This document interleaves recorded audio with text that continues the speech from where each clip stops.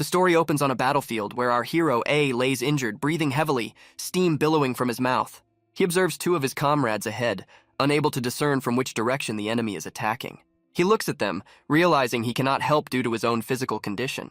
A man appears on the horizon, brandishing his magical glowing sword as he prepares for battle. In that moment, he vanquishes our hero's two allies with his sword. After committing the crime, this individual immediately approaches our protagonist. The man, known as Gujo Meng, is the respected elder of the Wuanshan mountain clan. With a sense of confidence and duty, he carries out actions that he deems necessary. His mission is clear: the boy must not survive. Gazing into the man's eyes, the boy contemplated his actions. He yearned to be strong so he could defend his dignity against anyone he encountered. However, he couldn't survive his encounter with the supreme martial artist, who represented the epitome of power. Mortally wounded and bleeding to death, this realization dawned upon him.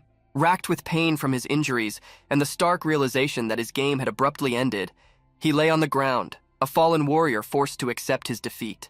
Our hero joined the Demon Academy to gain strength, where he consistently faced numerous challenges over several years. However, he faced a grave injustice on his journey when a massive warrior confronted him, intent on taking his life. The boy refused to accept his fate. He believed that mastering a more advanced martial art would equip him with the necessary skills for self-defense. However, realizing that he had done everything possible and it was still not enough, he came to accept his fate, however unreasonable it seemed. The situation was dire. The man clutched his bleeding wound, which left him no peace of mind. With a face as curious as blood-stained beer, he breathed heavily, asking himself just one question. Was he really about to die? He thought he was in a dream, but suddenly something appeared before him. In the game, there was an option to either continue from the saved point or restart. With a grave expression, the man switched to continue from his saved progress, only to realize that it hadn't been saved. Without a second thought, he clicked on the restart option.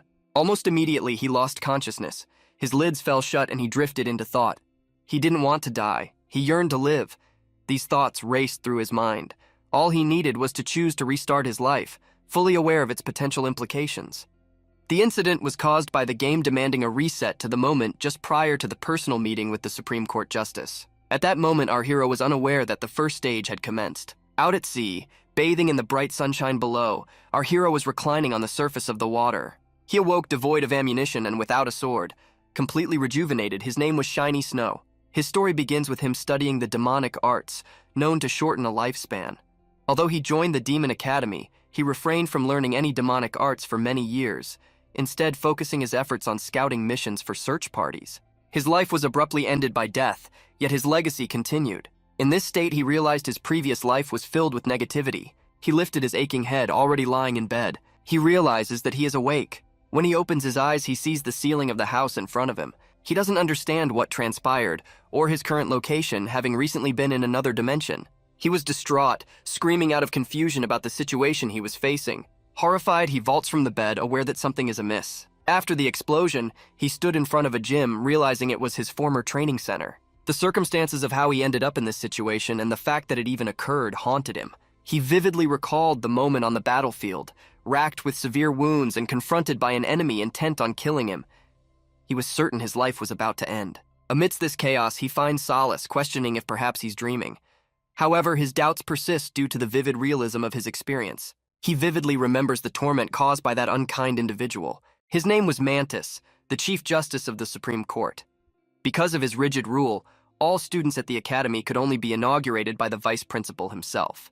Cradling his head, our hero wonders, how did this happen? Engrossed in thoughts of his past, our hero froze with anticipation, oblivious to the group of men approaching him from behind. The man returned, and upon observing the two individuals, he quickly realized that he bore a strong dislike for them.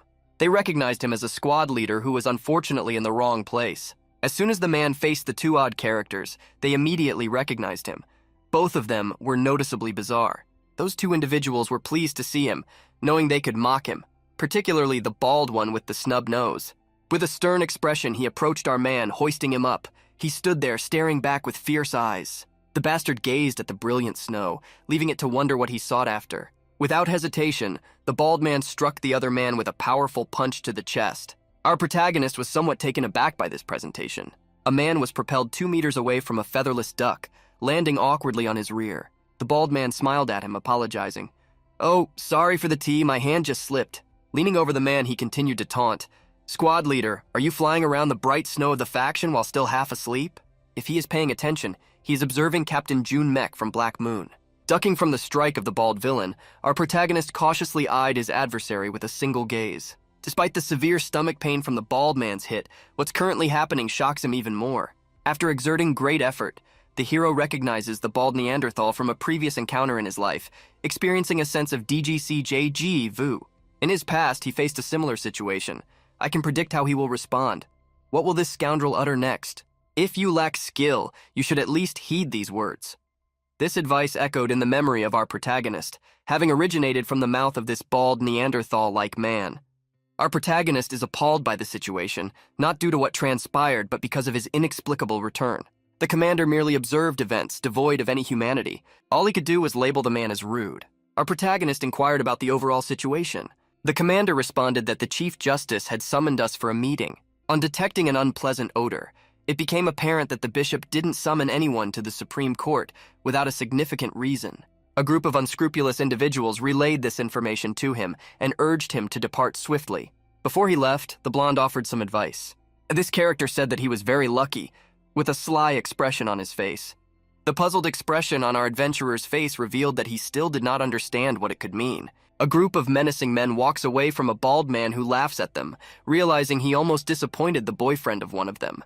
The bald man suggests that the commander only progressed so far because he had the support of Jack Moon, despite Moon not holding my same rank. Our protagonist glared resentfully at his adversary. One thought consumed him. If this bald villain crossed his path, he wouldn't hesitate to kill him.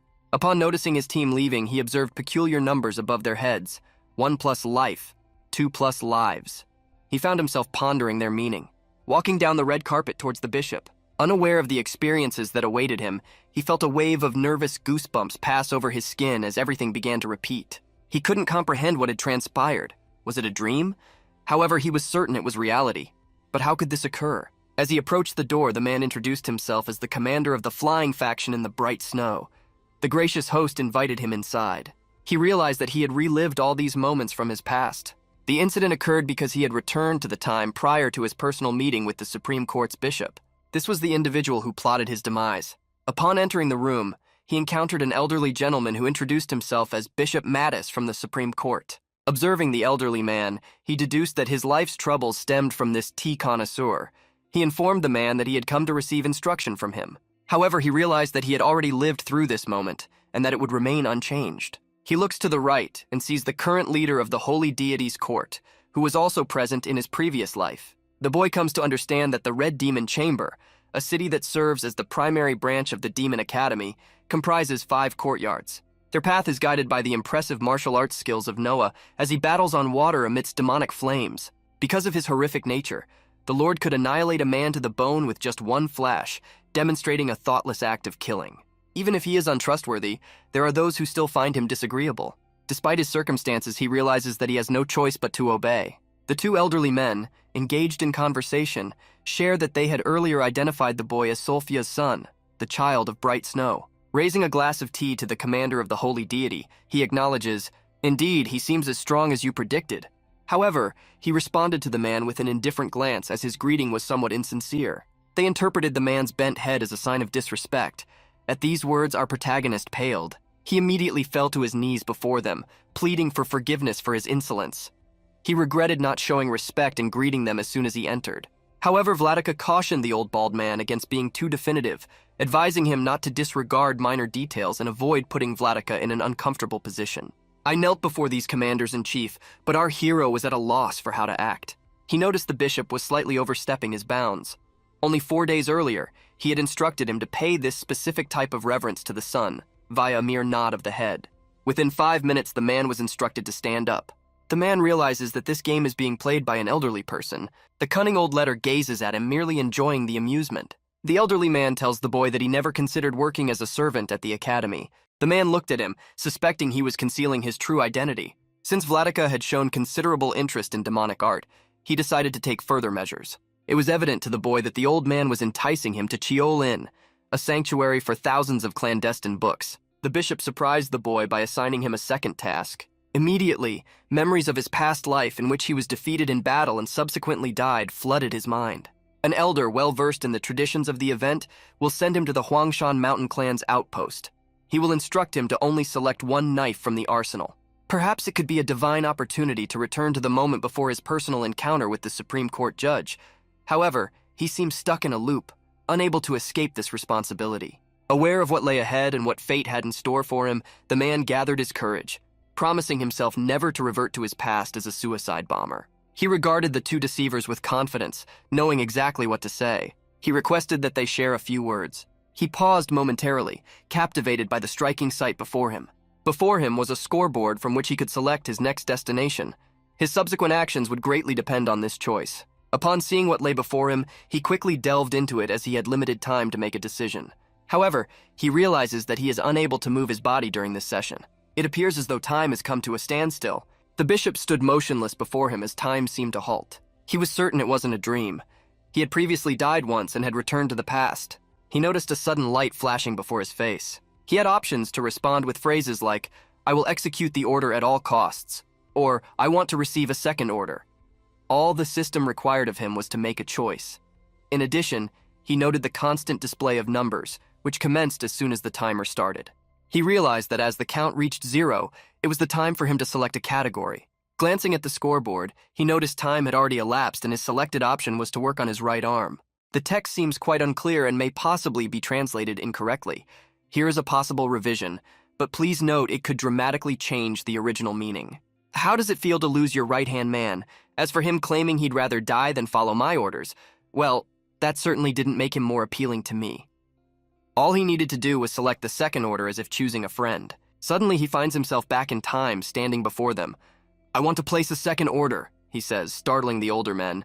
This is no joke. Realizing what he had just said, the guy standing in front of them was slightly shocked. The bishop took this statement seriously. The commander of the sacred mountain was also taken aback by the man's behavior. The man covers his mouth and thinks, "Damn." What he relayed to the two elderly gentlemen simply didn't make sense. Enraged by these words, the bishop rose from his chair, despite having not yet given any orders. He angrily kicked the floor as he approached the boy. His anger was immeasurable. His audacity was astounding. How could he possibly ask for a second order? Rage consumed the elderly man as the wine ignited fiercely, as though it could engulf the young boy in flames, who, in a decisive moment, broke free from this outdated inadequacy. When I glimpsed an insatiable thirst for blood in his eyes. He had only heard tales of the old man's demonic flames, but the bloodlust of the wines was unknown to him. For a moment, you felt a tongue on you. He felt as though a terrible bite pinched his neck. He took control of his situation, realizing that despite appearances, he was facing significant problems. The elderly, crazed bishop, his eyes ablaze with a red-tiered flame, glared at him in fury. The man's neck was increasingly constricting, and the intense pressure made him fear he would suffocate if it persisted. The bishop glared at the man with a venomous stare, demanding that he strangle him. Intriguingly, something begins to spin at the heart of the event, marking the commencement of the second stage. Phase 2 is now underway. Thank you all for viewing this video. If you enjoy this format, we kindly ask that you show your support by liking the video and subscribing to our channel. Let's get started. The master exclaims, "Enough!" The sharp sword was swiftly at the man's side. I hadn't even realized how quickly it had happened. Who she was, where she originated from, and why her blade was perilously close to the festering flesh remained a mystery. He only now realized that had the master not spoken up, she could have beheaded him. He was somewhat reckless in tossing words around in that manner. He had no time to react, only comprehending everything after he lost his head. One of his vassals was assigned the task of guarding the Supreme Court's lord. The composed master took his seat and declared, "I am ready to listen to you now." He was tormented by doubt, unsure whether to spare the boy or to do him harm. After explaining the situation to him, he'll decide what to do with Tim. Upon hearing this, the boy dropped to his knees, pleading with the Lord for understanding. He explained that his request for a second command was not due to his desire to choose one for himself. Rather, it had been a misunderstanding. What then did the Lord of Interest imply? The man recently responded to rumors suggesting that the Huangshan Mountain Clan is engaging with the Hamea graphic. Our protagonist comprehended the whims of his mantis master, and ultimately knew his life would be spared if everything proceeded according to the mantis's plan. The man highlighted that Vladika consistently asserts that eliminating the menaces from the Huangshan Mountain Plan is a solemn obligation. Regardless of how much the man resisted, it failed to influence the owner. However, he persisted and requested his master to allow his team of aerial assassins trained in reconnaissance and surveillance to seize the opportunity. If the Overlord provides them with the schedule of the professor's expedition, thus our hero eagerly joined. After hearing those words, a sly smile spread across Manty's face as he contemplated a fitting punishment for the boy. All he requested from this individual's owner was approval. The commander of the Sacred Mountain merely chuckled at him. He emphatically asserted that information from the Heavenly Falcon Yard had been leaked to the core, even reaching the ears of a mere squad leader through rumors. The master regarded the boy with utter contempt. The man kneeling realized that things were not unfolding in his favor. It seems as though he's entertained by the Lord, and he would have needed to address this matter regardless. The task wasn't as straightforward as it appeared. Before reconnoitering the location personally cited by the deputy director, they needed to dispatch someone to scout the area beforehand. The Lord assigned him a mission: to explore the land, identify its inhabitants, carefully scrutinize all details, and relay this information to the commander of the airborne assassins. In response to this statement, the man wholeheartedly agreed to comply with the order, regardless of the circumstances. The master freed him and ordered him to proceed on his mission. The man was not concerned about what lay ahead. He was simply grateful to be alive in the present. He observed the Lord's guardian, a beautiful yet perilously dangerous girl. With a stern expression, she escorted the man, fully aware that at her master's command, she could assess his worth. He understood this perfectly. Despite all, the man noticed the mysticism once more. He glanced at the sign above her head, indicating she had gained 4 more lives, though he was unsure of its meaning. He stepped into the yard, spotted a stream, and decided to wash his face there. The cold water revitalized his body completely. He sought mental clarity to cease questioning the nonsense happening around him. Despite this, he decided that he should investigate what those symbols were. Gazing into the water, he affirmed that all that was happening to him was indeed reality. Peering into the water, he saw an inscription above: a single coin, his final chance. He ventured into the mountains and observed the house as he strolled along the path. He successfully accomplished the challenging task, exactly as outlined by the master. That ruthless overlord is well aware that nobody returns from this mission. In his previous life, he was mercilessly executed with no chance of retreat. Nevertheless, he accepted this harsh fate with a deep exhale. I gazed at the boundless mountains and wondered, why don't I escape from this place where I am? However, this task won't be simple, which is why he mastered this demonic craft.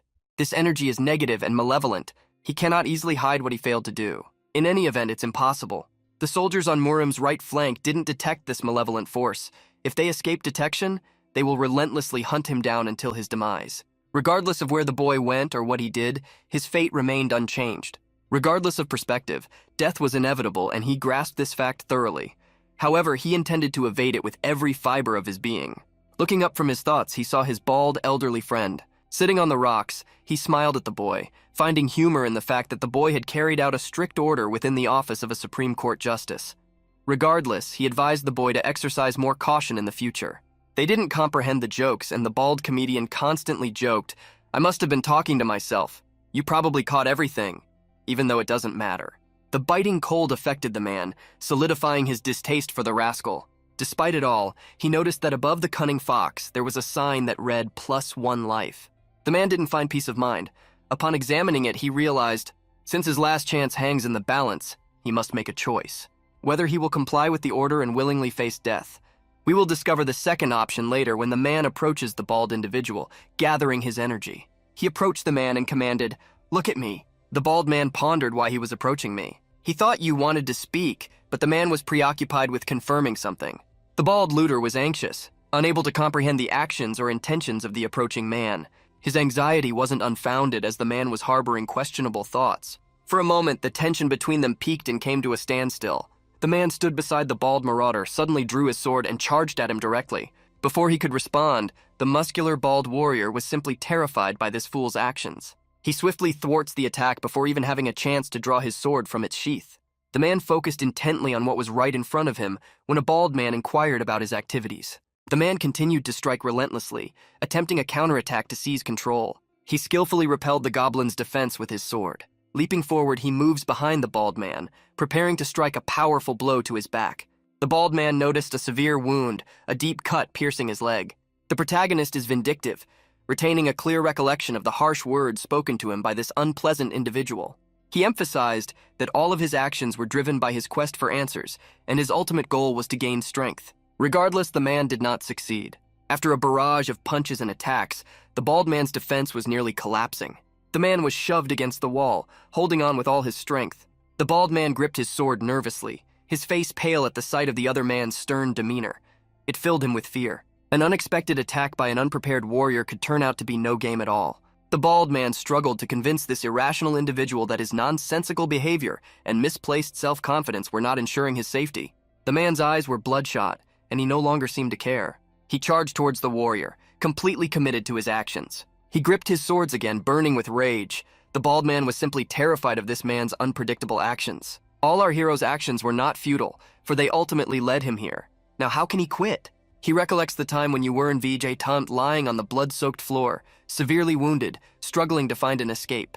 He didn't want to die. The bald man's counterattack inflicted no harm on the hero. He skillfully recovered from his assault. Engaged in the dance of battle, he swiftly kicks, stuns the bald individual with a powerful punch to the abdomen. The intense pain is overpowering and renders the insolent unconscious. With his sword dropped low, he stands clutching his stomach. With an icy gaze, our hero strides past the arrogant brawler. He notices the inscription +1 hovering above the enemy.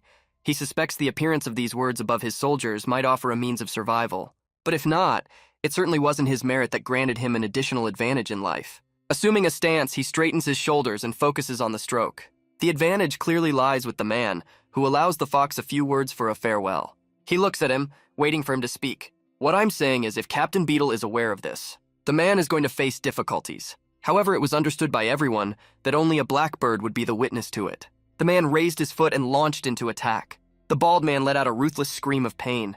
Blood splattered across the forest, with only a solitary, mysterious black bird flying overhead during the incident. The sword impaled the bald warrior. It marked the tragic end of the loser's life, the commencement of our hero's grand experiment. The sword dropped to the ground with no enemy in sight. Soon the enemy too collapsed silently. Upon reflection, our protagonist recognizes that he fulfilled his promise, a promise that was carried out on the antagonist's wife. Ultimately, he remains uncertain about the correctness of his decision. However, our hero could not return. What was the punishment for the action carried out? Everything that needed to be done has been completed.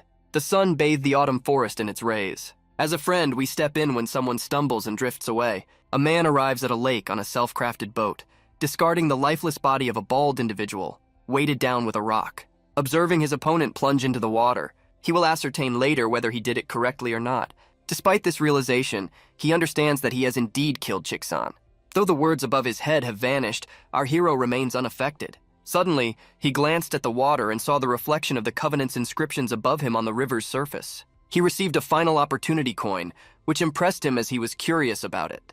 The inscription above his head remained unreadable, yet it marked the start of an epic tale. As a friend, I can attest that the intention inscribed on the second coin symbolizes a second chance that belongs to me. This marked the second phase of our study, in which we revisited the commencement of his perilous mission as directed by the Master. His brigade's boat is swiftly navigating past the cliffs along the river. His team, merely a standard reconnaissance group, was determined but not particularly strong.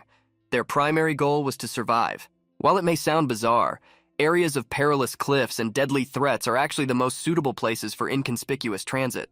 Occasionally, our hero pondered over his master's words, a fascinating task of describing the diverse lands, their inhabitants, and meticulous examination of the unfamiliar. Ultimately, he arrived there with a team. He ventured into the absolute depths of hell to gather information. The sole comforting thought was that had he remained at the academy, he would have met his end regardless. After swimming past all obstacles, they arrived at the shore. His team of reconnaissance soldiers disembarked from the boat, and he remained alert, carefully monitoring their every move. After stepping out of the boat, he gazed at the water. He saw an inscription above him, 2 coins in a bargain. The inscription remained. She materialized above the yoga room after the demise of the bald man, yet the guy still hasn't pieced everything together. Suddenly, one of his soldiers summons everyone to the scene. The female commander of the airborne assassins turned towards him. He respectfully acknowledged her presence with a bow and said, "Yes, I am here." She cautioned the young man about the presence of a Huangshan mountain clan in the vicinity and advised him against acting recklessly. Their brigade still needed to estimate the enemy count, assess the terrain, and then return. She noticed the uncertainty in his eyes for a moment and urged him to move quickly. The man noticed that, despite being the captain of a group of airborne assassins, she never communicates directly. He advanced, beckoning his fellow warriors and scouts to follow. The commander of the assassins watched as they vanished on the mission. She recognized that those deployed might not return, considering the stakes involved. The third stage begins. In a snow-covered forest, our team is proceeding with information collection. The commander found himself puzzled by the situation, confronted with questions he hadn't considered in a long time. He either just received an order from his master, or he is now collaborating with him. The brigade pursued their commander, who directed them to follow him to the right. The man noticed their uncertainty and suggested they hasten their pace. Despite understanding the need to turn left, the team was mystified by the commander's decision to do so. They faithfully followed his orders. Reflecting on the past, our protagonist understood that the villains on the Puanshan Mountains had ambushed them previously, as though they had been lying in wait. Drawing from his prior experiences, he resolved not to let his team be blindly led to slaughter like cattle. He reflects on the hardships he encountered along the way. He did not enroll in the academy to end up in such a situation. Second chances are not handed out freely, so what does it signify? He continually pondered the significance of his situation, questioning whether it was truly a second opportunity or potentially his final chance. How to notice the rustling sound again? He raised his hand to stop his team. He spotted a stunning two-story Chinese house amidst the forest. Though unremarkable, this house was decidedly peculiar for the area. Behind him, the team was inducing his nervousness with their incessant trivial questions. "What's your plan, Commander?"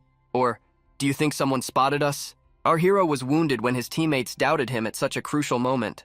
Despite everything, he advises them to remain calm, because they missed the designated spot. He'll come over to check if the sounds of whining cause an immediate rush towards him. He abandons his team when he takes the lead. He realizes that the building is most likely an observation post, given how easily an ordinary soldier could defeat him. Additionally, there was another judgment option. The man asserted that if this individual is truly the master of the great energy sword, it would likely result in his death. He hoped that no one would be present. However, what he observed through the window deeply impacted him. I managed to confirm that the house was vacant. Subsequently, he assembled his entire brigade around it. The brigade members were either delighted with his advice, or the issue didn't exist in the first place, sparing them a conflict. However, our hero's mood did not improve even for a moment. He'll determine his next actions, including whether he needs to make a call without the aid of a mount. However, returning to the academy would be foolish because he killed the bald man. The team members began to suspect something amiss among themselves, noting that the commander's behavior was consistently peculiar. This sentiment was unanimous, and a sense of danger subsequently resonated with everyone. A team member suggested quickly surveying the area and reporting back to the squad leader, as the villains could soon return. However, the commander at the front of the line remained silent in response to his subordinate's words, sparking panic as to why he did not reply. However, our hero was unable to respond. He promptly pondered on his possible actions at that instant. A window materialized before him, displaying various options he had to choose from within 10 seconds. The heading read, "The Lies You Choose." The first choice was Pragnik, followed by "We Will Fight." The commander was thrilled by the sight before him. He then realized that the warning was not to be taken lightly. The message indicated imminent danger. Who is the enemy when there is no apparent adversary until they arrive? In the moment when time seemed to freeze, the man had only 10 seconds to consider his options, as he could neither see nor feel the presence of his adversary. Time was rapidly dwindling, requiring him to make a swift decision. Even if the enemy is truly present and he is unable to sense them, they will still survive. If he selects a category, we can resolve the issue through negotiation, accompanying him throughout the process. Time once again revealed new hues, and the commander regained his consciousness. Suddenly, he turned his attention to the bushes and said, "Come out now." The team prepared for the attack and positioned themselves in a defensive circle. However, his words were met with silence and no reactions. Our protagonist sighed, asking, how could they possibly be here? Suddenly, an old man with limitless possibilities appears. He proclaims his capabilities, doesn't he? Despite the team forming a defensive circle, he was at the heart of the action, pushing them aside. The extraordinary abilities of the master left our hero in perpetual astonishment as they continued to surpass his expectations. This wasn't the first time I'd taken communion with an elderly man who was a master of combat training. A swordsman whose sword was in full bloom. Chongmen, the elder of the Huangshan mountain clan. His eyes blazed with red fire, and from his observations, he knew he'd been recognized. The boy was petrified, unable to rise at the sight of his school's most formidable adversary. This was Zhang Men, the most dreaded enemy in the Demon Academy, unparalleled in dangerousness. The reason for his presence was troubling the man. Despite everything, they continued their journey south. After reaching their midpoint at night, they moved so far off the grid that their superiors no longer had any control over their orders. How he discovered their presence instilled fear throughout the entire brigade. The master calmly responds, "Isn't this brigade the one that breached his patrol zone? How does the commander comprehend his assigned location and the nature of this uncharted territory?" The master drew his sword, held it firmly, and declared, "I will not waver any longer. I don't know your motive for being here. You're all fiends from the Demon Academy." At this point, he unsheathes his gleaming sword. Our hero had seen something like this before, and though shocked by the events, he knew he couldn't afford a moment's hesitation. Master Tariq brandished his drawn sword and declared, "You will all perish at my hands." Without a doubt, the team realized they were in trouble. The entire team was gripped with fear upon realizing that they didn't have long to live, and no one knew what to do. The man recognized his culpability and surmised that life, inevitably leading to death, would always yield the same outcome regardless of the timing. Despite everything, he grasped the sword in his hand, holding on to hope for a fighting chance. Though his past was uneventful, he always yearned for something greater. The man, not wishing to die, knew that avoiding the battle was his only chance to survive. He commands his men to withdraw from the battlefield. Stage 4 of Heavenly Demon Cultivation. In this instance, no superior strategy exists on the battlefield. The reconnaissance team was confounded. Without hesitation, they followed their commander's order. In an instant, everyone launched off the ground. Irina sprinted away, escaping the gaze of the master who watched and laughed. The team scattered in different directions, attempting to escape the demon. Our hero led the way, running ahead of everyone else. The master treated their escape as a mere game, merely laughing at their attempts for a moment. Lightning swiftly struck in all directions, impacting all the fleeing individuals, including the commander. The intensity was such that no one dared to comprehend, let alone spare a moment. The blow from the metaphorical sword was ruthless, piercing the commander and leaving him astounded. When he was struck by the mono sword, he didn't notice his body was entirely covered in blood. Despite the short time, the master managed to touch upon everything, and this individual was merely a starter. The demon master's eyes blazed with a bloodthirsty crimson glow. He playfully maneuvered the tip of his sword around his opponent, treating the encounter more like a hunting game than a serious duel. Our hero collapses, awake yet still conscious. The master approaches him and informs him that they are all extremely weak. The individual referred to as the commander is incredibly inept, which is unsurprising. Maintaining his demeanor, the master approached the man and asked, "What should I say?" The man is collapsed on the ground, bleeding profusely, glaring at the pitiless rogue who chose once again to harm his team. He stated to the master, "You've done it again, you must have known about us." The master gave him a curious glance, not comprehending his meaning. With his dying breath, the man utters, "You must have known we were departing, otherwise how could you have located us?" It doesn't make any sense. The master was slightly confused and couldn't comprehend what the man was saying. Hearing these words, he grabbed him by the hair, hoisting up his fading body. He hoisted him up by the hair, locked eyes, and realized that he was privy to some information. His tone then shifted as he asked the man how he had come by his information. How did he ascertain their arrival? The man was in such pain that he couldn't communicate. Finally, he shared his suspicion that the other party knew not only the date, but also the exact time of their arrival, which enabled them to plan the ambush. Upon hearing this, the master, sensing the boy already knew everything, peered sharply into his eyes and urged him to think carefully. Some succeed in life by gaining knowledge, others overcome fools in their path. Everyone enjoys a good jest, akin to a master pulling a man's hair in a playful manner. Without interrupting their conversation, he tells the other that he admires him despite being a demonic cultivator who often defies his superiors. These words resonated with the man because I was aware of the situation and how he discovered it. He began to bleed and wondered, wait, how did this happen? His eyes welled up with tears, tinged red from the strain of grinding his teeth, and his vision cleared. The master gazes at him and asks, "How can you channel demonic energy if you're in tears?" He rises to his feet, saying that you have expressed gratitude towards him. Now he can proceed to hone his skills. He lifts his blade into the air, informing the boy that his time has now come to an end. The stern-looking man gazes at his swords and realizes he is now the commander of the airborne assassins. Requesting the elderly man to cease is profoundly unjust. It is unfair for anyone to perish in such a manner. He pleads with fate for another opportunity, noticing a second coin materialize above his head on the next step. He clenches his teeth, enduring the master's strike before everything momentarily plunges into darkness. He finds himself in unknown waters, where the game offers him the opportunity to resume play. He didn't hesitate. He took his final chance and woke up once more. Before he can fully comprehend the situation, he opens his eyes and is struck by the realization. He could no longer repeat it, and there was no certainty that it wouldn't happen again if he didn't return. The next time, the saved location needs to be loaded. Although there are various methods to preserve it, its life story is the only piece that has been preserved in an unfamiliar format. A biography of Bright Snow, however, is non-existent. All he has is the option to continue. However, when he selects this, the system indicates it cannot proceed due to the lack of a continuation. He examines the system error message.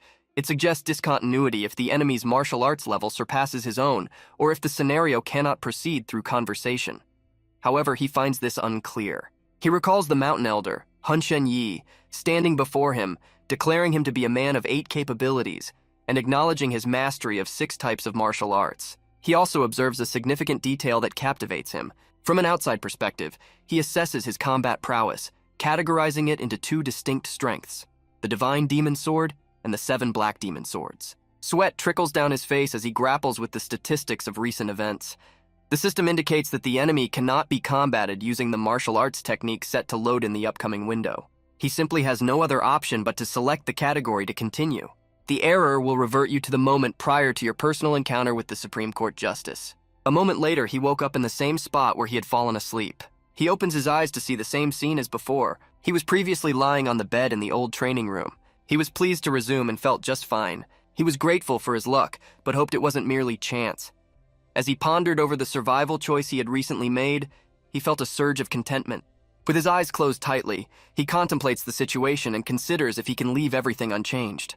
If he remains in his current position, defeat will shortly follow.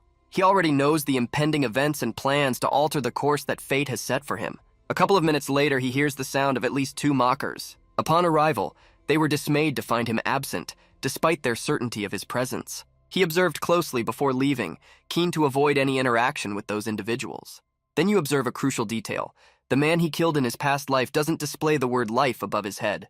Assuming such an inscription existed, it would likely limit him to taking the life of the same individual only once. If this is accurate, then he only has 1 life left, one final opportunity, which disconcerts him. In a moment, he realizes his chances are depleted.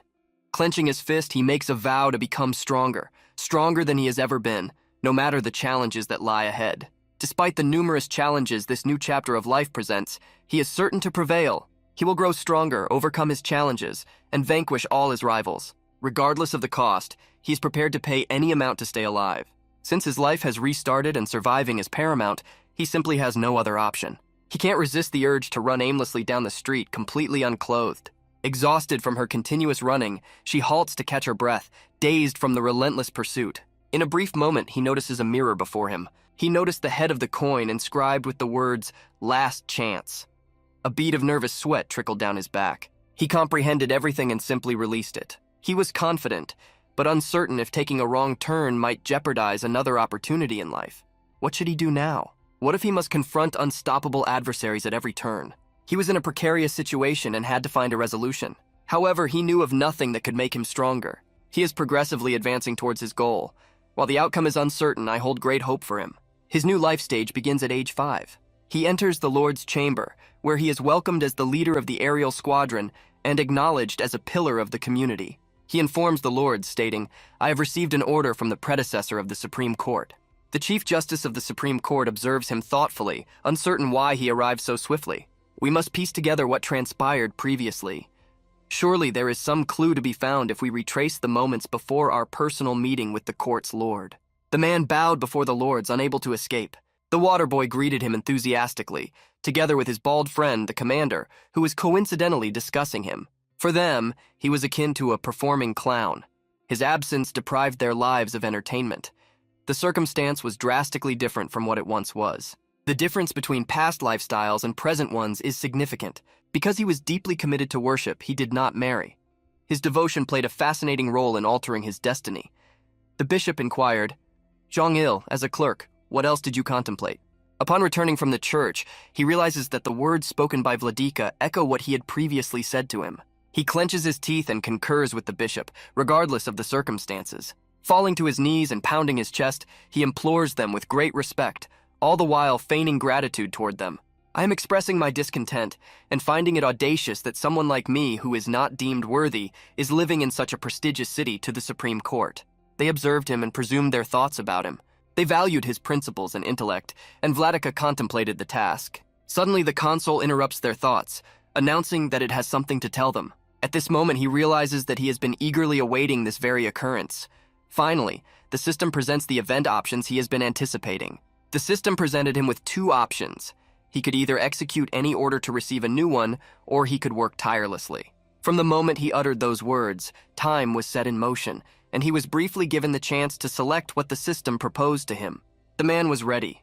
Aware that the initial choice would result in death, he realized he had only one option remaining. His only remaining option was to appoint me as his right-hand man. While it might have seemed illogical, all other alternatives led to a singular fate: death. Then the time came to choose a system. He declared, "I shall exercise my right hand in the presence of the Lord." The man comes to the realization that currently, there aren't any better options. If it's not about work, then who should he challenge? The master was impressed by the boy's uninformed response and inquired about his reasoning. The boy responds, "If I can't escape fate, then I've chosen to take it into my own hands. You've been taking care of me." Because he bravely strived to master martial arts at its highest levels, there was a time when he fearlessly challenged the authority of the Supreme Court's highest official. "That's what I thought," responded the boy, quivering before the palace's master. Hearing all this, the bishop gave the boy a cold stare.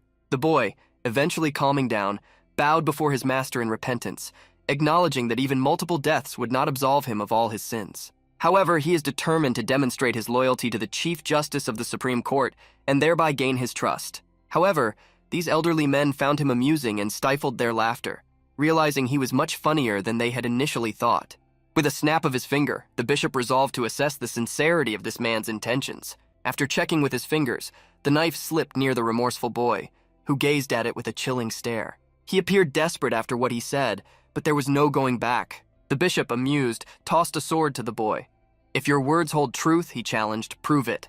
The man realizes that he needs to do it only once. If he does it just once, he will have a chance at life. Despite the perilous nature of his plan and his seemingly hopeless situation, he grips a knife, brandishing it towards his face, eager to find an escape from his predicament. Without hesitation, he pierces his shoulder, attempting to sever his arm. Blood from his hand splattered across the floor and stained his clothes. He firmly believed he had to amputate his hand to prove his worth and survive. But in an instant, someone wrenches the knife from his hand. The procedure, accompanied by his screams of pain, intensifies the agony even more. The bishop exclaims "cotton wool," symbolizing his disapproval of the boy's absurd idea. The bishop's protector withdraws his knife, distancing himself from the boy, thereby sparing him from a vile act that could have cost him his arm or even his life. The man realizes that he still has one arm left and he feels relieved, but the ordeal isn't over yet. In his previous life, the girl wished him dead. Now she aids him in exercising self-control. Her movements were uniformly paced, and as he watched her, his mind teemed with thoughts of her. Yet, he found her unrecognizable. He had an opportunity to gaze directly into her eyes. He realized that she had prevented him from severing his arm to ensure he wouldn't do it. Observing her, he noticed the inscription above her head: "She possesses 4 lives." However, the absurd idea resulted not in a severed arm for him, but in a hand he could not move.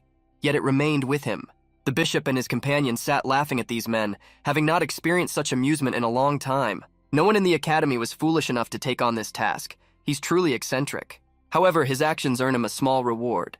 Strichchina immediately offered him the position of department head. He assigned the boy the task of going there and making preparations. The boy was thrilled by this development and expressed his gratitude to the bishop for his generous favor. The boy realized he had 3 options, but only one led to salvation. Surprisingly, the most puzzling option proved to be the correct one. Exiting the bishop's office amid his ward's laughter, the boy felt puzzled and impoverished despite the situation. Among all the system's options, there is a way to survive. The man was extremely pleased as he received the answer to his question. Despite our efforts, he will never forget the individuals who mocked and ridiculed him. He vows to cherish their lives and bestow justice upon them in the future. We proceed to Ilya's department, a repository of knowledge that piques everyone's interest. As soon as he entered, they asked for his name. He introduced himself accordingly.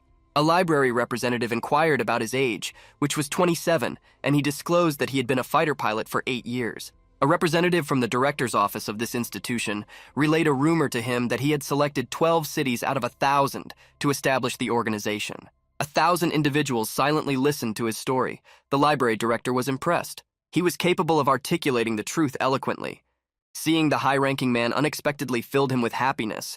He never thought he would have such an opportunity. The boy in our desolate town responded apathetically to his punishment, viewing it as his path to redemption.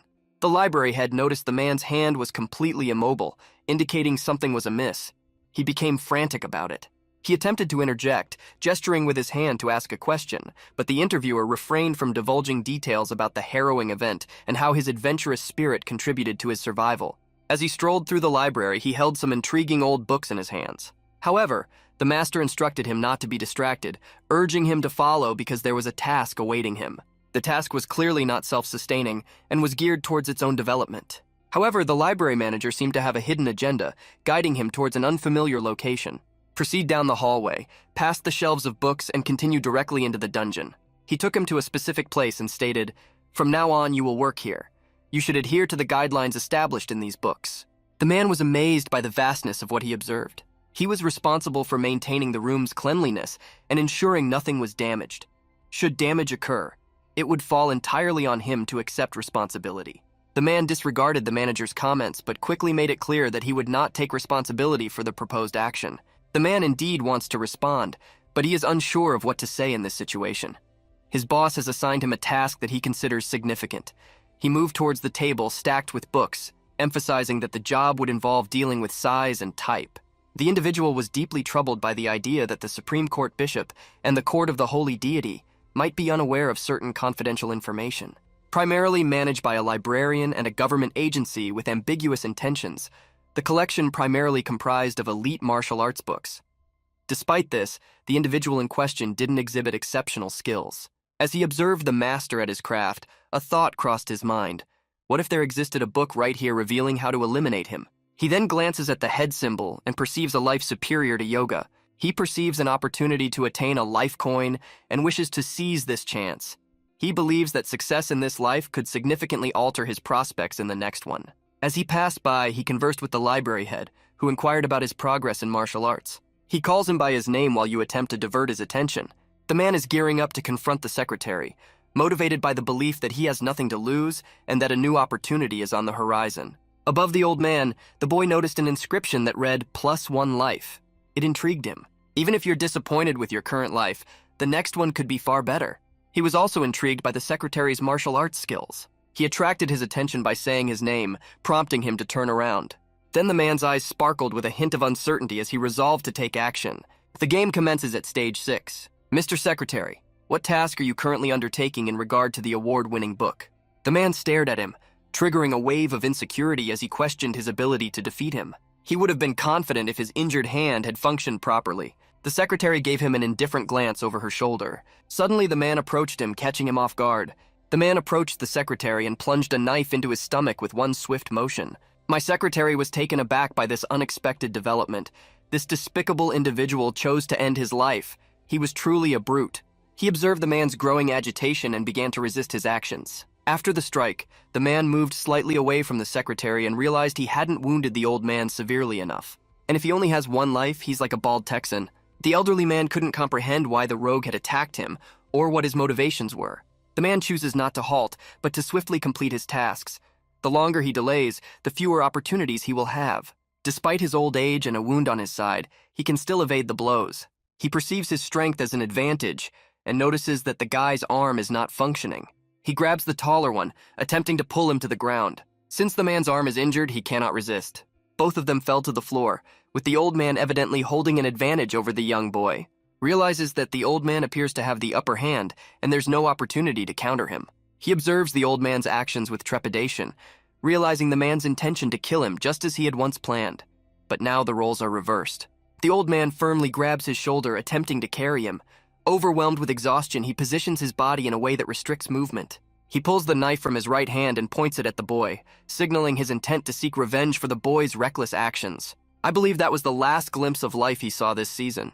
The elderly man attacks, causing the entire library to be drenched in blood. The man missed his opportunity in life and ventured into the world. Consequently, his impetuous action led to his demise. However, the game reverts him back to his previous save point, where he is standing in front of an old man. Thus, after losing to him, he realizes there's no chance of victory in his current position. He stands behind the elderly gentleman, and upon calling him, the gentleman asks him to state his intentions. Our hero smiled warmly, realizing he now had to devise a new strategy for his survival. Catching the secretary's glance, he draws out a few coins from his pocket, presenting them as a token of his eagerness to work together. This implies that the cold weather is approaching and the secretary's salary is delayed. He only has a few coins in his hand, but this scarcity only reinforces his sincerity. The elderly man regarded him solemnly. The boy had previously surmised that this approach would fail. However, this entertained the secretary. He said it was a pleasure to work with him and assured him that if any issues arose, he should reach out. Using this approach, he not only gained Sol Hui's trust, but also had him willingly provide his name. In return for his kindness, the old man gifted him with invaluable counsel that could lead to his self-preservation. He advised him to avoid drawing attention to himself for his own welfare. If he wishes to survive, he should heed his advice carefully. The boy pondered over his words, struggling to fully comprehend his message. However, the secretary exited the room, hinting that danger was imminent. All that remained for our hero was to acknowledge their fate and strive to persevere in this place as far as possible. To exact revenge on his dinner partners, he must first survive. He started to peruse the scattered books, seeking information on how to vanquish the spirit of the Hong. Time in the library seemed to pass quicker when engaged in an interesting activity. After hours of laborious sorting through an increasing number of books, he would request a break to rest, holding a book in his hands. He briefly examined the book in his hands titled X-Core, wondering about its contents. He became fascinated by its meaning, as XX signified movement and core represented depth. As he continued to immerse himself in the book, its epic scope and fascinating content captivated him. He pocketed it, realizing its profound connection to nature. As soon as he receives a notification from the system, he is prompted to choose the type of martial arts he wants to learn. A significant event occurred in his life when the system unexpectedly presented him with a new option. Previously, it had only provided life-saving measures or categories to choose from. Now it gave him the chance to select a type of martial art, which amazed him. He noticed the book beneath him emanating a glowing blue aura. At that moment, time did not halt, and everything continued along with it.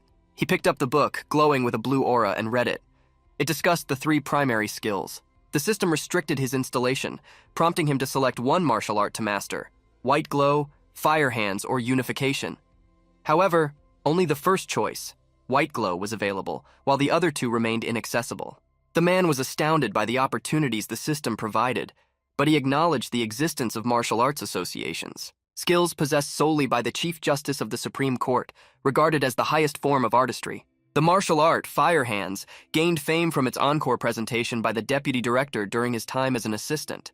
The individual was bestowed with immense potential. I was pleased to find this book, but there was a significant detail that I didn't comprehend.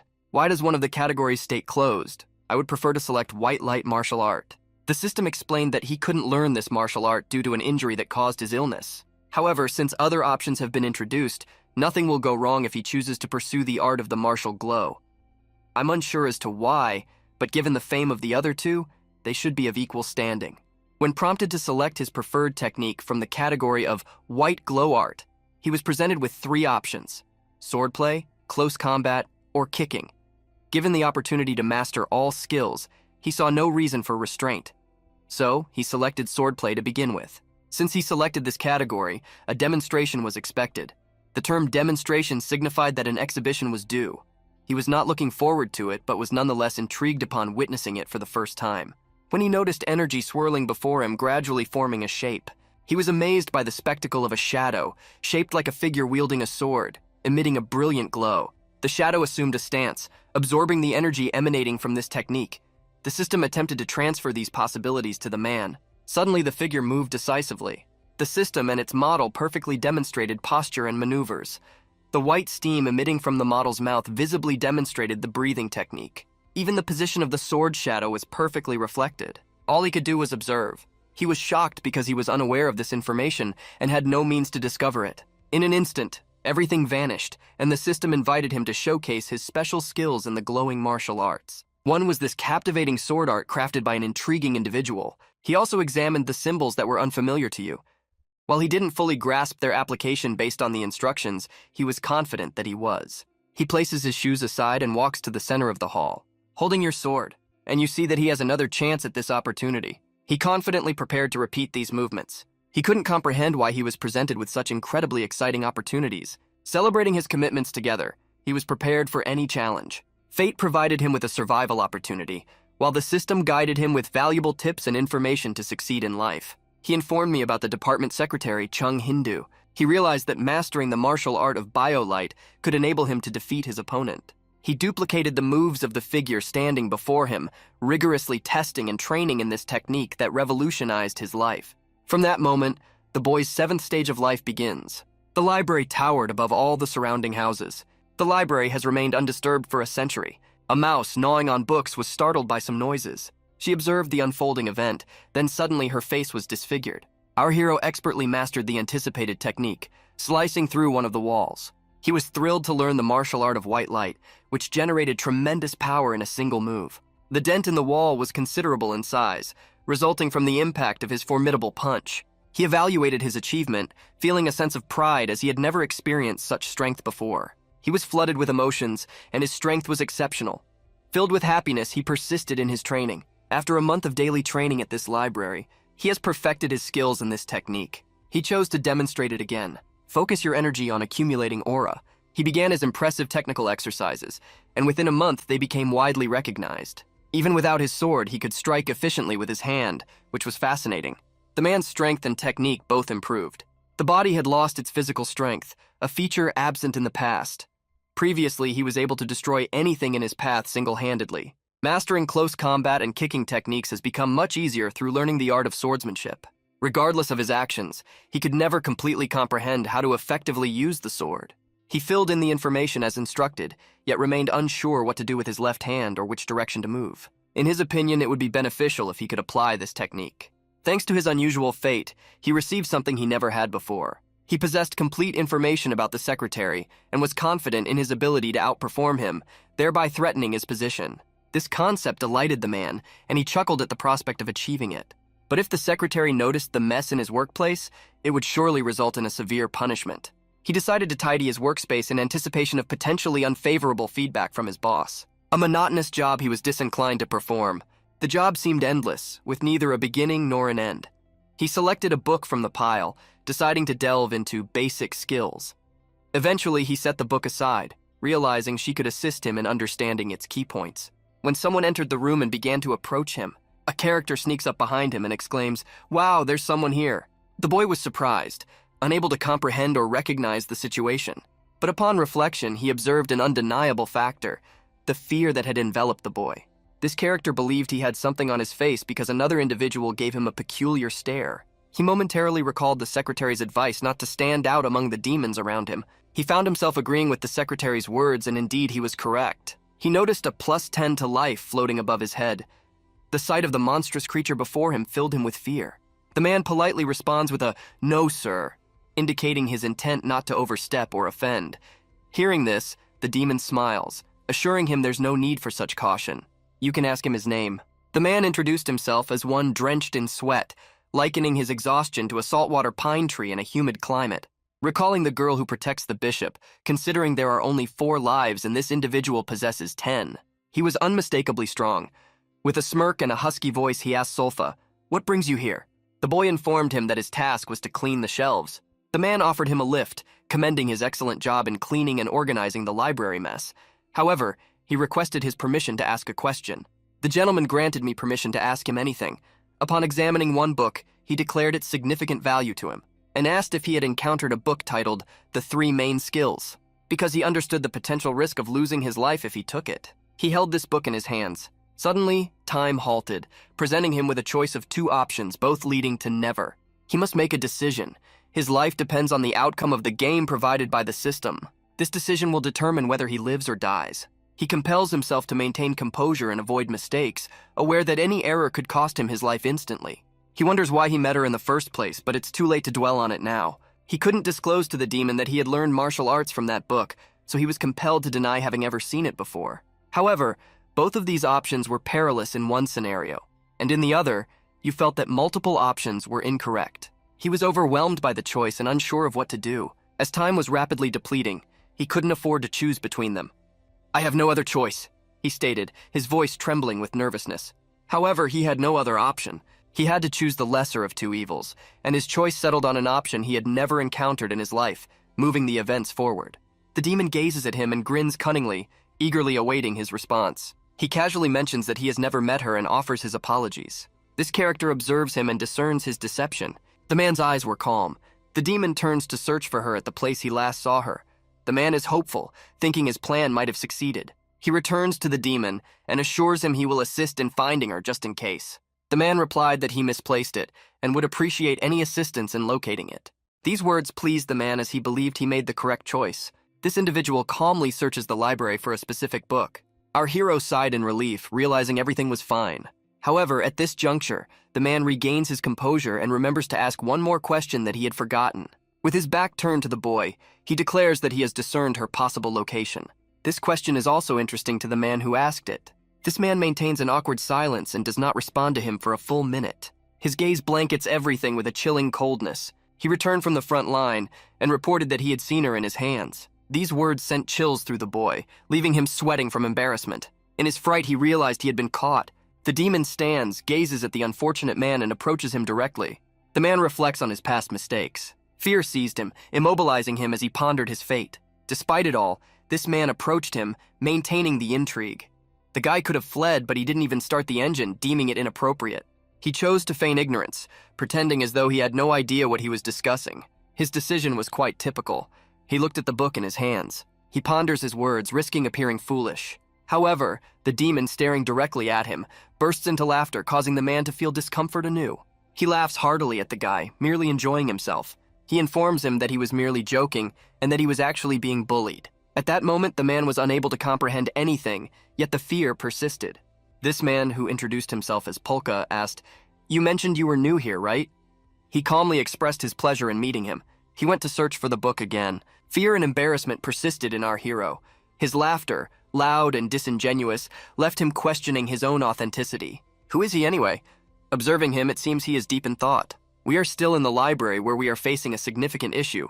Creatures are consuming books, resulting in the loss of invaluable information.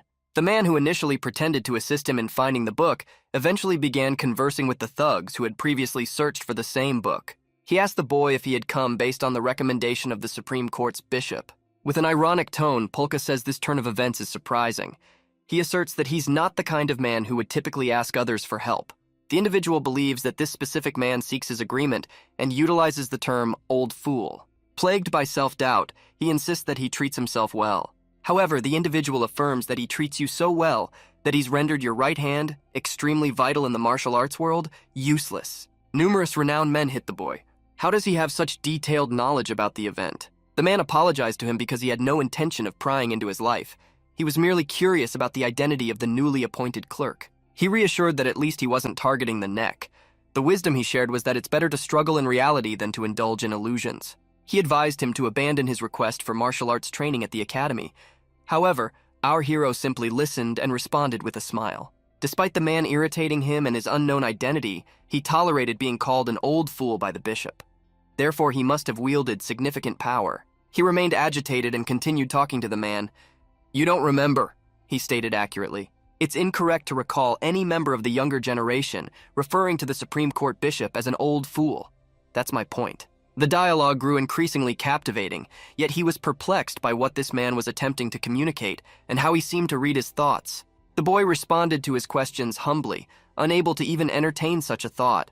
The man reassured him, urging him not to feel ashamed, saying there's nothing inappropriate about hypothesizing.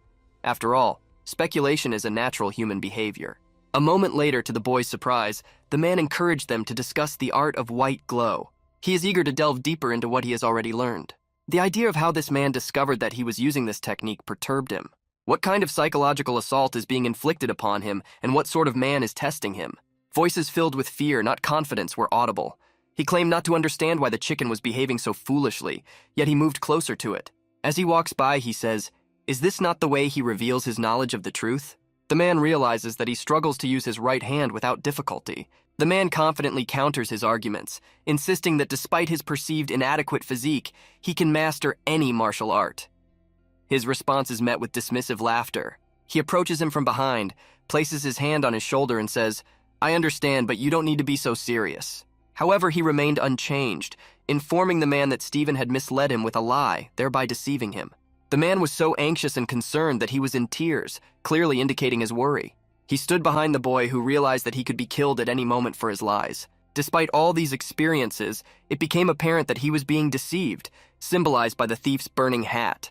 The man commanded him to keep working and then walked away. The boy was overjoyed, relieved that the malevolent demon had finally left him. He was so anxious it felt like his heart might burst from his chest. But why doesn't he leave? He's frozen in place as if time has stopped. He then glances to the left and realizes that the game is offering him a choice of options.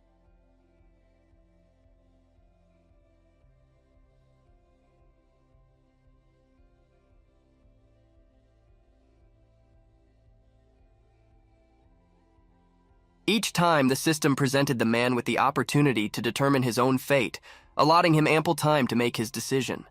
Why now, however? The boy started contemplating each option. He had only heard about the disciple of the fourth heavenly demon through rumors. However, he is ranked 30th in the Demon Academy, despite being the best martial artist. And if the individual in front of him is indeed a monster, whether it's a sign of panic or recognizing who is truly standing before him, he will still consume the second option available to him. You cannot select the second option and truthfully declare your mastery of the white glow martial arts, or falsely claim that you've deceived him. VJ both could end poorly. If you chose the third option, he may find it difficult to understand. The remaining choice possibly involves becoming the fourth disciple of the earthly heavenly demon. Suddenly the scene unfolds. The man turns to him, his eyes sparkling with recognition and appreciation. This isn't a bad turn of events. But what is the puzzle?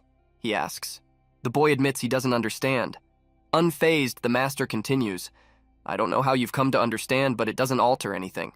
Ultimately, this man admits that he's simply an individual who lost his footing in the power struggle. Our hero collapses to his knees, pleading for forgiveness for his disrespectful behavior. Internally, though, he's elated as his response thankfully turned out to be correct. However, if it's true that you couldn't disclose the identity of the Earth Demon, things will then deteriorate beyond precedent. The man, an earthly demon, held no significance to him. He instructed the man to continue with his work. The man sighed in relief, sensing that everything was now working in his favor. He remains lying on the floor, watching him enter. Nevertheless, when time stops, it signifies only one thing. Why has the system provided him another option to end his life? The system gave him two choices: to admit openly that he was learning the martial art of white light through the book he was seeking, or to acknowledge that his situation mirrored mine. Again, options surfaced. He selected options from this category and now must do so again. Gritting his teeth with nerves, he had no other choice. Without hesitation, you must candidly acknowledge that Vadim has become a martial artist of exceptional prowess, akin to white lightning, largely due to the book that he had sought. The narrative continues accordingly. Upon hearing this, the demon responds, so this is the way it is. Throughout their conversation, he was lying to him. His sincere question revealed that he had indeed been lying to him. The demo's foot swiftly hits the floor. With a sudden motion, he leaves the ground, his hair on end as he moves. He draws his radiant sword, symbolizing his readiness to vanquish the fear and despair that grips the boy from his previous words. He perceives that the virgin is evil. When time halts once more and the system presents a singular choice, it appears our situations aren't too dissimilar. However, what strikes as unusual is, the duration was longer than usual. He was poised to kill, his sword aimed at the man, when suddenly everything came to a halt. Time froze as the demon locked eyes with him, its intent to kill apparent. Pausing momentarily right next to him, I realized this was no joke. There was no other option, but the seconds seemed to stretch beyond the usual 10. With no alternatives to the proposed choice, it was difficult to gauge the passing of time. Under the effect, the man stared at the demon with an unyielding gaze. He noticed a bright fire in his eyes, signaling his readiness to act. The system presented him with a choice. Despite the limited options, this is what it signified. He wasn't given a choice. He was compelled to select the least favorable option. The timer was already at 490 seconds. However, the countdown proceeded with the numbers it contained as time elapsed, as though it intended to provide time to comprehend the question's meaning. He is anxious, believing there must be a solution to escape his current situation. There's just one obstacle. This issue could be more problematic. Nonetheless, this is the best option for him. All other suppressive measures have been addressed, so this solution should be ideal for him. The timer continued to tick. He had only 350 seconds remaining. Across from him sat a hostile celestial demon. It was his task to persuade this creature, armed only with its textbook of tactics, what to do with the troubling question. However, in stressful situations, you are capable of working significantly faster.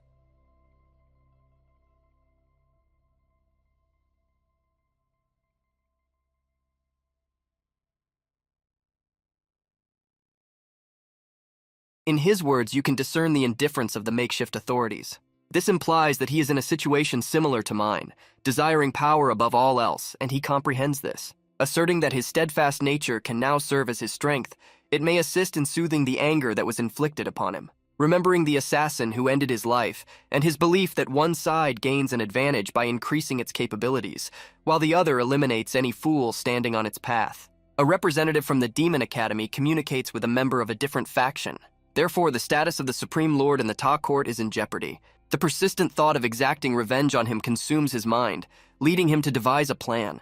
He discovered what Pike had found and acknowledged what he needed to understand. He advises to select this option for it to work.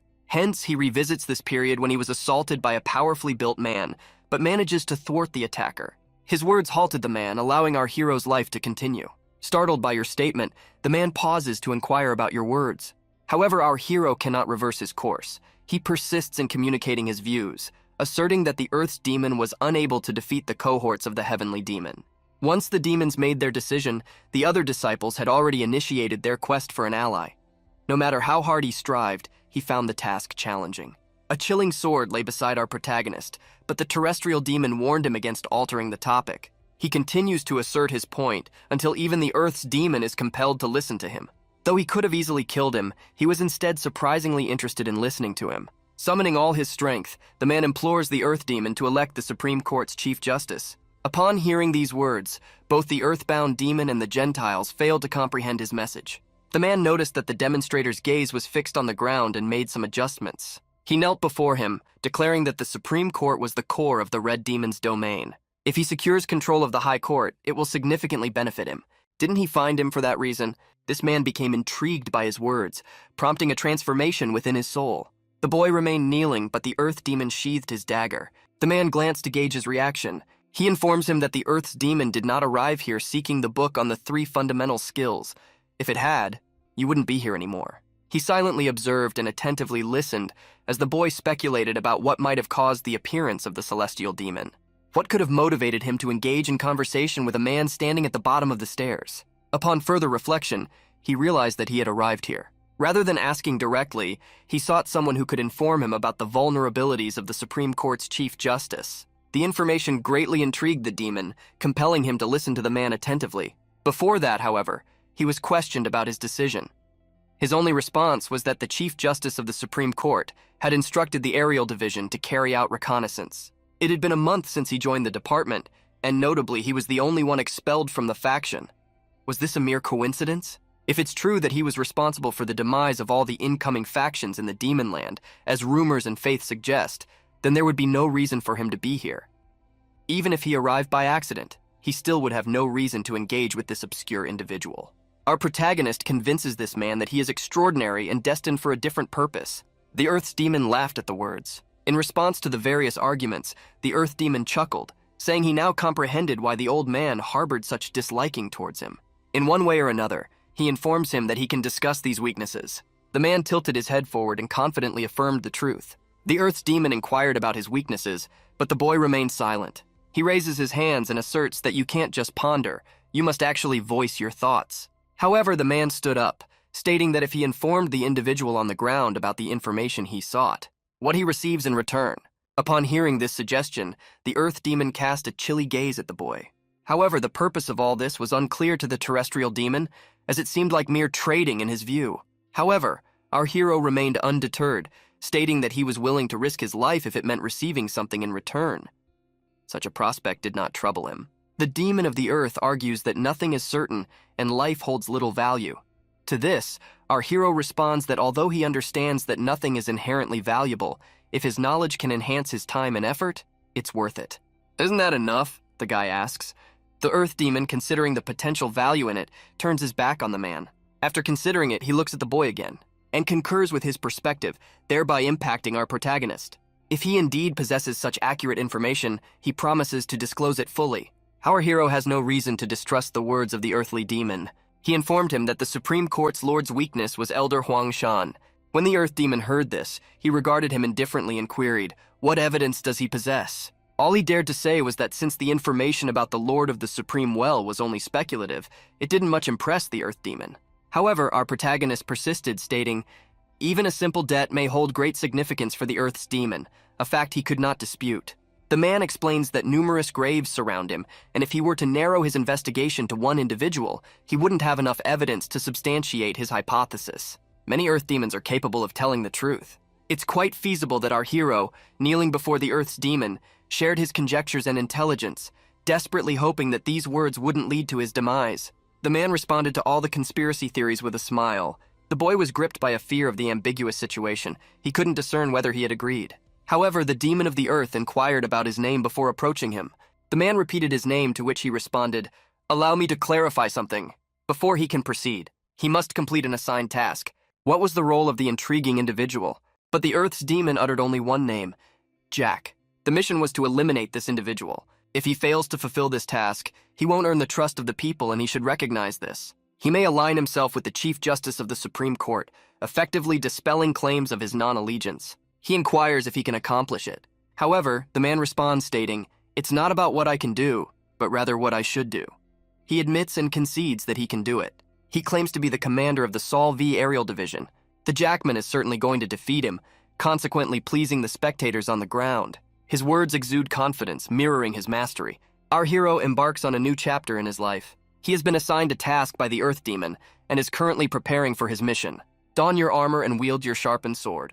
He confidently leaves the library, towards the goal destined for him by fate. The Earth's Demon awaits him on the 12th floor of the department.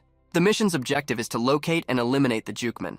Despite the difficulty of the task, our hero had no doubt in his abilities. The Earth Demon likely believes that our man is incapable of killing the bug.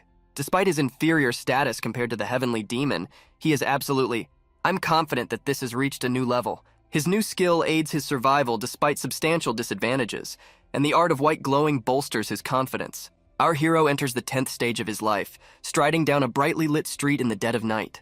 Our protagonist deduces that a man is most vulnerable and can be effortlessly targeted for assassination when he is relaxed, eating, sleeping, or on a date.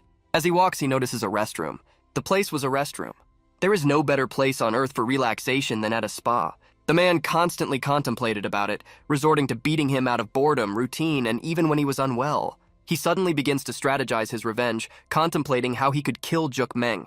This individual has been stationary for an extended period, so you'll need to conceal yourself at his most vulnerable point. He should, absurdly enough, climb into the hole and launch an attack from there. Our protagonist, a toilet brush, endures his grim and distasteful task. To mitigate the foul odor, he adorns a mask, thankful that he only has to undertake this chore once. Regardless of circumstances, he promises himself to persevere, survive, and rise above all adversity. Then he noticed his enemy was approaching.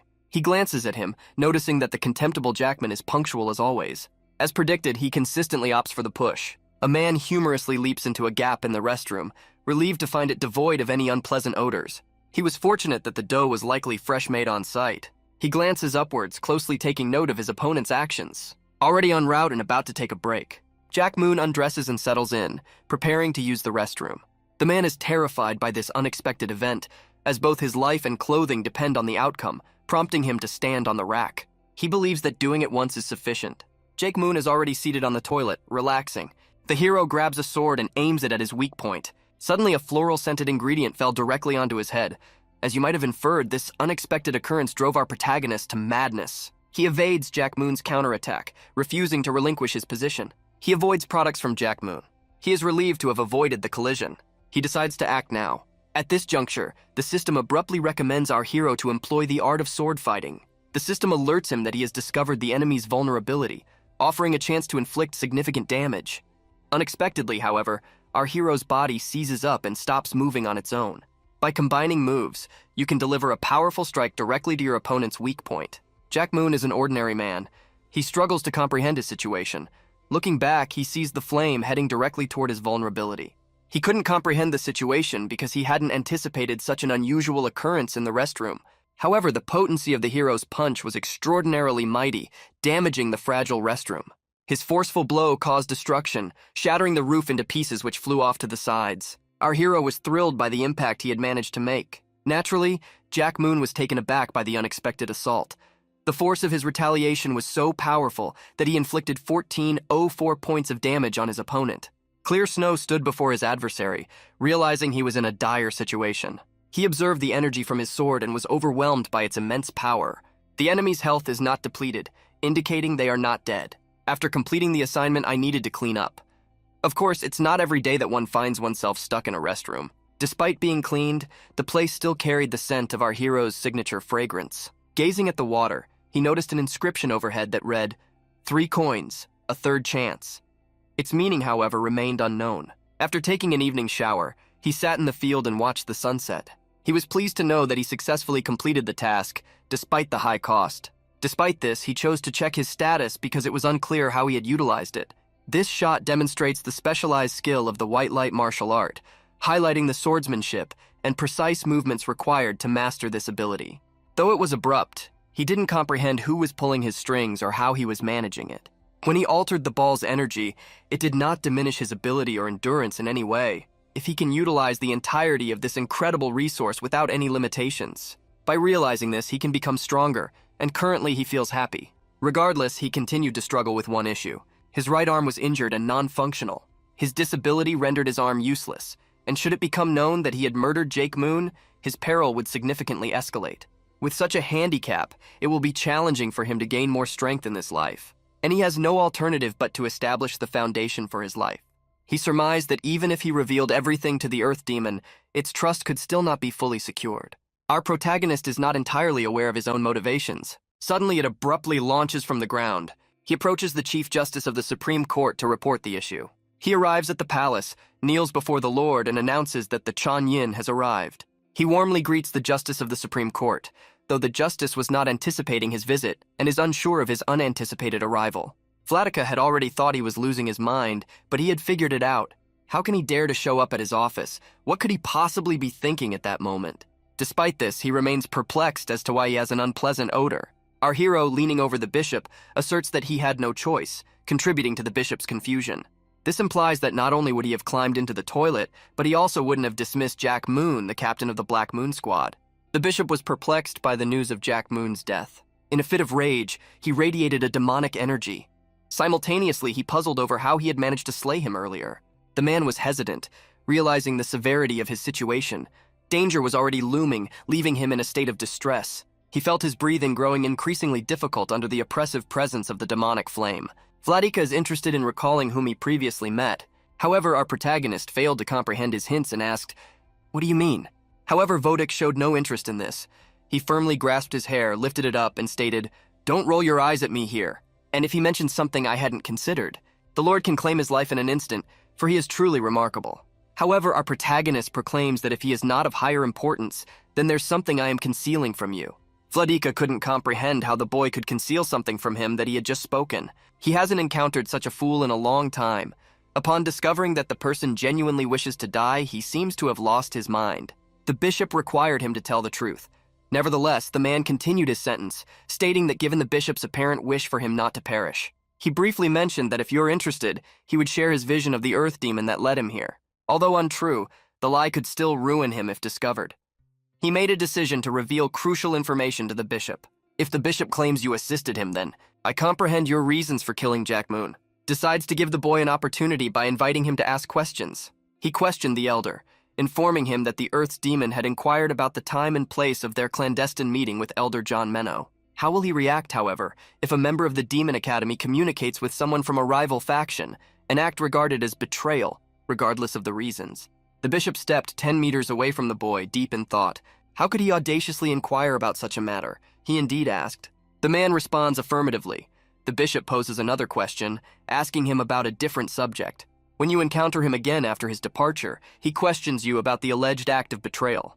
Although intended as a psychological maneuver by our hero, it proved insufficiently effective. He quietly suggests to the earthly demon waterer to seriously ponder over this question, urging honesty in his response. The room was quiet yet intriguing. After a while, Bishop mentioned the Yellow Mountain. We had previously agreed to meet there at the start of next month. The man was surprised that the bishop succumbed to his deception. Then our hero spots a system message on the floor. What could it be? There was nothing in that system. At that moment, he received a confidential card from the Chief Justice of the Supreme Court. The artifact was extremely valuable, and he was given an opportunity to examine it. Without hesitation, he decided to seize the opportunity. This book's description highlights the cities most frequently visited by the Supreme Court bishop, and also mentions the path to Yellow Mountain, where he first encountered the Elder, a meeting that filled the boy with joy. The capabilities of this card paved the way for the creation of a new tool, a nutritional bar made from medicinal herbs, and a secret card, a feature requested by a certain individual. However, the tension escalated as the bishop confronted the challenge. The bishop's eerie voice questioned, "When did the Earth's demon manage to teach you martial arts?" Unable to respond to these words immediately, our hero was still contemplating the news he had received a couple of days ago. The bishop, seemingly staring into space, repeated his question. "When did you establish the department with a yin and a yang?" he asked, referring to the incident that occurred back then. The bishop was incredulous that he had dispatched the boy on such a mission so far back in time. Nonetheless, he maintained his confidence in the boy. provided him with the necessary training, and ultimately authorized him to assassinate Jack Moon. Moreover, he also instructed someone to gather information from the bishop, which turned out to be true. With a quivering voice, our hero responded as follows. The bishop VDJ-TM's hand plunges into his chest, causing blood to spill and flood the room. Our hero recognizes the severity of his circumstances and realizes he doesn't have much time left in life. Reacting with intense fury to those comments, the bishop retorted, "You wretch, you must take me for a fool." The hand that brushed past the boy, penetrating and causing him to bleed profusely. The man questions his existence, noticing that his mouth is bleeding. Why am I here? Why don't I feel anything when I am harmed or when he harms others? And why is he constantly seeking to become stronger? The journey began with one question: why? The question evolved into why I should support those stronger than him, perhaps because I accidentally spilled water in the yard. In a soft, gentle voice, the bishop inquires if you understand why you were defeated. The land's demon refuses to teach martial arts to anyone. He exclusively utilizes the techniques imparted to him by the heavenly demon. Despite bleeding profusely, our hero maintained a smile. His response further infuriated the bishop. As he lay dying, he asked him, "Do you know or not?" He responded with a laugh. "Are you aware of the situation? Apparently, you don't know the entire truth." The bishop's expression altered upon realizing this. He smiled through his pain, declaring triumphantly, "You really did lose to me." The room was filled with the bishop's fury and malevolent energy. He withdraws his hand from the man's body and yells, "Bastard!" The man's body was grotesquely disfigured, with blood saturating the whole room. The bishop's fury towards this rogue remains unabated. The system is filled with bright light before it restarts. The man awakens once more in the room where he underwent his previous training, lying on the same bed where he used to recuperate. He realizes that it has returned. He firmly squeezes his hand, rejoicing in its health and strength. He apparently has only 2 lives remaining. He examines the system display, revealing his status. When he notices her, he gazes at her intensely. The system indicated he was in a normal physical condition, with his skills, status, and attack unchanged and no new interpretations from before. He thoughtfully examines the information, uncertain whether his unaffected arm, health, and stamina are the reasons, or if the white light martial art is simply unavailable. Although you may not recall this technique, each movement is embedded in his memory, even if it doesn't seem so. Upon acquiring the martial art of white light, this system integrates you. Additionally, your skills are upgraded. Eventually, the user realizes that accomplishing these skills allows them to be transferred into his next life. He also included tools from his previous life, such as herbal medicine, a nutrient bar, and a map, although he doesn't yet fully understand their utilization. Opens the card. How he obtained a card that became priceless to him. He was elated to discover such findings, relishing in the convenience it brought. He unfurls the map and attempts to decipher it. He found valuable information within the book, including a map of the Yellow Mountain that the bishop had mentioned. The other contents pertain to medicinal herbs, common plants that thrive in various conditions and have health benefits. Upon identifying the item as a nutritional bar, he selects this category and the bar appears in his hands. He is surprised to behold this object in his hands, having never encountered it in his life before. He tastes the bar without any hesitation. He is simply astounded by its flavor, having never tasted such a delicacy before. It was incredibly delicious with an amazing taste. The most significant effect of the bar was the restoration of his health by 1 unit. If he consumed it entirely, his health would increase to 3 units. He further analyzed the system, contemplating returning the bar to preserve it. However, the system offered him this opportunity. He insisted on returning the object, ensuring it didn't disappear from his hands. In this way, he retains this tool for future use, bringing him immense joy in the present moment. He didn't have much time and quickly moved forward to start a new life. He rushes to his former office on the 12th floor. The Earth's demon was waiting for him, requesting an audience and introducing himself by name. A bit anxious about the answer awaiting him, when asked who you are and what your discussion is about, he informed the demon that he was a low-ranking commander from the Supreme Court. As his position did not fall under any specific unit, his division was referred to as the Flying Faction. The demon heeds his words and asks, "Then why do you require my assistance?" The man responds, implying he possesses information critical for the demon should he aspire to rise as a new leader. He needs to open the door. After much thought, the Earth's demon invited him inside. He's embracing new opportunities, symbolizing progress rather than stagnation. The Earth demon stands before him, but he hasn't fully formulated what he wants to say. Tell him he's funny without making him feel like a fool. Since the man's life was restarted, he had to begin anew. The earthly demon didn't recognize him, failing to provide any information about his past or what it could potentially offer. Sighing, the man recognizes the absurdity of the entire situation. However, he possesses the evidence, and this object could potentially offer him an opportunity. He opens it, hands it to the Earth's demon, and says, "Here it is." The demon, unable to quell his curiosity, inquires about the mysterious object. Our hero responds, "Read it and you shall understand it all." The Earth's demon is observing, yet he struggles to comprehend the man's motive. He accepts all the information by opening this card, and recognizes the validity and truthfulness of this information, which presents new opportunities. He is astounded by the sight and acknowledges its truth. The tone of voice alters as the situation approaches a climax. To validate his credentials, our protagonist, however, the Earth's demon responds with what he values most in life. He pledges his loyalty, claiming that his life as a subordinate squad leader is dedicated to serving the Earth's demon. Observing this man, the Earth demon fails to fully grasp his intentions. This adventurer intends to, "I simply want to communicate to him that our protagonist aspires to gain greater strength. His sole motivation is to become stronger than anyone else." The Earth's demon quietly approaches the boy. He walks silently. The Earth demon approached him closely. Holding the map, he asserts that if this information is accurate, then the man achieves everything he desires. We proceed to the library where he abandoned the boy. The Earth demon departed to verify the information, leaving the boy in anxious anticipation.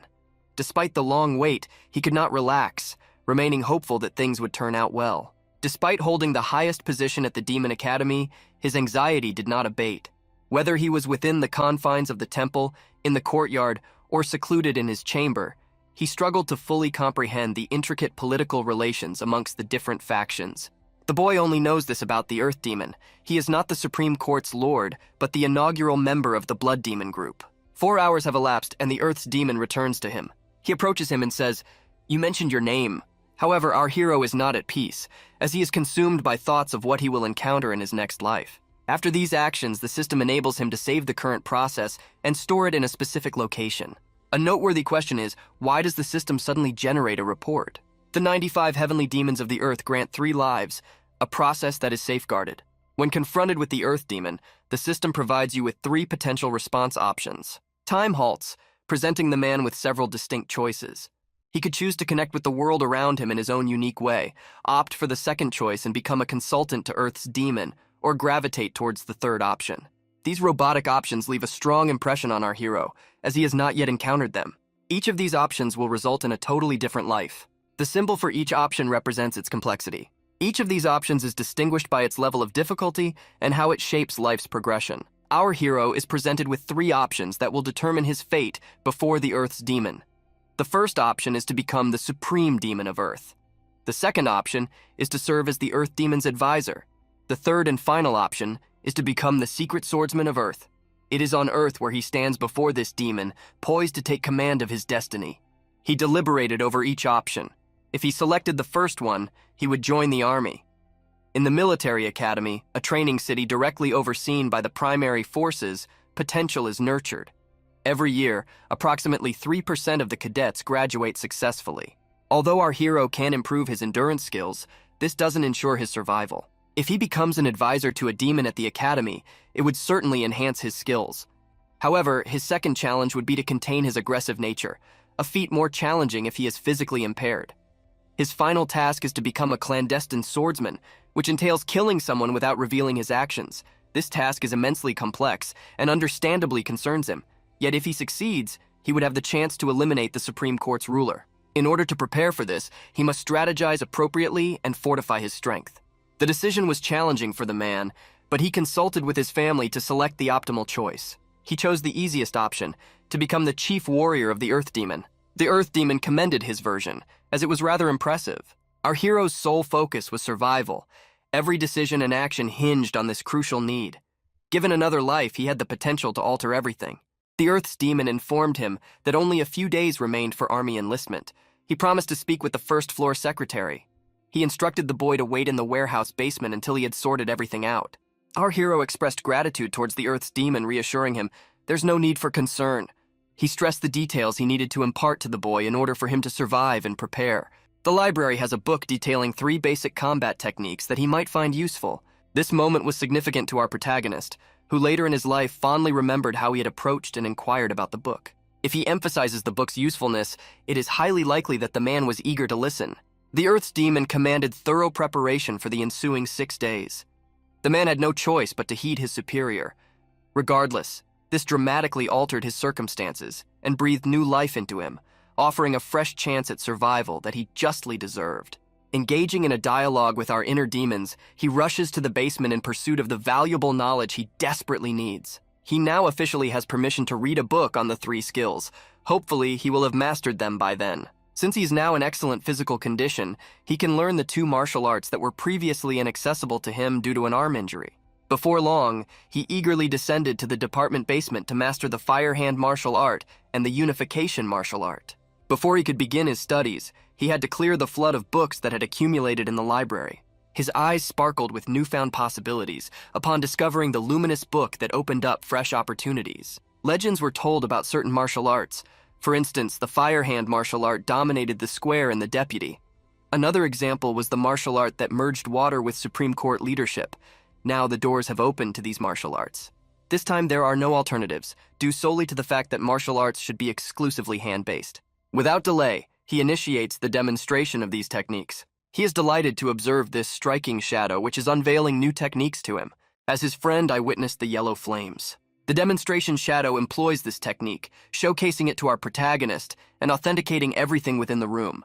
She directs her hands ablaze with bright, sparkling fire. Whenever she directs her flame, everything around it beautifully illuminates. It's an impressive trick. This simply astounds our hero, as he has never seen anything like it before. However, the sense of power and his ability to exercise it profoundly motivate him.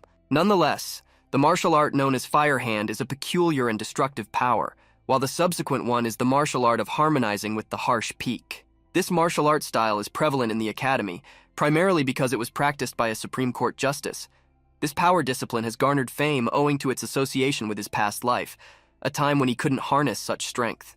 A demonstrator appears before him, using a laser beam to pierce the library wall, thereby showcasing the immense power of this strike. The man is immensely delighted with these water tricks and is gradually mastering them. Following the demonstration, he was eager to learn.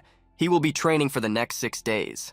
Without laying down his sword or succumbing to sleep, he is tirelessly committed to enhancing his strength. In this life, everything is aligning in his favor. He realizes that this place's potent energy can propel him to new heights.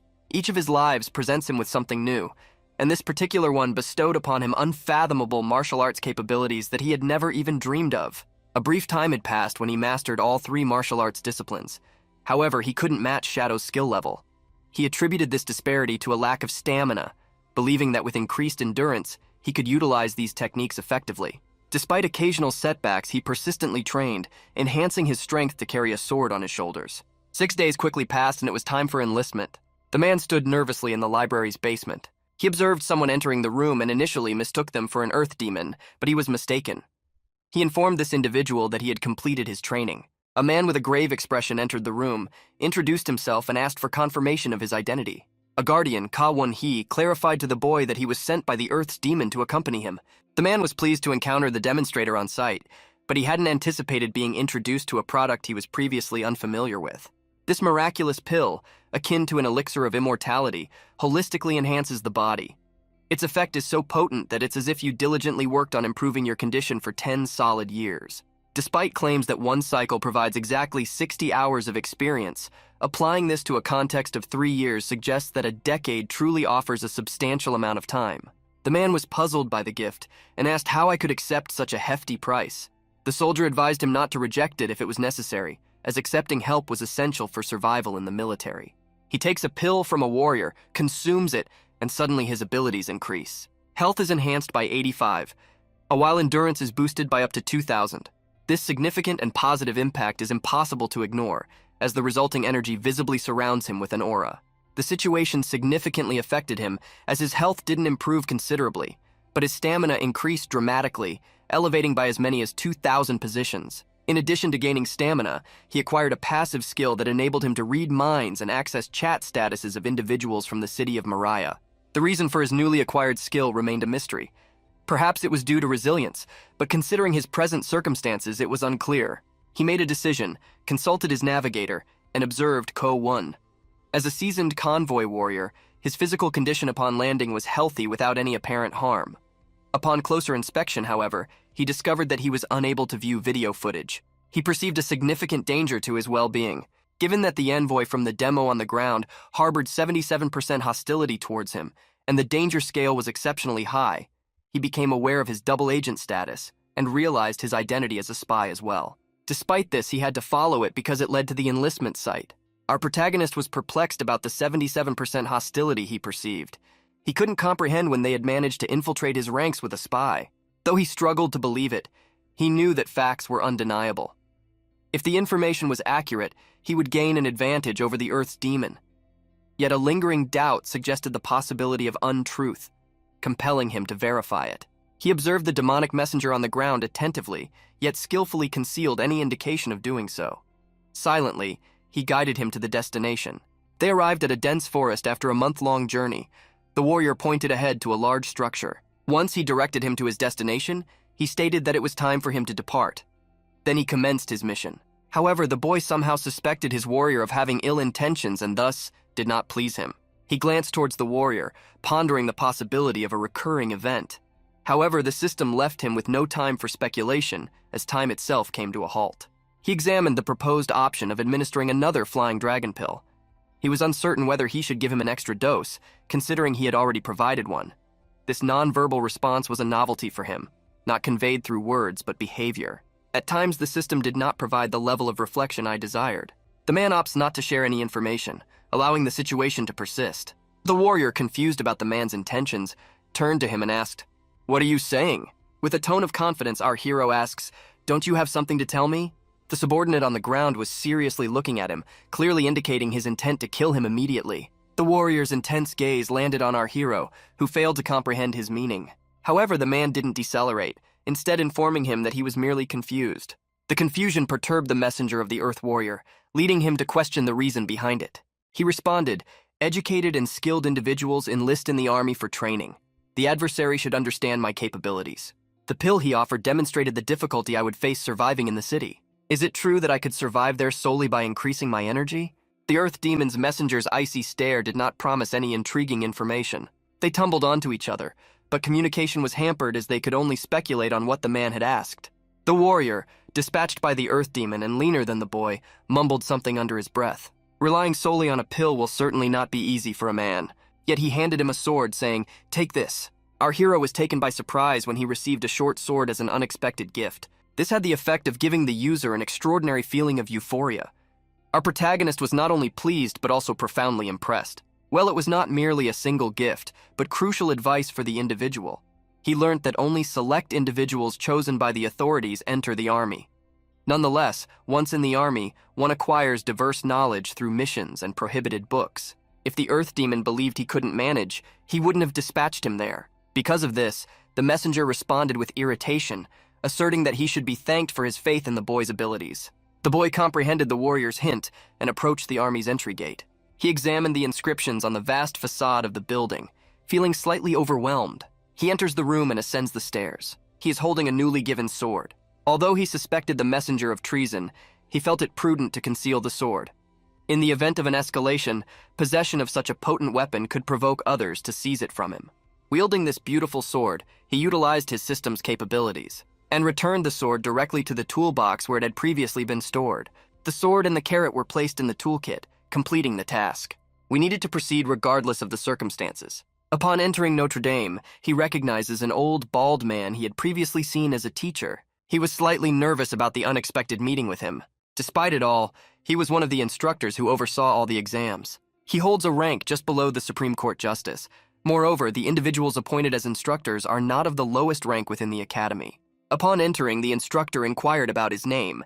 The man confirmed that it was indeed his name. He carefully observed the side of the instructor's desk. Upon seeing the bamboo sticks, he didn't have to wait long before the instructor offered him a choice among 4. Each bamboo stick was marked with hieroglyphics, signifying either eloquent writing or judgment. Our hero believed that his test would pivot on his choice of stick. Considering his options, he reasoned that it likely pertains more to physicality. Beauty implies extensive conversation, writing suggests copious expression through words, and judgment necessitates making decisions. We were short on time and had to select 1 out of 4 options. The individual saw no reason to deliberate, so he chose the first option that presented itself. The instructor grabs the entire bamboo stick, throwing it into his hands, and declares, upon receiving the bamboo cane, he declared he needed to gather 6 additional MacBooks with the same inscription within 1 day. Successfully doing so by tomorrow would guarantee his enlistment in the army. After hearing this information, the man was slightly perturbed, as it didn't take long for me to understand, informing the instructor that one will exit and re-enter through the same door, following behind them. Understanding that a great deal lies behind this trust, he anticipates everything from forbidden books to treasures and weapons. Despite this restriction, he can still make any choice he desires. The order was clear and concise, leaving no room for hesitation. He promptly opened the door. As soon as he began moving confidently, the instructor noticed something about him. He turned to face it, doubtful of his survival.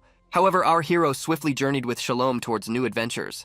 He understood he was not the only player with the same task, and had to eliminate the competition for bamboo. The term takeaway had an alluring sound to it, yet it bore the grim meaning of kill them. Peering out the door, he observes a brilliant light juxtaposed against a dense forest. The beautiful weather paved the way for new adventures. The first obstacle he encountered was a large building. It appeared to be a lookout post. The building's size impressed him, making him realize that it was only the first. The more he explores, the greater his chances of discovering something useful and intriguing. Naturally, this implies that the city's status is improving. To achieve his needs, he must make extraordinary efforts. He must remember, regardless of circumstances, to survive and continually grow stronger. Surveying his surroundings, he noted the striking quiet and thought he arrived too soon, and feared he might never see. As he focused his gaze on the tower's peak, he realized that was his destination. He should not hide in the bushes, but instead survey the interior of this building. You need to move quickly to avoid getting caught. After mastering the techniques, his movement speed improved significantly, leaving only a trace of dust as he left the ground. He quickly reached the building and was already at its wall. He paused for reconnaissance and became slightly concerned. With his back against the wall, he began assessing his surroundings. He knew this land was fraught with danger at every inch. It's fortunate to even walk 10 meters without being noticed. However, he is swiftly confronted with a new warning from the system. An unidentified adversary has unearthed the vulnerabilities of his city. He now needs to consider viable options for action. The sudden warning from the stranger troubled him. He was perplexed as to how the man had managed to uncover a vulnerability in such a short time. He had a mere 9 seconds to make a decision: confront the rogue or flee from him. In this situation, he received a message absolving him of blame, which led him to choose flight. As friends, we continued to navigate the situation, allowing time to unfold. Without hesitation, you sprung from your spot, darting forward with lightning speed to avoid a collision. You knew nothing about the stranger and didn't want to risk a confrontation. He leapt high over the house's roof and came to a realization. After selecting a category, his body moved automatically. Reflecting back, he noticed a vivid lightning bolt. At first, he didn't understand, but it soon became clear that it was a counterattack. Despite his attempt to steer clear of the conflict, he failed and was directly struck in the back by the energy blast. He collapsed, coughing, and realized he had been shot. Once on the ground, there was little time to think. Even worse, now injured and bleeding profusely. However, the gravest concern was that the miscreant was behind him, poised to deliver a vicious strike. But he ventured into the garden, unwilling to kill him before being noticed. Our protagonist surveyed his opponent, noting that the enemy had superior health and was in normal physical condition. Our hero's strength undoubtedly lay in endurance. However, one swift strike from the enemy depleted his 100 life points, quickly turning the advantage against him. With a wounded shoulder, our hero stands firm, eyeing his adversary. He realized things weren't going well when a stab in the back resulted in a loss of 102 health points. He was relieved to have escaped serious injuries, despite his wound being more than minor, allowing him still to fight. His opponent, sporting a terrible hairstyle, suggested that they should start a fight without delay. Our hero unsheathes his sword, echoing the sentiment as well. He wasn't aware of his opponent's strength, yet he knew his own stamina was significantly lower. Still, this didn't cause him any fear. His opponent, attempting to provoke him, gestured tauntingly with his fingers and urged him to attack. Our hero's confidence swells as he realizes his capacity to manage his adversary. His speed, incomparably fast, propels him into an immediate attack. A powerful blow struck the enemy, leaving him stunned by the unexpected attack. His opponent, notable for his poor hairstyle, perceived the white cold as a symbol for the martial art of white lightning. The breath from our hero turned cold. The chilling cold seemed to impede the opponent's movements, sparking within him a desperate realization. He was about to be struck down. With the speed of lightning, our hero drives his sword through the enemy's body. Unbeknownst to him, the man with yellow hair loses his advantage. From the impact of the pristine snow, he plunges directly into the abyss. A swift, high-quality strike eliminated a defiant opponent. The enemy was split in two, their blood immediately staining the path. The man realizes he shouldn't squander this opportunity by consuming energy drinks. although it has not yet achieved the capability to imitate with much greater speed and strength. As he adjusted his collar, he realized that he wasn't as weak as before. His superpower allowed him to perceive the extent of his health and stamina decline. This realization made him acutely aware of his mortality, leaving him unsure whether to interpret it as a boon or a bane. While examining his enemy's corpse, he discovered a bamboo piece inscribed with Tuishe. Everything was as he had anticipated, but he found one additional discovery particularly valuable. He received a golden tincture, a unique blend that heals wounds. The gift brought him joy during his difficult situation. To heal his wounds, he sought refuge in a serene building. He bandaged his bleeding wound to halt the blood flow. He sat down, catching his breath from the battle, trying to comprehend what was happening to him. He noticed his health deteriorating significantly, but the upside was that he was able to determine bleeding. Despite it just being the start, he recognized that if he persisted in this manner, he could indeed lose his life. He should utilize the golden tincture, but due to the circumstances, caution is advised as its effectiveness may be minimal. His primary objective before his demise is to ensure those wrongdoers meet their end. Upon reflection and examination of the inventory, he observes another intriguing aspect. He possessed medicinal herbs and knew how to use them. He selects this inventory and experiences a surge of energy and health in his body. It not only halted the bleeding, but also improved his health. He began to feel better after using it. He noticed an important detail as he looked at the floor. More specifically, you noticed the screws on the wall upon closer inspection. Of his old adversary who had always treated him poorly, he quietly rises to his feet and approaches him. He glances inside and observes a man. He was a Choko, a long-standing adversary of his lord. Among the 7 divisions of the Supreme Court, he was one. Having just defeated his enemy, he was now in search of him. Upon searching his enemy, he discovered a bottle of alcohol. As the commander of the Black Fire Unit, this character had lost significant strength and blood after the battle. Therefore, he could not be judged as an ordinary man. This commander, under state control, demonstrates his profound satisfaction with the armor. The man recognized that his skills far surpassed the others. He knew that if he were to kill him, it would have to be accomplished in a single strike. Subsequently, our protagonist recalls the prophecy foretelling that he will defeat Jackman. He identifies the perfect opportunity when he discovers a vulnerable enemy city. His plan is to catch his adversary off guard, possibly even in such an unguarded moment as when he is using the restroom. He then realized that he didn't know how to contact him. It was clear that his adversary was distracted. This activation of the window presented a wonderful opportunity. Would we need to wait for another such chance? Clutching the armor, the commander reveled in his unique possession. However, our hero, nursing a grave wound, realized he could no longer afford to wait. During the attack, you notice that the system window is illuminated, prompting you to initiate an attack. The player is offered categories to attack the enemy, such as using martial arts or an object. This presents a novel option that the player hasn't encountered before. As usual, there wasn't much time to select an individual. While he opts for an understandable and safe approach, I choose to attack, causing the script to revert by 3 seconds. This was a novel experience for our hero, as time reversed for 3 seconds. During the instance when my adversary declared, I believed I was the sole possessor of such armor. Our hero stands behind his adversary, poised to attack immediately. He understood the situation. The enemy's hands were entangled in his bib, rendering him completely helpless. The bright snow is quickly melting from the ground.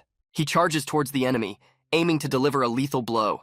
The perfect moment arises when his hands are embedded in the enemy's chest. The enemy is completely unprepared for this turn of events. Our hero confidently rushes forward to deliver a powerful strike. He executes the punch flawlessly, intentionally striking his opponent. Unaware of what is transpiring around him, his smile remains unbroken. Our hero vanquishes a new foe, who is banished to hell along with a gingerbread man, eliminating another squad leader and inflicting triple the damage to his health. Our hero savored another victory, each triumph boosting his confidence. On this battlefield, he can defeat opponents far stronger than himself. He searched the Choko commander's body and found only 5 bamboo pieces. He also had a fondness for items like a celestial silver breastplate, a dagger imbued with a lunar scent, and 3 golden tinctures. Moreover, he possessed an antidote for the iron-inflicted blood condition that plagued our protagonist. The toolkit has been transitioned into a more engaging format. Our hero now possesses more items, enhancing his strength. Now that he has many more items, he uses the golden tincture to enhance his health in every aspect. When our hero selects an object he admires, the changes occur immediately. The result was remarkable. He is now free from pain and his wound has completely healed. He also discovered a fascinating item, a celestial silver breastplate, and realized he could immediately equip it. He presses on the object, and the bib instantly materializes on his body. It doesn't simply equip you instantly, it appears to render the armor invisible. He understands that these tools are not merely sacramental blessings, but divine gifts from God. Unexpectedly, our hero receives a warning from the system. An unknown enemy has discovered his hidden location and he needs to take action. The man recognizes the danger he's in, yet his happiness seems to overwhelm him, causing complete relaxation that is unadvisable in such a risky environment. He had 3 potential strategies to develop for this scenario. Requesting his opponent to attack him was an unwise idea, especially when he didn't even know who his opponent was. It would be too impulsive and immature. If he attempts to flee as he did previously, he could be swiftly injured. He decides to pursue the option of driving him away. At this juncture, the enemy's location might become apparent, necessitating caution. As soon as time resumed its course, he squared the shoulders of his vanquished foe, standing above the lifeless body of his conquered adversary. Then momentarily, he senses an unseen adversary attacking him from behind. Zanadska turns his head to the side, spotting a bright light approaching him. A powerful surge of unknown energy struck his armor directly. The force of the blow propelled him several meters away, demonstrating its immense scale. It's worth mentioning that the protagonist wasn't a weak individual either. Upon landing, he quickly realized that a swift enemy attack had nearly cost him his life. Somehow he recovers from the blow and starts coughing up blood. Examining his statistics, he realizes his health has declined from 205 to 39. Our hero isn't performing well. Stopping such a swift attack was extremely difficult. He was closer than anticipated. Had he chosen to flee, it would have resulted in his death. Had he chosen to attack first, he certainly would have been defeated. Compared to other options, driving him away only reveals his adversary's location. Luckily, he is wearing a chest protector. "Did my strike falter so much that my sword didn't even pierce you?" the enemy taunted our hero. He assumed the boy must have been wearing protective gear, as his survival otherwise seemed unlikely. The enemy confronting our hero was far more powerful than he had anticipated. His health status was an impressive 4,000, and his endurance was 3 times that of our hero's. He served as a commander in the Heavenly Darkness unit from the Red Demon's chamber, and had vanquished every adversary he previously faced. He confidently approaches our injured individual. The confident smirk of his character, radiating immense energy, reflected his high status. Regardless of whether they had eaten lunch, none of the enemies our hero previously faced could have defeated him. However, he could not comprehend why such a formidable hero only had 1 life. Recovering from the setback, our team sought to devise a strategy for victory. But this commander states that without needing to be asked to leave, his demise is still inevitable. The boy, breathing heavily, informs him that he is already dying. He also strived in his life against the persistent injustice that awaited him. The commander, worried, approached him as he muttered something under his breath. However, our hero simply smiled, looked him directly in the eye, and declared that it was all nonsense. He was prepared to die and be reborn repeatedly, despite his best efforts to stay alive. He once believed he had a chance, demonstrating remarkable strength on his journey. It seemed almost unfair. However, upon seeing this, the commander expressed his deep sympathy, commenting on his troubled circumstances just before he passed away. However, our hero refused to surrender so easily. He was consumed by frenzy, understanding that he might face death. He'll resist for as long as he can. Summoning the last of his strength, he launches an attack against the enemy. He unleashes the power of the white glow martial art, directing its energy towards his adversary. The commander was unfazed by the insult. He was unconcerned with the man's delusions, knowing he was far stronger. He effortlessly parried the light strike with his massive sword. Our hero assumed he could easily win, but it was not the case. The collision of 2 massive forces resulted in an explosion. An explosion of light energy hurled the 2 opponents into different directions. An explosion near the event site sent smoke and debris skyward. The commander clearly did not anticipate such a counteroffensive against him. Upon reflection, I recognized that the man was more complex than he appeared, despite deriving his strength from himself. Our hero, resolutely gripping his sharp sword, refused to surrender. Although he wasn't bleeding and his strength was minimal, he could still fight. Despite the powerful blow, he managed to reduce 450 health points and sapped away endurance, an action that alerted the commander to the specific martial art he was utilizing. Although he didn't directly attack him, their swords still clashed. Our hero sustains no damage, necessitating another attack. Therefore, he can elect to face certain death in order to achieve victory. The cold glow martial art technique, rooted in harnessing extreme cold, is an advanced form of demonic martial art. Typically employed by the highest ranks, this technique is often found to be more suitable for women than men. However, due to its prowess, many men aspire to master this martial art as well, subsequently creating numerous techniques deriving from it. Our hero has always been informed that the martial art, White Blossom, relies more on physical strength than his meridian. Since there is no other reason that explains his ease in using this martial art, this provided our hero with a significant advantage, causing his more powerful opponent to worry. Although the man's attack succeeded, his overall condition was deteriorating. The enemy swiftly strikes him again with his enormous sword. However, the man attempts to adapt to the assault, increasing his speed to recover from the strikes. He's highly skilled at it, and oddly enough, he evades incoming blows. Despite the enemy's superior strength, he managed to parry a sword strike. Their swords crossed as they locked eyes, a violent tension between them sparking questions of hatred or a desire to kill. They understood that one of them was certain to perish, yet the advantage noticeably favored our protagonist. When an enemy's strike pierced his stomach, he was flung aside. "Stop fooling around," he bellowed at his opponent. But it wasn't powerful enough to claim the man's life. His health continued to deteriorate, leaving him with just 19 health points, which was a minor setback against this enemy. The opponent admired his tactics and the duration of time he was able to withstand. In other words, it said that he's reached his limit. He's had enough. However, he receives a system notification that his white light martial art technique has been suspended. Observing his situation, our hero realizes that his level has decreased to that of a beginner. While there is no assurance of his health being restored, his proficiency level has notably reduced as well. Unfortunately, there won't be a second chance even if he passes away. He must give his best effort. Utilizing his technique, he dismissively avoids the Wu-Chu while energetically jumping up and down. The commander's characteristics are incredibly striking. Since it was upgraded with new technology, its speed significantly improved. Based on this information, if it is accurate, he will succeed. Our hero's self-confidence soared dramatically, prompting him to tackle the wine.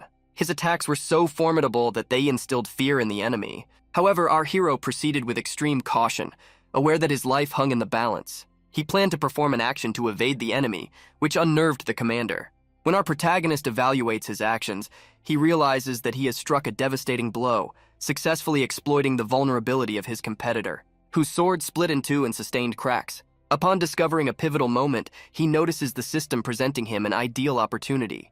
He has found the vulnerable city under the command of the Sky Abyss Squad and knows he must act. Nonetheless, he was confronted with those options and had to take action. It remained uncertain whether a simple attack would be sufficient to kill him this time. He opted to use a martial arts technique. Out of all the available techniques, only one VDJ, the Firehand Martial Art VDJ, was unlocked. This particular technique focused on enhancing stamina. However, his proficiency level was initially low. He places his hand on the enemy's body, activates the Firehand technique. The blazing dough roars, his eyes ignite, and his hand erupts in flames.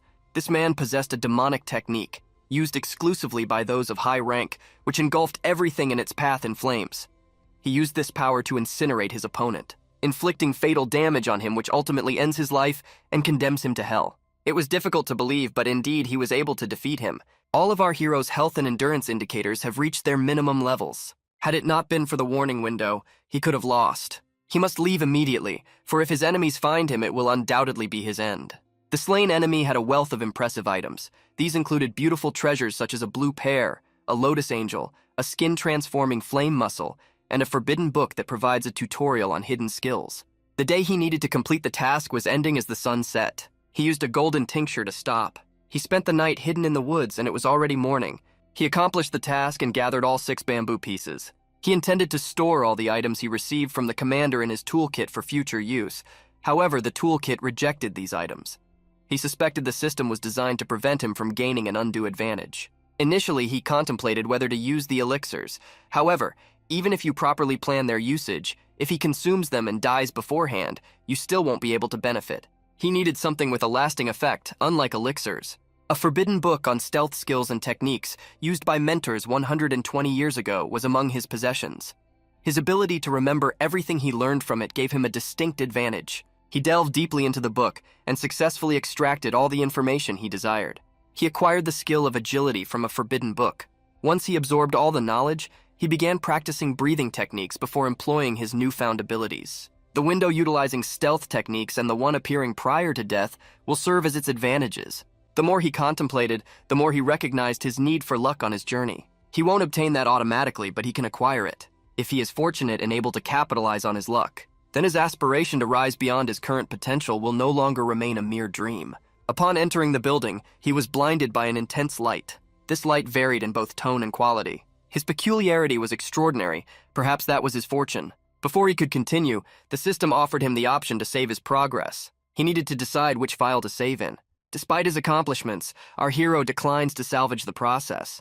He questioned whether he regretted not being preserved, but he reassures himself that he has no regrets, unsure if such an opportunity will arise again or if it was his last. However, it would be wise not to hold on to it as he has selected many more valuable treasures on this planet. Should he return in a subsequent life, he will undoubtedly have more opportunities. The boy brought the instructor the 6 bamboo sticks they had agreed upon. The instructor silently regarded our hero with folded hands. He looked at him with disappointment, as if he had failed to accomplish a task and he was his own Spartacus. Our hero turns to him and asks, "What's the problem?" The instructor responds to this by asking, "Choose the next letter on the stick." Despite all this, he will still need to make a choice among these options. Overthinking is pointless. He selects a wand, and the instructor guides him toward a completely different door on his left. The boy nodded to the instructor, agreeing with his decision. He walks past the instructor and heads towards the door. We wondered why he didn't meet anyone else when he joined the army. Once inside, he started to descend the stairs. Anticipating that this wasn't the only entrance to the military enlistment building, he expected to encounter at least one individual. He was the only one present, which was rather peculiar. Despite it all, he realized he was doing well and nothing distressed him. He tensely approached the door, ready to open it. As he opened the door, he contemplated the challenges he would encounter this time. As soon as he opened the door, the word bastard was on the tip of his tongue. A discourteous man was seated at a table, nonchalantly propping his feet up on it. He appeared quite unpleasant, his hair obscuring his eyes and his countenance equally off-putting. This greeting made our hero from the Nekoevs feel welcomed. He also sensed an intense aura of bloodlust, so powerful that it turned our hero's stomach. Upon seeing the sign, he was perplexed by the glowing question mark and +1 above his head. He couldn't grasp their meaning. A man then harshly demanded, "What are you staring at, you worthless individual?" Our hero bowed his head, asserting he had arrived for the test. Maintaining the intrigue, the man opposite him swiftly flips from one side to the other. He wanted to repeat it, assuming the other man hadn't heard him. However, he interrupted him, warning that any repetition of such nonsense would not be tolerated. He immediately strikes him. The man noticed the unpleasant odor from the case and felt an overwhelming sense of bloodlust towards the other individual. He knew what to do as it was part of the exam. However, he clenched his fist, realizing that failure to pass the exam would result in his immediate disqualification. He looked around the room and realized it was empty. He was utterly clueless about his next course of action. Not even a single clue was evident. He circled the man to observe his reaction. He believed that the man was indifferent to his actions. He picked up the note from the plate and read it. The question asked was whether, if he were not on a secret mission but was instead ordered to mediate and found himself traveling through a thick forest, would he have noticed an abandoned house? In this house, he finds the 3 people he was searching for. All 3 men, each proficient in martial arts, are preparing to depart. One of them surpasses you in strength, another matches your abilities. The stature of the 3rd man exceeds him, and regardless of his location, his subsequent actions are inconsequential.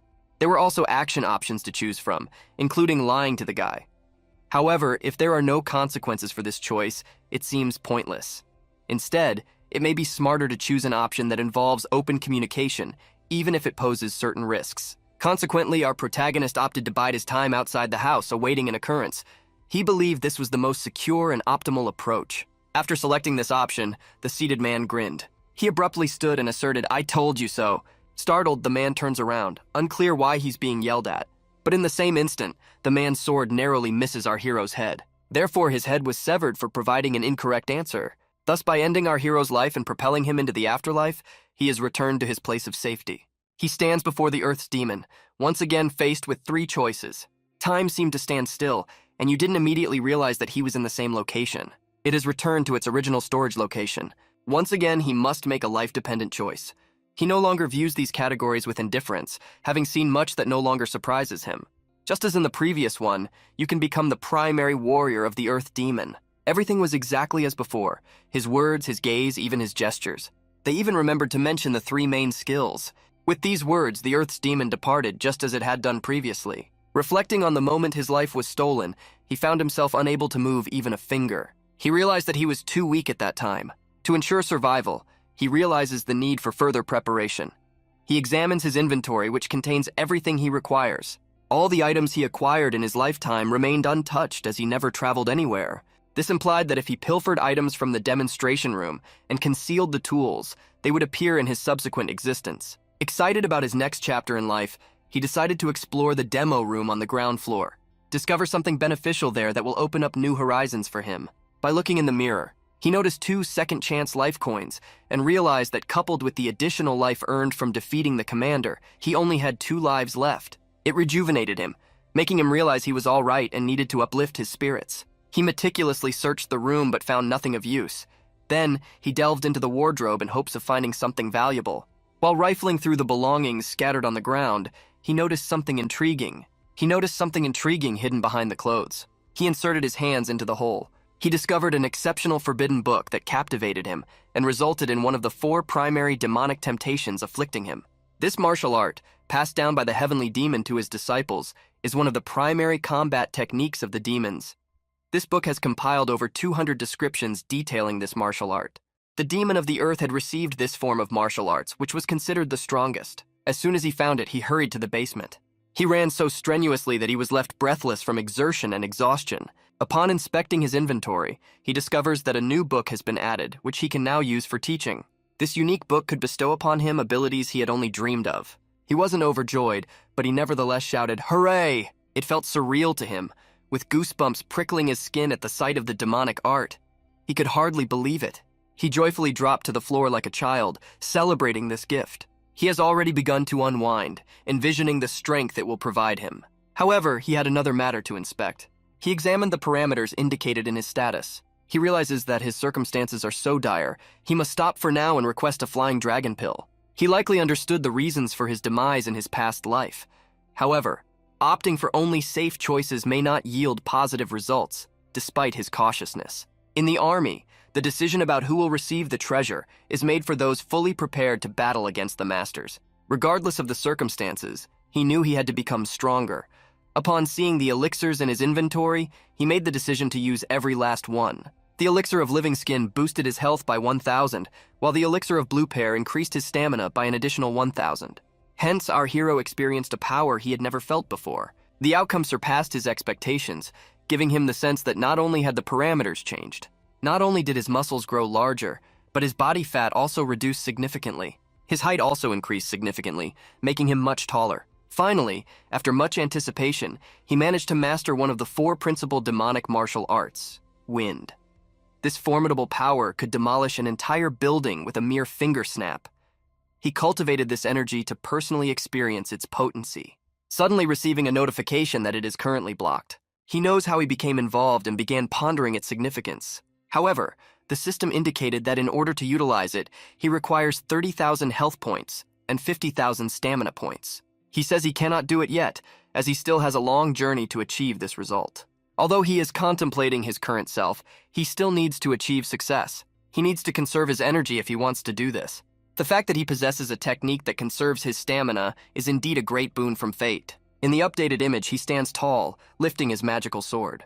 He should disclose the secrets of this technique. He returned on the day of his army recruitment when he was expecting an escort. Provide him with an elixir, a single pill capable of boosting his energy levels as though he has utilized it for a decade, anticipating an encounter with a watermelon. He provided him with an immortality pill, which significantly elevated his performance once more. He realized that by improving his endurance, he could elevate from being a novice. This change would enable him to defend himself effectively in the army. They swiftly reached their recruitment location. Just as in his past, the escort stated that he needed to leave. Our hero was merely waiting for the system to proceed with the event selection. Once again, she materialized, presenting him with a choice of events in order to grant him the flying dragon pill he had found on the ground. He chose an option before the essence of life vanished, and both of these choices were distinct. Without hesitation, he decisively asked, "Give me the flying dragon pill." The demon's messenger demanded that the boy repeat his words. However, demonstrating resilience, the boy affirmed, "Hand her over to me." The Earth's demon informed me that you had presented me with both an immortality pill and a flying dragon, mentioning it merely as a precaution. The escort paused momentarily, giving the man a strange look. The man, jokingly scratching his head, said, "Oh, he didn't give it to you? I apologize. Naturally, it will take him more time. But no matter what, if it happened..." The messenger extends a hand, revealing a red pill within his grasp. Since I had already handed it to the man, he was in possession of it. "Thank you," our hero says. "So you had it." However, the conversation's tone shifted, and the anger of the demonic ambassador became distinctly audible. He abruptly landed a punch in the guy's stomach. He collapses to the ground, contorted. The messenger forcefully steps on the boy's head, pushing it to the ground. disrespectfully showing anger towards him. He continues to harm the boy, laughing. He then leans over him, declaring that he is destined to die there anyway. However, if by some miracle he manages to survive, he will inevitably perish at the hands of this messenger. Bending over the boy, he spat in his face. Saliva drips onto his heavily scarred face. The envoy is content, having demonstrated his authority and previewed the consequences. She walks away, leaving him lying on the ground. Despite everything, our hero consumes the pill. As soon as he ingested it, it began to take effect. He glances at the messenger, realizing that his survival is at stake. He will certainly seek revenge, drastically enhancing his parameters. His skills will elevate by 1 level, accompanied by a significant increase in his mind-reading ability. He promises himself to eliminate this villain as soon as his plan is outlined. He continues to move and is now near the instructor who recruited him into the army. In his previous life, he was given the option to choose a bamboo stick. He decisively chooses the torso sign.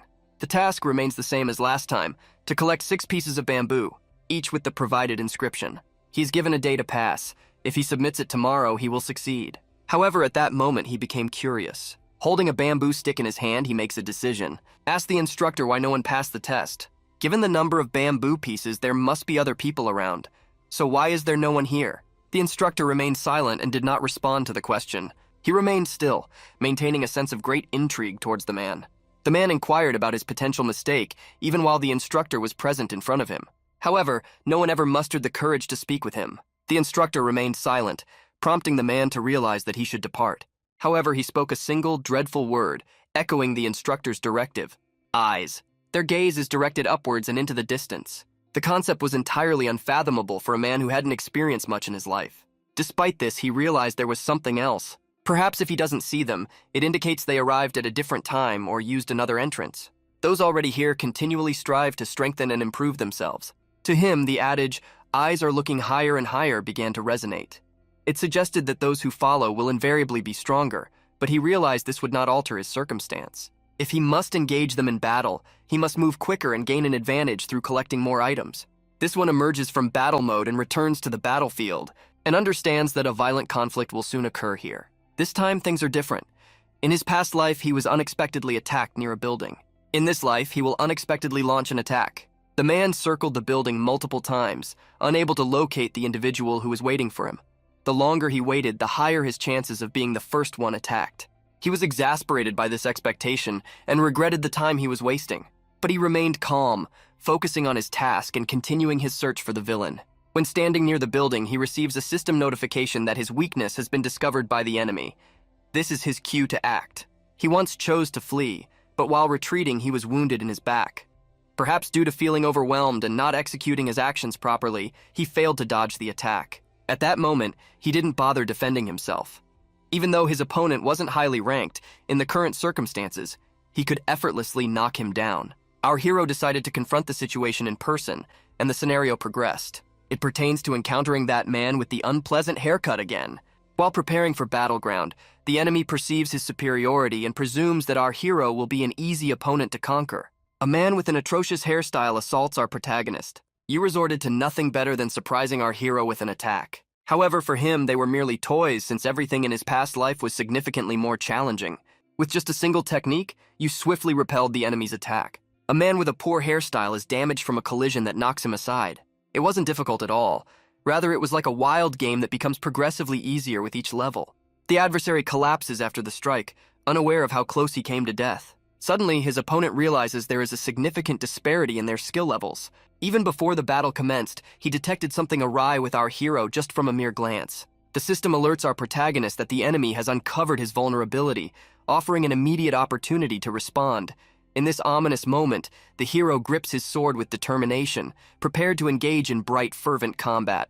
One notable feature of the screen that appears in front of the protagonist is its alignment with him, affording him the benefit of clearly perceiving the accelerating snow. Facing each other, they assess their power. However, it seems easier for the man to defeat this inferior opponent. He is content with his skills and acknowledges that his life has become significantly more intriguing. It's not that he enjoys killing. Rather, his skills have evolved. He cannot comprehend the thrilling aspects of the skills disparity between them. He enjoys being stronger than his adversaries, finding great pleasure in it. In this life, he can conquer this adversary using any kind of intermediate skill. He has already attempted an offensive attack in martial arts. He hasn't yet explored the final option. This choice is not pre-selected, and instructions for using the item will only be displayed once. He opens the toolkit and immediately realizes that something is wrong. The forbidden books have vanished, only healing and equipment items remain. It seems these are the only items I can use at the moment. The best fit short sword for him in this fight is number 1. They choose a short sword, deciding whether to wield it in their right or left hand. They spend some time exploring this unfamiliar method as the scenario progresses. Suddenly, our hero confronts the enemy, brandishing a powerful new sword. The individual has learned and applied a new method, enhancing his skills substantially. This newfound ability provided him a significant advantage over his adversaries, impressing him greatly. Consequently, he became increasingly formidable. This method will be beneficial for our hero if he loses or breaks his sword. However, he won't be able to execute it with ease, only when a window of opportunity appears that detects a vulnerability, because it persistently attacks the enemy. Enraged, he charges at the boy, yelling, "Die!" He raises his sword above his shoulders, swinging it with all his might. However, it is too weak to cause any significant harm to our hero. He thrusts his sword into it, thereby ending its life. He stands, observing the pitiful slave. A barber could have aided him, but not in this instance. Saying that he dislikes killing these wretches hardly covers it. In truth, he derives pleasure and a sense of power from it. While examining the body, the man considers that he has an additional attack in his arsenal. If he utilizes the emergency elixir, this attack has the ability to revert things by 3 seconds, thereby restoring strength. He won't understand how to use it unless he actually tries. The following day, after collecting all the necessary bamboo sticks, he returns to the army barracks. Returning to the courtyard near one of the entrances, he speculated on how many people might be interested in joining the army. What treasures can be found within, and how many there are? He is certain that greater tasks yield greater rewards, so there is no room for delay. With his new abilities, he can now effortlessly cover his tracks, leaving no evidence behind. Nonetheless, it's important to remember that stealth demands endurance. Despite his increased strength, it does not guarantee immunity from an unexpected loss of life. Regardless, he must always exercise caution, no matter the situation. Upon entering a building where the army is stationed and trained, he proceeds with utmost caution. He has come here to conduct reconnaissance. He seeks to learn something valuable or gain new experience. While rummaging through drawers and cabinets, you might overlook this valuable item. It was quite peculiar, but no treasure was found. However, it would have been quite simple if it could have been discovered in such a manner. Then he notices the sound of footsteps approaching him. He realizes that he must hide. He conceals himself behind a building corner to avoid drawing attention, effectively disguising himself. Before, his hearing wasn't sharp enough to detect someone walking at such a distance. However, with his enhanced agility, he can now perceive even the slightest sounds nearby. Primarily, the Dionysus technique is designed to conceal one's presence. It tends to indicate that someone is nearby, so it's understandable that dexterity possesses such a detection effect. A soldier enters the room, proceeds directly to the next one, oblivious to his surroundings, and continues his motion. The boy had yet to learn how to open a defective window, but he was eager to try. He persisted in following this warrior. He realized he was in motion, but due to the closed door, he had no idea what he was doing. The notion that sitting in the hallway without protection could make him a target for attack was clear to him. There was no need to invite conflict within this building. Our hero currently doesn't need the substantial trouble this will cause. He attempted to enter the room, only to notice an individual sifting through others' belongings. He couldn't believe the man was attempting to steal something, but he also observed him. Upon checking his status, he noticed a significant change in his health. Suddenly, our hero launches an unexpected attack on the enemy. However, he intercepts and deflects the protagonist's attack. However, anyone could be defeated by the immense power and skill this individual possesses. The man's attempt to ambush the enemy resulted in a battle in an unfavorable location. The leader of the Holy Deity's destruction squad was unprepared for this battle, yet he was compelled to fight. He swiftly jumps up and attempts to use his techniques to deliver a deadly blow to our hero. However, he accidentally tripped, causing his leg to dislocate. Suddenly, the squad leader unexpectedly lowered his guard. This was an opportunity that provided him with an advantage, and he couldn't resist taking it. Without wasting any time, he quickly grabs the gun and attacks. He pierces the enemy with his sword, thereby ending the enemy's life. Despite the blow's strength, it did not immediately kill the commander, but instead inflicted a fatal wound. He stands over him, sword lodged in his ribs as he catches his breath. The commander is lying down, coughing up blood.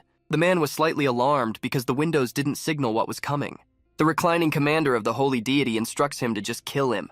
Assuming our hero proposed that the will to live likely doesn't exist for those who have already relinquished it, he decided to eliminate this man. He then notices a nutrition bar in a drawer to his right. He observes the bar, ponders its presence, and wonders why it is situated here.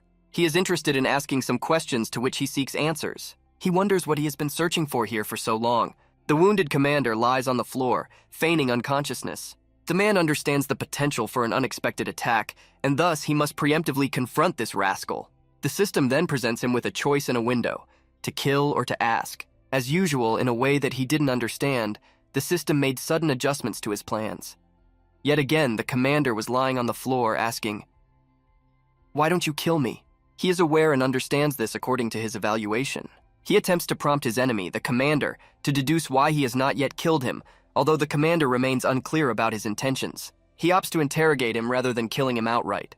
His hand ignites, dealing a fiery strike to the enemy. Using this technique, he can separate muscle from bone and enhance the sensitivity of his receptor through concentrated energy expenditure. He also manipulates the bones to maximize his suffering. After employing harsh techniques, the commander unabashedly questions the boy about his expected response. However, our protagonist doesn't give up, wishing for him to understand that he is being observed. These riddles perplex the commander, who simply wished for death rather than endure such nonsense. The man runs his hand through his hair and asks, "Do you want me to do it again?"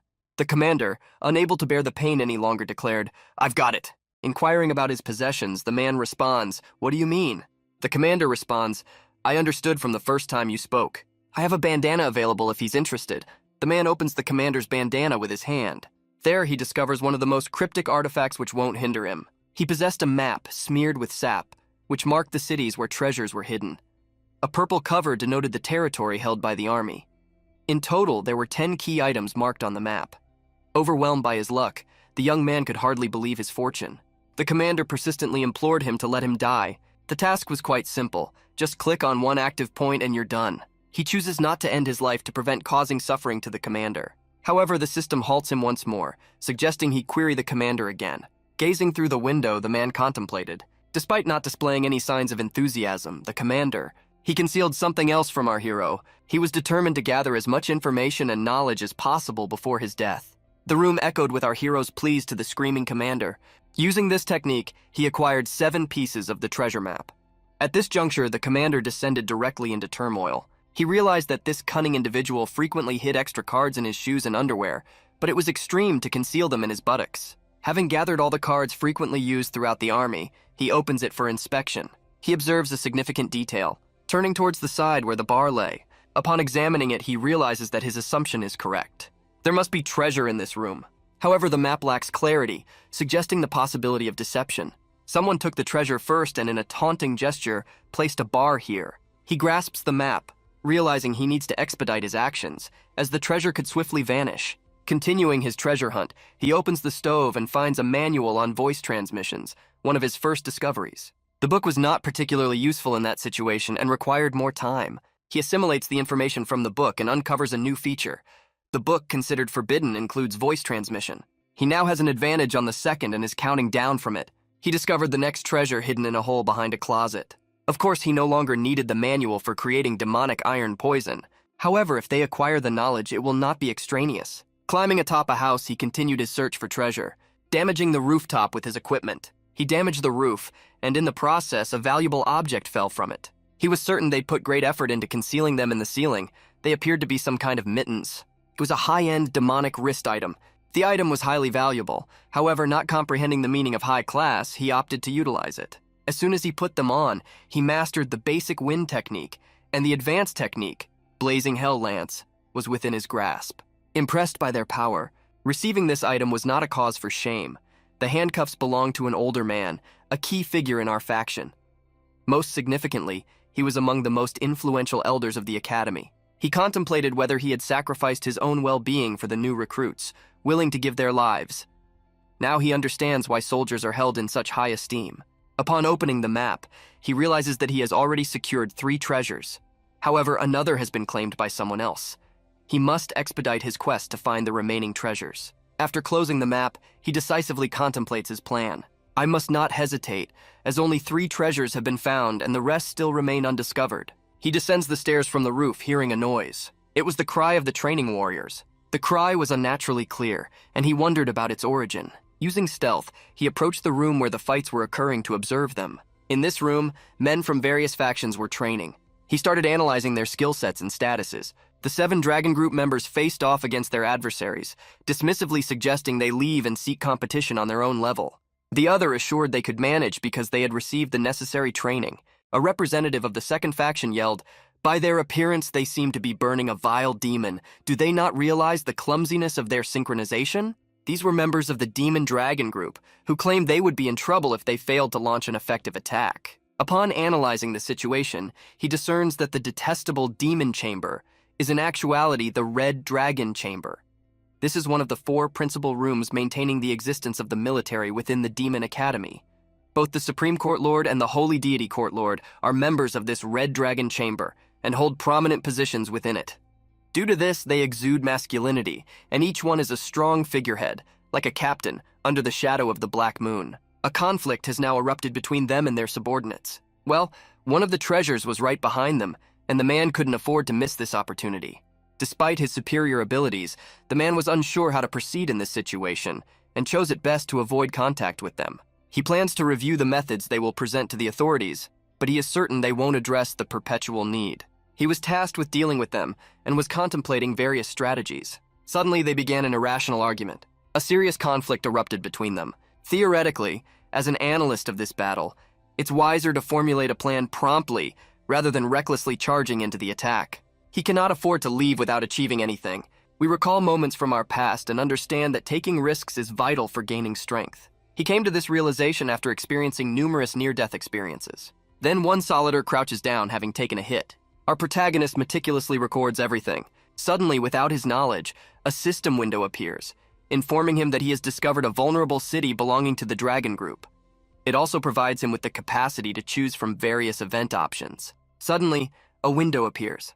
The man decides it would be best to wait until one of the contestants loses before joining the fight, as he fears defeat. You devised a new strategy that positioned you near the enemy, leaving them no choice but to accept it. He understands that wushu, the martial art he practices, is ideal for one-on-one combat. However, he's up against 4 opponents, all from the army and skilled in energy attacks.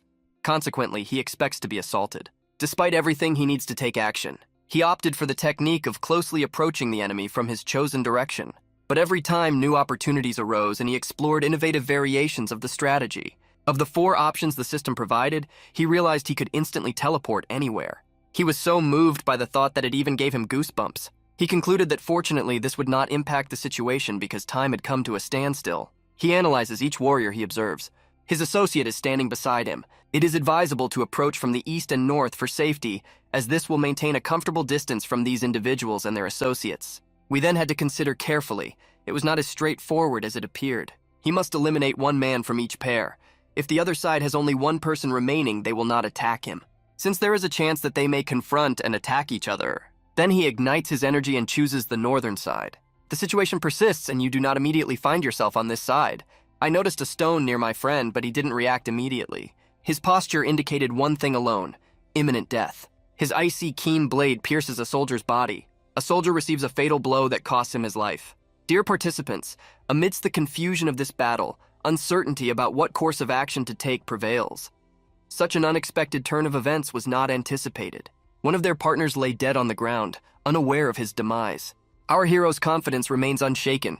He had presumed his plan was successful, but now it's unclear whether he is entirely certain of it. It was a moment of divine serendipity that unfolded as he had hoped. The system then displays a message indicating that you have not identified a weakness. For everyone in this room, it was an extraordinary opportunity. The ideal chance to end their lives instantly. You will feel more confident than anyone else in this room. Our hero's actions allowed no time for hesitation. Despite the shock surrounding the video actions, he seizes the opportunity to strike. Bursting from his stance, he charges directly at his opponent. Utilizing a system that provided him superiority over his adversaries, he discovered a member of the Demon Dragon Group disintegrating. He didn't charge at his opponent empty-handed for defeat. Instead, he chose to utilize martial arts. Our hero's eyes perpetually shone with a fiery zeal, reflecting his mastery of the unification martial art. He had also adopted the technique known as the cheese peek. This gave him a significant advantage over his opponent. The sword was directed towards the adversary, who stood perplexed, unable to comprehend the unfolding situation. How our protagonist unexpectedly utilizes the spark technique, which, similar to a laser, penetrates its opponent without making any physical contact. This energy delivers an unexpected blow, eliminating the enemy's life force instantly. He stood before the clear snow, awestruck by the potency of the technique he had just experienced for the first time. Its power was remarkably high. The immense power of this technique stunned our hero, leaving hardly anything of the enemy remaining. Despite his extraordinary powers, our hero's stamina fell by 3,000 units. This result, while impressive, made it clear that he hadn't lost half his stamina, as initially feared. Assessing the outcome, the observer concluded that implementing this tactic was indeed worthwhile. However, his distraction allowed the enemy's ally to begin attacking him. Our hero realizes that Saleo's death has distracted him, and he will not be able to return on time. The sword is advancing, and it's speculated that the boy won't survive this hit. Having suffered a fatal injury, his life's journey is coming to an end. Spotting the sword hurtling towards him, he knew he needed to act. He suddenly strikes with his dynamic handcuffs. The demonic handcuffs were an extraordinary item, effortlessly repelling the powerful blows of the enemy and showcasing their strength. He didn't understand how to parry his opponent's blow, not because of the opponent's anger. However, he didn't last long on this battlefield. As a talkative person, no one was willing to meet him. Our protagonist discovered his wrist held demonic powers, and he wielded these against his enemies. With a powerful blow, he knocks his opponent off the battlefield. He directs the chi energy harnessed within his armor towards his enemy, consequently inflicting lethal damage. There's no need to consider the incredible force of the blow that sent the enemy far off to the side. He was airborne for an extended period. This strike dramatically jolted him out of his routine. He crashed into the wall with such force that his health level plummeted, like paint smeared against a surface. Growing increasingly confident in his strength, our hero was astounded by his newfound abilities, performing feats beyond his wildest dreams. Notably, striking with his wrist demanded significantly less energy than wielding a sword. Behind him was another foe, fearful and unsure of what to do. He doesn't make a call and claims to now possess all the bamboo signs. He desired to achieve it, but he doesn't care anymore. The man standing before him is poised to attack, a grave mistake on his part. He raises his sword, intending to strike our hero. But after accomplishing it, it was merely a toy to him. If I were in his position, I wouldn't be so confident. He quickly dispatched all his enemies, who now lay lifeless. The hero, after laboriously clearing snow and battling against the elements, is exhausted. He wipes away the sweat from his forehead and pauses to catch his breath. At that moment, he acquires an interesting inventory, which he now possesses in abundance. He discards most of the unneeded materials. In his search among the enemy's remains, he locates all the bamboo sticks required to pass the test. Yet he was curious about the true nature of the 10 protective gestures pill. His knowledge was limited to the fact that it was composed of egg bran, had a sweet taste, and purportedly boosted health by 270%. Still, he anticipated more from it and felt fairly disappointed with what he knew so far. However, this wasn't the end. He realized that he'd received the armor of the 8th Emperor. When he donned it, the armor radiated energy and power, making him feel as though he was under a spell. It undoubtedly looked more appealing than the celestial silver breastplate. However, he couldn't definitively say it was superior, as the description was unavailable. He turned his head and observed the treasure chest. He realized that the treasure he had discovered was of utmost importance. Approaching the box, he plans to look inside for something intriguing. However, he feels disappointment rather than awe upon seeing the artifact, despite his significant efforts to obtain it. However, the presence of only one question bar inside indicated that the treasure had already been delivered to him. However, it was unusual, as there was consistently a nutrition bar in these boxes, which were clearly visible. He recalls the moment he received a nutrition bar from the box. He reaches a bowl, possibly left intentionally in place of the expected treasure. I attempt to mislead the soldiers in this manner, making their quest for the treasure more challenging. It might necessitate a thorough search of the surroundings to locate it. Entranced by the treasure hunt, the boy fails to notice a man approaching him from behind, claiming to have a treasure. Suddenly, he advances towards our hero, brandishing a massive sword and intent on capturing him. The sword hurtles towards the man with immense force and speed. But when dealing with demonic individuals, whether he can resist the attack of a wicked person, he knocked him aside, stepping back as the man regained his footing.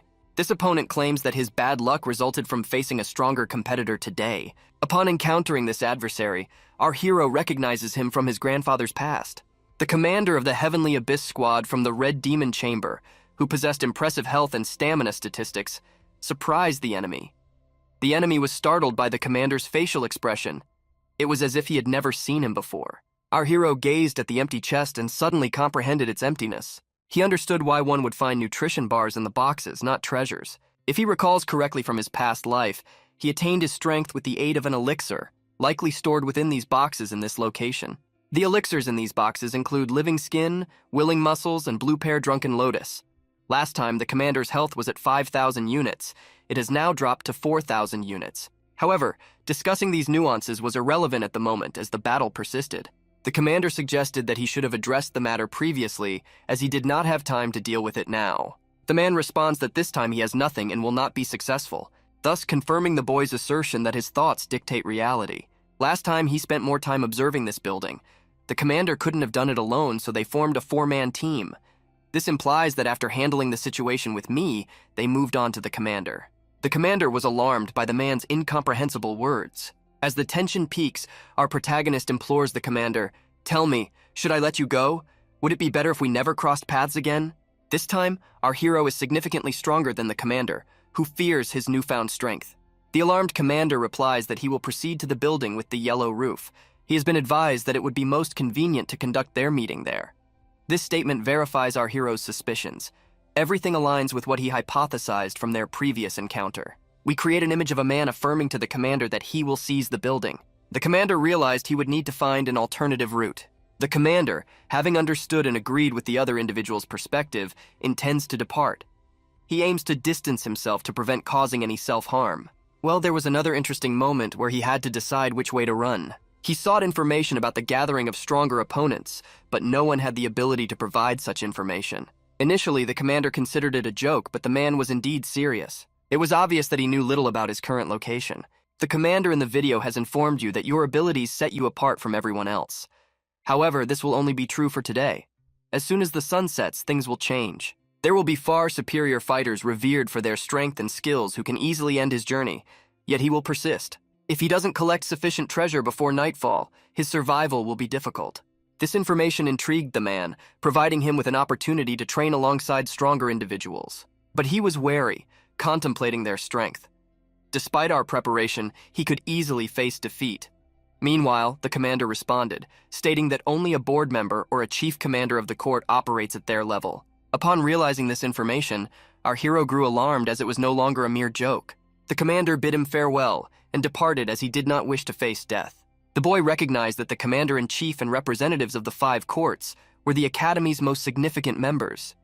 They had liberated the masters, despite their condescending attitudes towards them. He anticipated that tomorrow, there would be others ready to join them in this endeavor. To survive a fight against them, he must become stronger. He cannot stand still, he must keep moving. Utilizing the protective and endurance-enhancing pills that he takes, he tirelessly advances towards untouched horizons in his relentless pursuit of new treasures. He's not just a petty commander of a troop of airborne demons, he's a formidable warrior capable of matching the best in this army. It pleases him to know he'll likely survive and gain respect. Our protagonist returns to the yellow-roofed house to find what he seeks. Just as he did in his previous life, he will return there, but with renewed strength. He steps back to see that the body of his brother-in-law is indeed dead. Everything remains as it was before, with nothing having changed and every process continuing uninterrupted. It pivots, pleading for life, and foresees what's to come.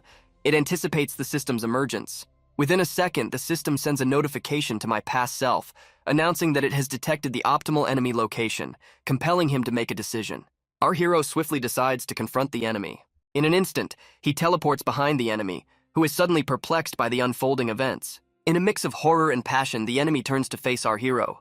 The man instructs him to remain still, sensing his advantage. He tells him that he knows they aren't going to follow through. If they had intended to, they would have killed him long ago. The enemy did not comprehend this message, unsure of the sender's intentions. He coughed, falling silent as he looked at the boy. Our hero calmly assesses the surroundings amid the chaos. He always appeared on the scene just before the commander removed his silver breastplate. Items he doesn't place in his toolkit return to their original positions. His adversary stands there, paralyzed with fear, failing to comprehend his intentions. Our hero assessed his opponent's health and stamina. He realizes he's no match for his opponent, who could easily kill him. But why should he? He turns away from the commander, walking towards the body. Crouching over him, he performs an action that the nearby commander cannot comprehend. He collects the LP for a silver bib and adds it to the inventory. He collects bamboo sticks despite not needing them. He turns to the commander and is asked if he indeed leads the Black Fire unit. The commander unhesitatingly confirms the truth and admits to it. He hands the commander the bamboo sticks, saying, "Take these. There is only one requirement. He must answer the questions, then the sticks will be his." The commander is prepared to promptly answer all questions from our heroes. He inquired about his knowledge of the second test. Without much thought, the commander responded, "What if he arrived here without knowing the nature of this city?" He responded by saying that, as far as you're aware, they are only conducting tests. The commander was astounded, considering his own combat prowess, that he couldn't ascertain the test's nature. This could be attributed to the fact that he had picked the stick torso as his first choice when he enlisted. The commander, though willing to share the information with the boy, questioned whether revealing it might jeopardize his survival. The man responds that if his answer is satisfactory, then yes. The commander, left with little choice, began his narrative by explaining the process individuals undergo to enlist in the army. It is impossible to join the army if you do not follow the correct procedures in sequence. The boy, unsure of the correct sequence, asked for clarification again. The commander responds that there are 4 tests in total. However, he is unsure of their exact sequence, only knowing that the torso test is the final one.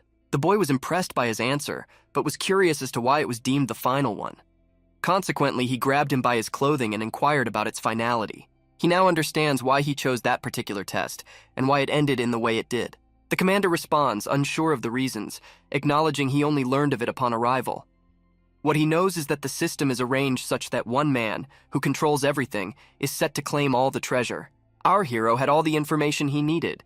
His curiosity lay in whether he had uncovered much treasure here, as he had never encountered anyone stronger than him. He began to understand why, as this would be their final exam. The commander of the Oma unit also mentioned that with the sunrise, more skilled warriors would emerge. The venue is specifically engineered to enable individuals, even those normally overpowered, to triumph over stronger adversaries through the aid of concealed treasures. This unique setup provides the weak with opportunities for self-defense. This is why the test site is referred to as a tush. It was a brutal place where the powerful oppressed and abused the weak. The commander relayed all this information to the hero, knowing it would serve him well. Encouraging him to flee, the commander assured him that staying would yield nothing of value. The question of why he planned to run away continuously plagued our protagonist. The commander was astonished that the man had no knowledge of this location whatsoever. He informed him that those who had completed the 3 trials would arrive the following morning. If he couldn't find something to assist him in enduring these trials, he should simply depart. A single question plagued the man. He wondered about their strength. Their power was acknowledged by 5 out of the 9 pavilions of the Demon Academy. This implies that the entire High Court will be present, including the captain of the Black Gold Squad. He was one of the most powerful warriors, representing all divisions of the Supreme Court. The system alert then reveals a new mission, to accept the challenge of defeating this commander. Upon successful completion, a reward of 1 Sky Dragon pill will be granted. The allotted time gave our hero an opportunity to ponder his intriguing question. Why was this friend chosen for such a mission? He realized that the Heavenly Dragon pill, which had greatly boosted his health and stamina during the test, was the same renowned pill he had heard of. If he succeeds in this test, he can accumulate a decade's worth of chi energy and bolster his health. There's no need to overthink it. He should proceed regardless of the obstacles. Upon accepting this significant mission, the hero's appearance is activated by the system. A message from the system reveals that the captain of the Black Gold Squad is the most formidable martial artist among all other masters in the 7 squads of the Supreme Court. Currently, the captain resides within the army's territory, obediently following the directives of the Supreme Lord of the Court. The system enhances our hero's health and endurance, providing him with a new opportunity as a formidable fighting force of 30,000 units. His newly assessed abilities are impressive. The change occurred because the man's mind-reading ability has decreased, allowing him to perceive a new parameter. I examined the parameters of this boss and realized that the commander's martial art level had peaked. It appeared that his parameter was 3 times higher than his own. These were incredibly impressive figures, and the question of whether he could secure a victory left our hero restless. The individual he was about to confront was nearing the height of his power.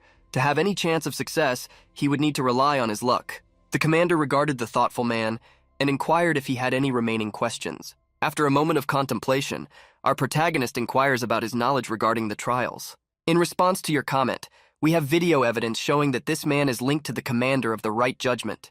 It is said that he struggles when faced with difficult questions. In a brief span, they emit a fatal poison, and your end is imminent. If he poses a question and the instructor disapproves, he forfeits your life. At this juncture, our protagonist remembers the occasion when his response to the inquiry didn't align with the teacher's past experiences, and consequently the teacher metaphorically cut off his head. The commander, though uncertain, informed him that he had received a book. This book contained tasks that he needed to complete and tests that he needed to pass. As he concluded, he stated that he had shared all his knowledge about the ordeal, and he wished to depart at this juncture. He cannot afford to slow down on any task, as he has limited time and needs to gather as much treasure as possible. At that moment, our hero contemplated the impending battle with the boss, oblivious to the fact that he was still cattle. He did not provide any explanation throughout his life that could help him understand and address the issue. Despite this obstacle, he will undoubtedly overcome and grow stronger.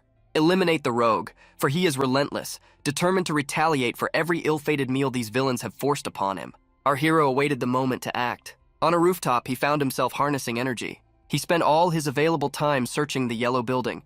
The only useful item he found was a grenade. Many treasures were yet to be unearthed, likely to attract future monsters. Therefore, it was crucial to recover as many items as possible. Sitting on the yellow roof, he focused on harnessing his energy.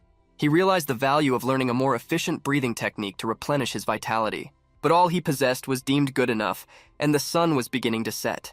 This indicated that it was time for him to embark on a mission.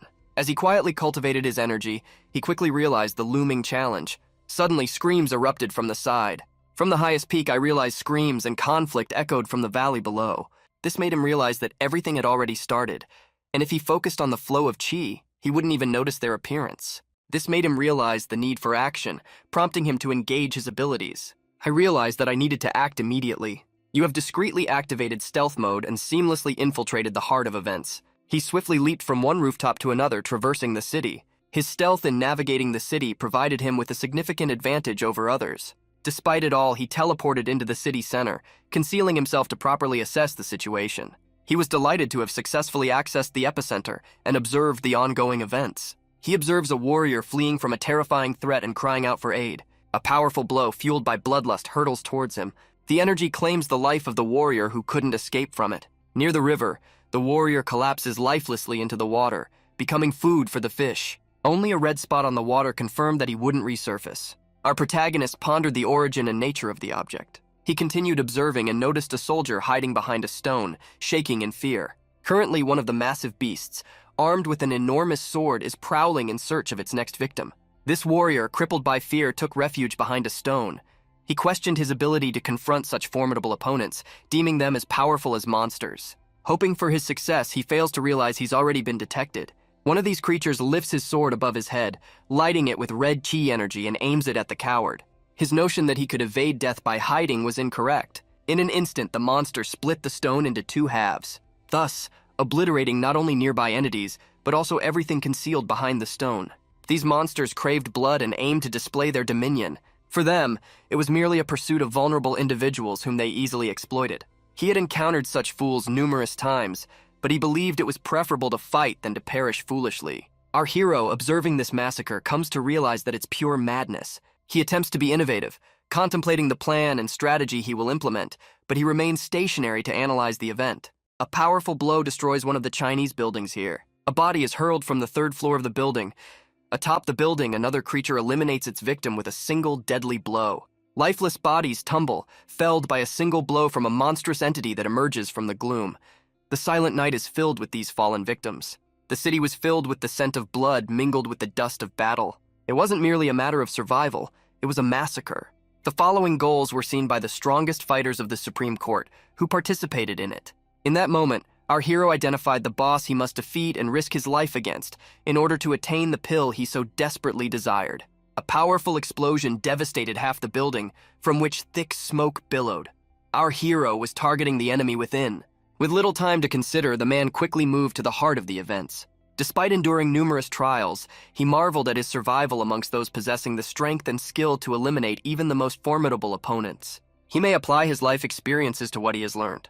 Perhaps it was his secretive approach that provided him an advantage over others. It's not about the skills or knowledge you possess. The reason, although clear in the second scenario, could not be precisely articulated by our hero. Continuing his mission, he stealthily approached his enemy as closely as possible. He acted with utmost care to prevent unnecessary injuries. A brutal slaughter was unfolding in the adjacent room as he approached. The unit commander participating in the conflict questioned the instructor about their rationale for such actions. Why was so much blood spilled on this land, and what benefits does this mission offer them? Our hero observed a notable Chaco commander, consumed by greed, who, despite failing to secure an advantage over the enemy, remained steadfast and refused to leave the battlefield. He was now in a challenging position, facing an opponent far stronger than himself. He likely said all these things because he wanted to. Approaching the commander, one of the Supreme Court soldiers expressed self-confidence, beginning to enjoy the onset of the sumarak as I did. The boy understands that he is associated with one of the yards, but the reason for their intense efforts to kill him remains unclear. These ferocious creatures were annihilating anything in their path, leaving commanders and scientists injured in the ensuing battle. They were warned that any discovery of their destructive actions by the Supreme Court's Chief Justice would result in severe punishment. But he replied, laughing, "Do you really think so?" With cold eyes, he looked at him and stated that they had already discussed everything. This implies that if the massacre was sanctioned from the top, the commander would not be held accountable for the deaths. The Supreme Bishop has issued orders to handle all those intending to profit from the army's treasures. This roulette he was tasked to survive was perilous for everyone. The commander, fueled by intense hatred, regarded the thief who callously victimized everyone in his path. Regardless of his efforts to combat this villain, he won't succeed due to the adversary's immense strength. In an instant, he aimed his hand at his opponent, unleashing a powerful energy punch that inflicted life-threatening injuries. As his life swiftly passes, he is apprehended by the enemy, who ruthlessly punishes anyone daring to search for the treasures concealed within military grounds. The instructor, standing over the corpse of the unit commander he just killed, proclaims that the deceased isn't even deserving of his title due to his pathetic nature. Our protagonist observes the unfolding scene, recognizing the vast disparity in skills. It becomes clear that the adversary lacks the strength to threaten the commander's life. Upon searching the body, the instructor only finds bamboo symbols and the commander's discarded items, which aligns with his expectations based on his skill set. Our hero is covertly waiting for a system notification about a discovered enemy weakness, but it never comes. He wonders, will he need to attack? Realizing an inevitable fight looms, he identifies a grenade in his possession that can be used to distract the enemy. The hope was that the grenade would distract him, offering a chance to take out the Chokon, as there may not be another opportunity. As soon as he chose to use the item, the system notified him that he was unable to open the toolkit at that moment. He immediately senses the other's presence, understanding that he must leave the sphere of his influence to uncover him. The boy, feeling the nearness without having to look in his direction, engages his agility power. As soon as they reached an agreement, he chose to elope with the spirit.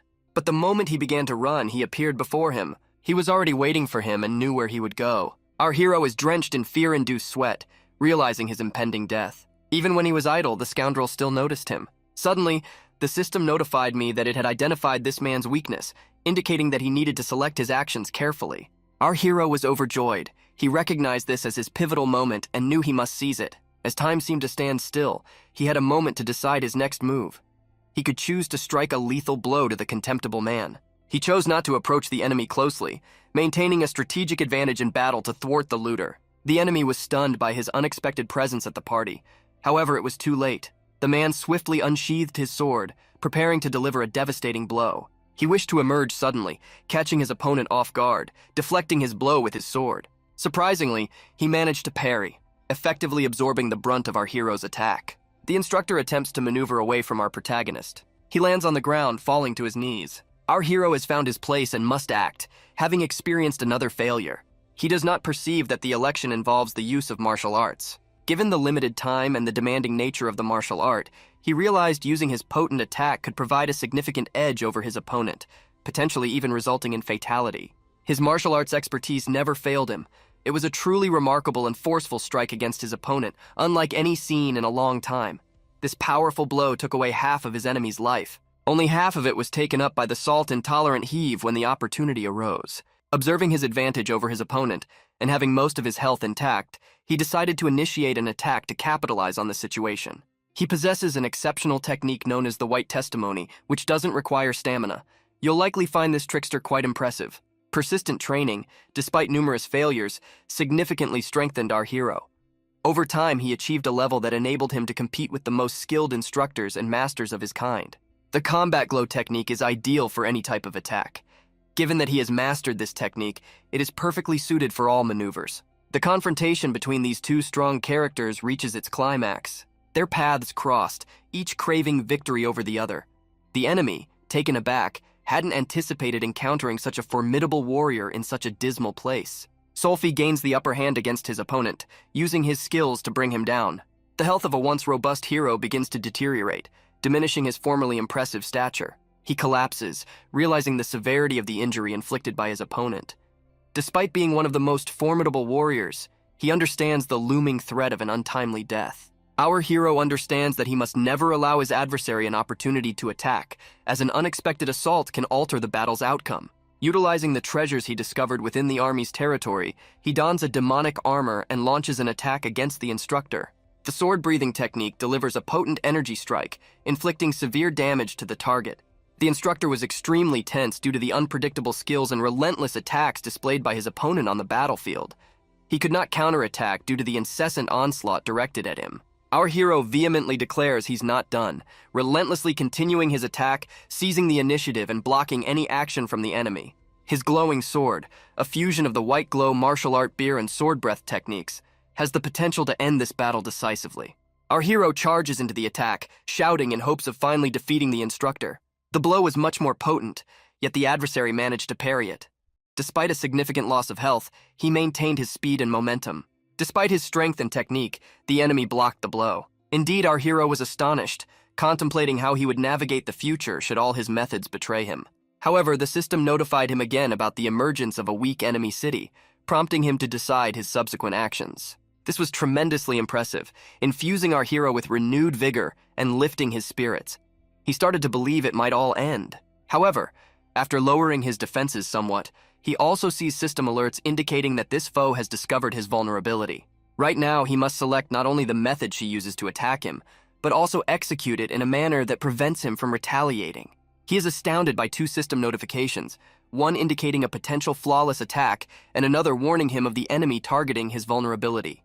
He was stunned by the situation, uncertain of what to do next as his life depended on it. However, he recognizes that victory won't come easily. In the past, he consistently chose the path of least resistance, but it didn't yield any noteworthy results. Now, he knows he must gather his strength and determination. An effective method would be for Voight to rewind time by 3 seconds. If he selects this option, he can slightly turn back time to observe his actions and determine if the problem persists due to a weakness. If he chooses this option, he can't predict the consequences of being shot in a vulnerable spot. However, he lacked the time for contemplation and had to make a swift, decisive choice. Instead of choosing to attack, he decided to confront the enemy directly. As a result, time resumed its pace. He had anticipated this moment as if time had rewound by 3 seconds. He possesses the ability to simultaneously execute a flawless attack and take a considerable risk. Since the enemy has identified his weakness, he will adopt a defensive strategy and refrain from attacking to avoid exposing this vulnerability. All that's left is to engage in battle and anticipate how the enemy will reveal themselves and the ultimate outcome. Here, the red blood chi energy observes everything within its radius, bracing itself for an imminent powerful attack from the enemy. This terrifies our protagonist, who has never encountered such an assault in his life. He views the ray as a star full of energy. Some individuals bleeding are headed in his direction. A formidable force altered the battle's outcome. Surely one of them will lose and perish on this battlefield, both failing to realize that retreat is not an option. After a powerful blow from the enemy, a small bloody wound remained on our hero's face. Although the blow was strong, it could not kill this guy. The enemy used a huge amount of energy and strength to strike our hero. He concentrated half of his stamina to make this strike. If only our hero hadn't been prepared for this scoundrel's attack. Even if he had failed, the death he suffered would not have been in his favor because he allowed the blow to happen. However, fortune turned to him, as this blow could have taken a life. Although the enemy probably would not have survived, he could have killed him. The instructor was unable to find the hidden salt, and this turned out to be very successful for him, because he spent a lot of energy to strike, and even if he managed to form the sword aura again, it would not be as strong. So he has an advantage in stamina and health. This means that he can continue the fight. The instructor looked at him and called him an animal. Who is he and where did he come from? He asks our hero these questions. But without thinking twice, the boy's response shocks the instructor, as he tells him that he is just an animal under his command. This becomes incomprehensible to the instructor because of what the boy says. Continuing their dialogue, he asks, "Are you from the Supreme Court?" The guy just smiles at this question. He gained strength and attacked the instructor, claiming that he knew nothing about it. The battle continues and takes on new colors as the sun sets. With each attack, he strikes again and again in the battle he seeks to win. Feeling confident and superior to the enemy, he does not stop thirsting for the blood of his opponent. The instructor repels his attacks, losing health and stamina each time, but continues to defend and hold on. Our hero realizes that although he wants to defeat the enemy, his health and endurance are not at a high level. If he allows the enemy to strike at least one blow, he seems to be in danger. However, our hero has no time to think. He is mobilizing all his forces to move to the offensive phase. The battle continues, but the defense attempt is unsuccessful, as the hero's health has decreased. However, the attack was successful. He struck the enemy. All the while, the system displayed notifications about the actions. It delivered blow after blow, adding new colors to the battle. The situation developed in such a way that both opponents exchanged blows. After a long battle, the health of his opponent instructor was already minimal, but he still held on, even though he was torn and covered in blood. And the more our hero noticed that they were fighting, the smaller the gap between their health became. And if this continues, this may not end in our hero's favor. The enemy noticed that the guy was confused and immediately attacked him with his sword, forcing him to stay focused and continue fighting. Our hero blocks this blow, realizing that he must not give him a chance to attack. But his friend notices that the enemy is activating equipment that shouldn't have been manifested. After the instructor hits him, our hero realizes that he has deceived him, and it was not a punch but a fake trick. The enemy activates the aura of his sword and strikes the hero. But to prevent this from happening, the guy replaces it and tries to counterattack. At this point, he tries to get to it first. But the instructor retreats, dodging his sword. He retreats to the maximum possible and convenient distance from his blow. In this way, our hero realizes that the initiative may be on his side. At this point, time stops, and the system detects an error. The enemy has discovered our hero's weakness, and our hero is faced with a choice. What exactly should he do? How should he take this blow? Should he run away or fight back? Our hero was not ready for this, and all three of these options are different in terms of his proximity to the enemy and his movements. If he encounters him face to face, it means that he will get very close to him. If he is bigger than his opponent, it will be very dangerous. If he chooses to chase the enemy away, this will allow him to increase the distance between them. He believes this will be the best option given the proximity of their movement. If he chooses to flee, he will not be able to avoid it. But despite this option has weaknesses that can lead to a fatal blow if his back is turned. The choice was really not easy, and the physical condition of the hero could have been better. But he must not give up and must fight to the last. He chooses the option to kick him out, and the scenario continues. A strong and powerful blow from the enemy falls on our hero. The defense attempt failed, and our hero's health decreased to a minimum. He did not expect the enemy to be faster than he thought, and to strike faster than he could react. But the enemy's health and stamina were at the same level, and these two heroes were shaken by the battle. But after this blow, our hero had less health left than him. The enemy, with a sword on his shoulder, approached the guy who was kneeling next to him, and he said to him, "Do you feel this difference between us? I don't know how much he had to save up to get here, but this is the limit of his capabilities, and the difference between them is enormous. This instructor was the chosen one, and he was simply rejected." These words of our hero stuck something in his soul, and he felt the utmost indignation. The enemy continued to argue that this was not just bragging. He was on an important mission from the Supreme Court. Moreover, he is in charge of one of the 6 units of the Black Gold Detachment, and is guaranteed promotion. Our hero interrupted him, telling him not to deceive himself. He reminded him that if he thinks he is at war, he is not, and that there are many chosen ones like him, and one of them is standing in front of him. These words took the smile off the enemy's face, and he forbade our hero to speak in riddles. He raised his sword above the hero's head, activating all his powers, and embodied them in the reception of the aura. Everyone is happy that they are taking his life. He screams, "Die!" and deals a powerful energy blow to our hero. It seemed that he had no chance of surviving, because the initiative was on the enemy's side. He dodged the first blow, but the second wave of aura still reached him. The aura of the sword pierces his shoulder, and his breastplate has given him no protection. But this was not the end of the battle, because the instructor had an additional trick up his sleeve. Aura not only injured our hero's shoulder, but also put him on the list. Thus, she caused him great pain and suffering before the inevitable onset of death. The impact of the energy aura caused fatal damage to our heroes, and he walked away from him with this wound, went to the wall to somehow support himself and not fall. Our hero's health was deteriorating, and the bleeding from his shoulder did not stop. The enemy is slowly approaching our hero. The boy looks at him, and everything in his eyes, vague and uncertain, symbolizes his inevitable end. Due to significant blood loss, he cannot see anything. Everything in front of him is too narrative, he can't focus. And it seemed like the end of his life, the end of this episode. His eyes were half dark. The enemy does not stop, and slowly approaching him keeps the intrigue alive. Despite everything, our hero still recovers from the shock and looks at him with the last of his strength. 2 strong fighters fought to the very end. Although the enemy was stronger than the hero, the guy did not give him a chance or a break. The instructor tells him that for a loser like them, he did well. He even managed to make the instructor sweat. And in doing so, he praises him, saying that he is a good man. At that moment, our hero realized that the final blow would eventually come, taking his life. And he decides to risk everything so that it doesn't end up like that. At first, the enemy did not realize what maneuvers our hero was using.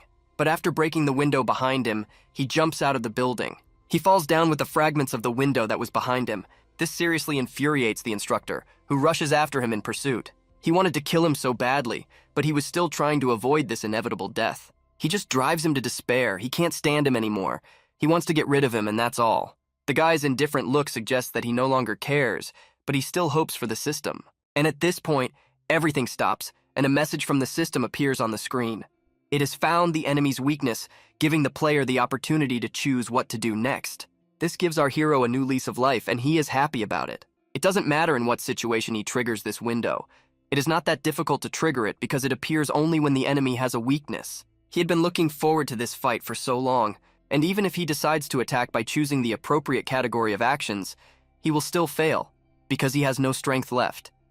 He decides to use items from his inventory, trying to improve his health with a goodie or a golden infusion. At first he thought about using a grenade, but winning the fight for survival was more important. He uses these items that were in his inventory to restore health and stop bleeding, thereby improving his performance. Time goes on, and the enemy rushes at him with a new attack, trying to take him away. But our hero, as soon as he regained his strength, began to repel his attacks. In this way, he improved his performance and had a slight advantage, as well as a chance of survival. After the fall, he successfully landed on his feet, and his opponent, Eli, also got to his feet. He didn't understand how he was able to improve his health in the fall and withstand the pressure. Since he was on the verge of death, I had every chance to deal him a fatal blow. However, at the crucial second, he was able to become stronger and better.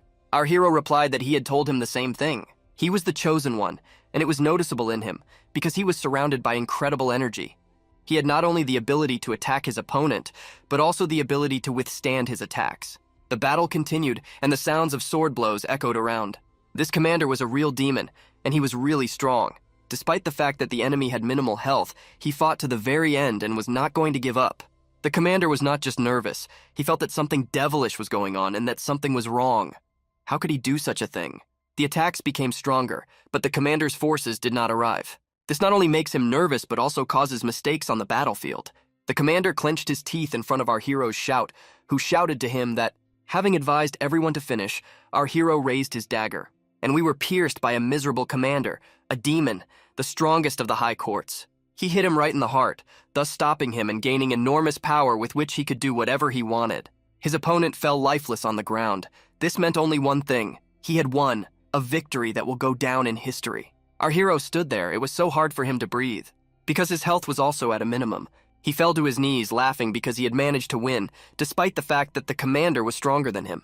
And this battle was a great success for our hero. He was just lucky. And then he receives a message from the system that the mission is complete, and as a proper reward, he receives one heavenly dragon pill. With joy, our hero thinks he is dreaming.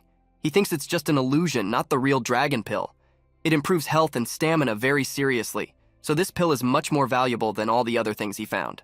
And now that he has her in his hands, he has no regrets.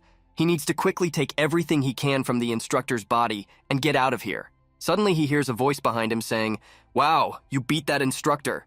This seriously scared our hero, because he realized that he did not have much time left in his life.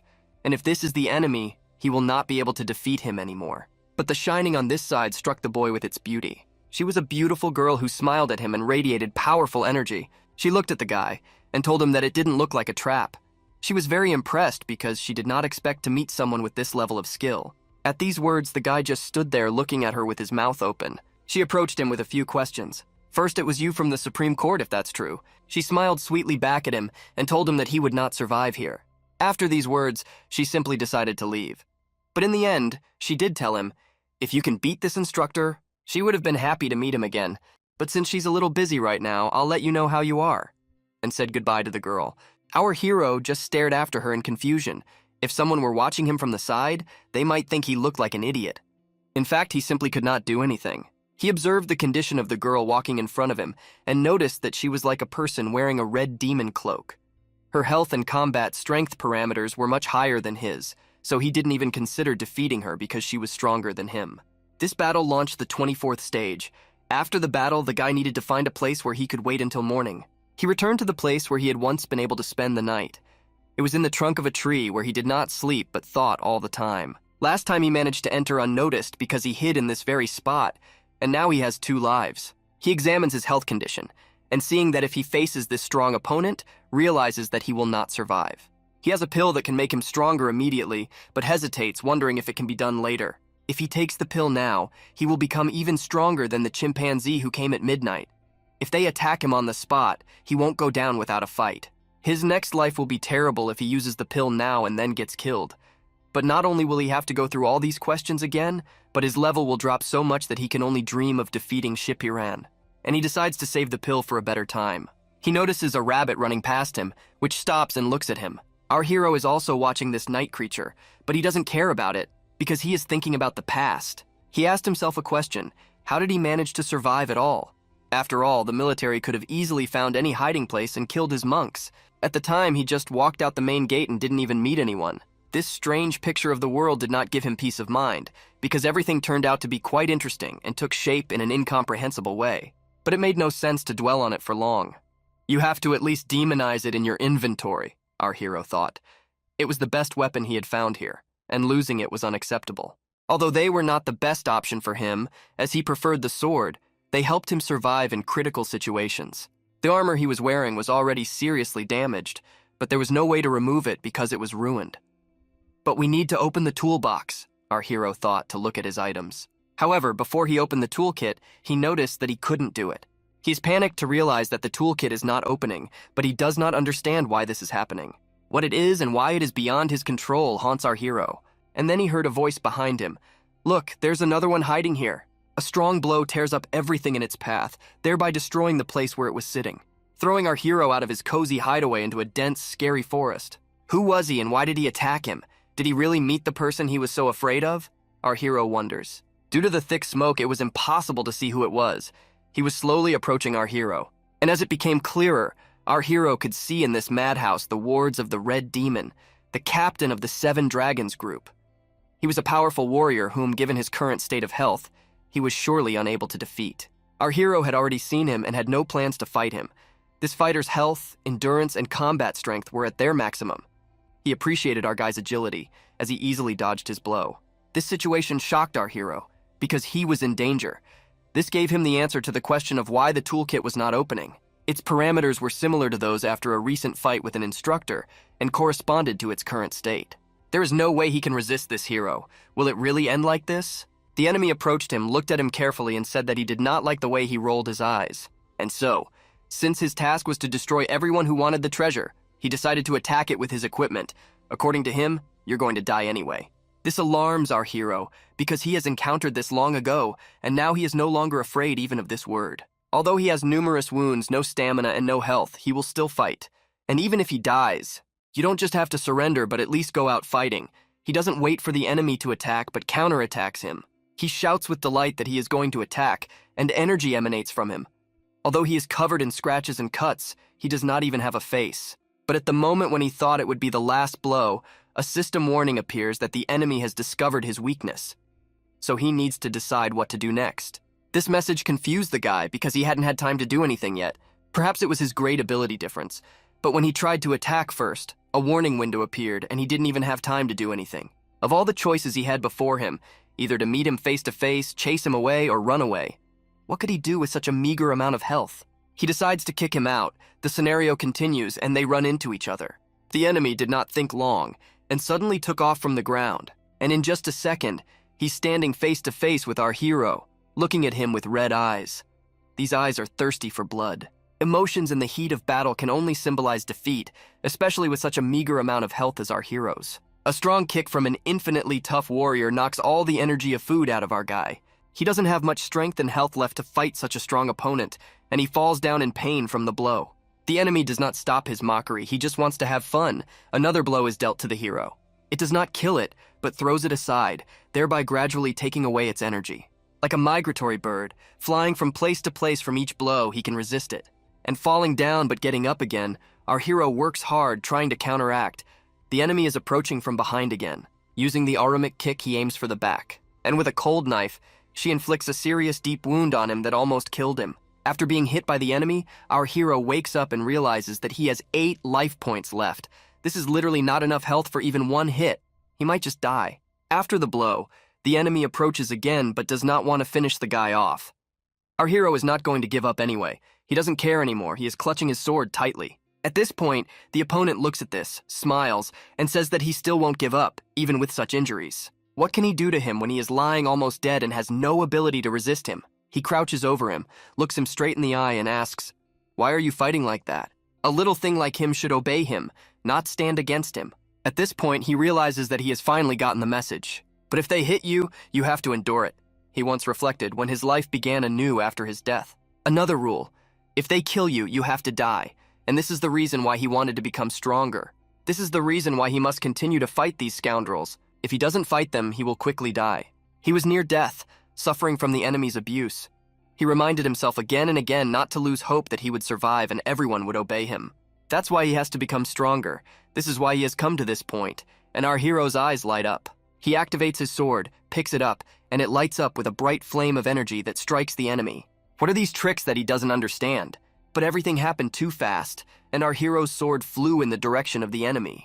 He glares at the scoundrel with a cold look. Using all the strength he has left in him, he wants to strike him at least once. And although he had not been able to resist him before, now he was able to strike with maximum force, causing the entire forest to echo with the echo of this battle. The enemy stopped after this sword strike, trying to slow down. He stops with his sword in his hands, trying to understand what happened, and watches the blood drain from it. The commander was examining the fatal wounds and received a direct stencil on his body, which caused him fatal injuries. Some disrespectful guy made a counterattack, but not only that, he almost took his life by surprise. Our hero confidently looks him in the eye, realizing that he must fight to the last. This is especially true for him, because his thoughts are unchanged. If he acts accordingly, fate will definitely return his luck. He was seriously injured by a surprise attack from a guy he should not have received. He did not expect such a terrible attack from the guy. Our hero inflicted a huge damage to the health of the famous fighter Coven, whose blow almost killed him. It was incomprehensible to him because a simple guy was able to inflict almost fatal damage on him. Who would have thought that the instructions for using this sword had to be found inside? The adrenaline rush of what he had done made him say, "You know, it would have been good for you to install this when you were still stronger." The enemy was seriously enraged by the words of this suffocated wretch. How dare he say such words to the hero? However, due to his poor health, he will not be able to deliver a proper punch. Feeling the initiative in his hands, the guy starts to joke. He sits in front of him smiling and tells him that he has no escape now. And now, when he is in captivity and seriously wounded, the rest of the villains will not allow him to get out of here alive. Although he was quite strong, the wound was life-threatening. The enemy's eyes were covered with foxblood. He was burning with hatred for this scoundrel. The unremarkable-looking guy managed to do the impossible. The rage fueled the energy of not only our hero, but also his forging enemy. Despite his serious wound, the bandaged warrior gets back to his feet and is full of revenge. But regardless of his attempts to launch a counterattack, it will still have no effect. Our hero sits on the ground and realizes that this life was not so bad, even if it ends at this very moment. He has the dragon pill that he received during the battle. In addition, he realized how to use a sword. Saying goodbye to life and summarizing it, the system notification reappeared before his eyes. Time had stopped, suggesting he strike at Cowan as he had discovered his weakness. He didn't understand how he could resist him because he didn't even have the strength to lift his sword. But he mentioned an important weapon in his inventory. He opens his inventory and wants to select some items that he could use to launch an attack. Of all the available weapons, he has a grenade that can make a decisive adjustment to his strategy. And now there is such an opportunity. He wants to use grenades against this enemy. And at the very moment when the enemy is about to take his life, there comes a moment of reckoning that will change the course of the battle to a completely different scenario. The grenade flies up and flies directly at the enemy. Fascinated by this technique, Cavell turns his attention away from the attack and watches the lit grenade near his face. The explosion fills the entire space, throwing the guy aside. A direct hit from the enemy costs the life of the Covey, who dies from a fatal injury, and his status changes to dead. Our hero also receives damage from the impact, which reduces his standard of living, thereby harming his survival. His opponent was simply torn to pieces, and everything around him was destroyed. Our hero observes the outcome of this battle and realizes that he has managed to win. He falls to the ground, realizing that with such wounds, even though they have won, he has little time left. But he realizes that if he searches the Covey, he has a chance to find something that might be useful to him in his next life. However, his health is rapidly deteriorating before our eyes. He is losing a lot of blood, and there is not much health left. All that remains is to approach the enemy and hope that he has something valuable. If he dies like that, then the grenade was not wasted. He realizes that he has a nutritious bar that can help him regain his health at least a little. He takes a bite of the nutrition bar, and his health is restored by 2 units. This is not much, of course, but it may be enough to give him the health he needs to find something of value. He sneaks up on his opponent's inventory, begging fate to give him at least 1 minute of life so that he can accomplish what he has planned. And at that moment, he realizes that he has received a medicine, a sharp sword, a nutritious fruit, and high-level armor during the search of the enemy. He also found a map of the area and a note with another task to complete the tests. He falls to the ground, relaxing and realizing that he has succeeded, although he is not bleeding. You can relax and realize that this life was not lived in vain. But suddenly it occurred to him that he had forgotten something. It was his heroic sword that cuts off shadows, but it was not in his hands. If he does not get it in this life, he will not be given it in the next. When he dies, he reaches for it with all his might because he must get it at any cost.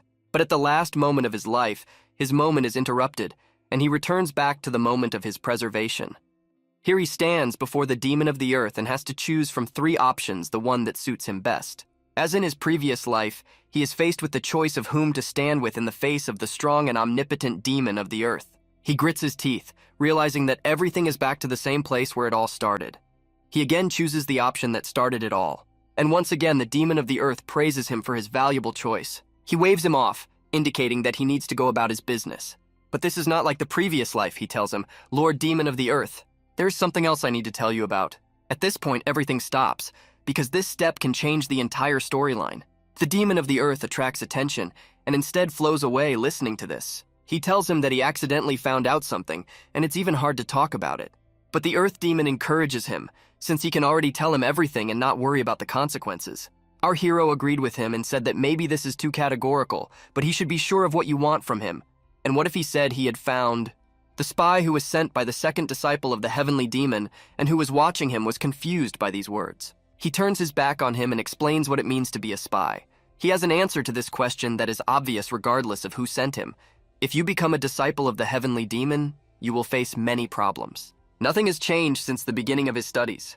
The words of our hero, the demon of the earth, were not considered particularly important. Looking at him, the guy says, the 4th disciple of the heavenly demon of earth, he is a martial artist who is among the top 100 in the academy, but at that time, he has no influence on anyone and does not show his strength. As soon as they spoke, he immediately realized that he was fighting on several fronts of secret wars. As the demon of the earth walked away from the boy, he asked him his full name to clarify, as if to hint that he was no longer just an empty space for him. Although he did tell him that if he ever came across information about a spy, he should let him know. And if he is likely to be in the residence, he also needs to let him know. After receiving this information, our hero became worried, because this residence was one of the elite places. This residence was a resting place only for heavenly demon disciples, and no one else in the academy had the right to enter. If anyone tried to break in without a valid reason, they were immediately killed. But despite what he had said, the Earth Demon decided to clarify that it would be better if the spy the boy will bring back will be alive. Smiling, he told him this, conveying the idea that he would be able to interview him again. The boy bowed, showing his respect and demonstrating that he understood the information. He repeated it again in his head. It would be better if he got through his presidency alive. And despite all this dialogue, he returned to the basement of the department, where the library where he had done his internship is located. Our hero, in order to avoid the trials, remembered the spy, and this time he needs to decide what to do next. He realizes that all the treasures he has acquired in previous lives must be in their place. Well, after he found out who was passing through after dark, this option became very dangerous. In this life, his main goal will be to catch a blacksmith spy. But returning to the state he was in before he got his superpowers was a little encouraging. He looks at his inventory and notices, unfortunately, that the effect of the pill did not last after his death. And what he received from the spy is also missing from his inventory. But just as he began to think about it, the items in question began to appear in his inventory. It was really amazing to him, because even the items he thought were lost forever were still there. To regain his strength, he activated Blood Ice and 1,000-year fruit, which recharged his energy, restored his stamina and health. He also had a trick up his sleeve, a pill he received as a reward for fighting one of the strongest in the academy. It's a celestial dragon pill that charges him with maximum health and stamina, giving him insane results. After feeling the effects of the pill, he seemed to rise above his previous state. He felt his body as if it surpassed all its limitations. It seemed that on his life path, along which energy moves, it had taken its highest place. This power, which manifested itself through his aura, was gaining new momentum. And probably because of his heightened senses, he hears someone walking upstairs and moving objects.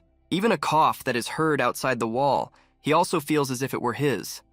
The ability to read minds, as well as the ability to passively read minds, is enhanced. He also mastered the martial arts, having mastered the art of the fire hand.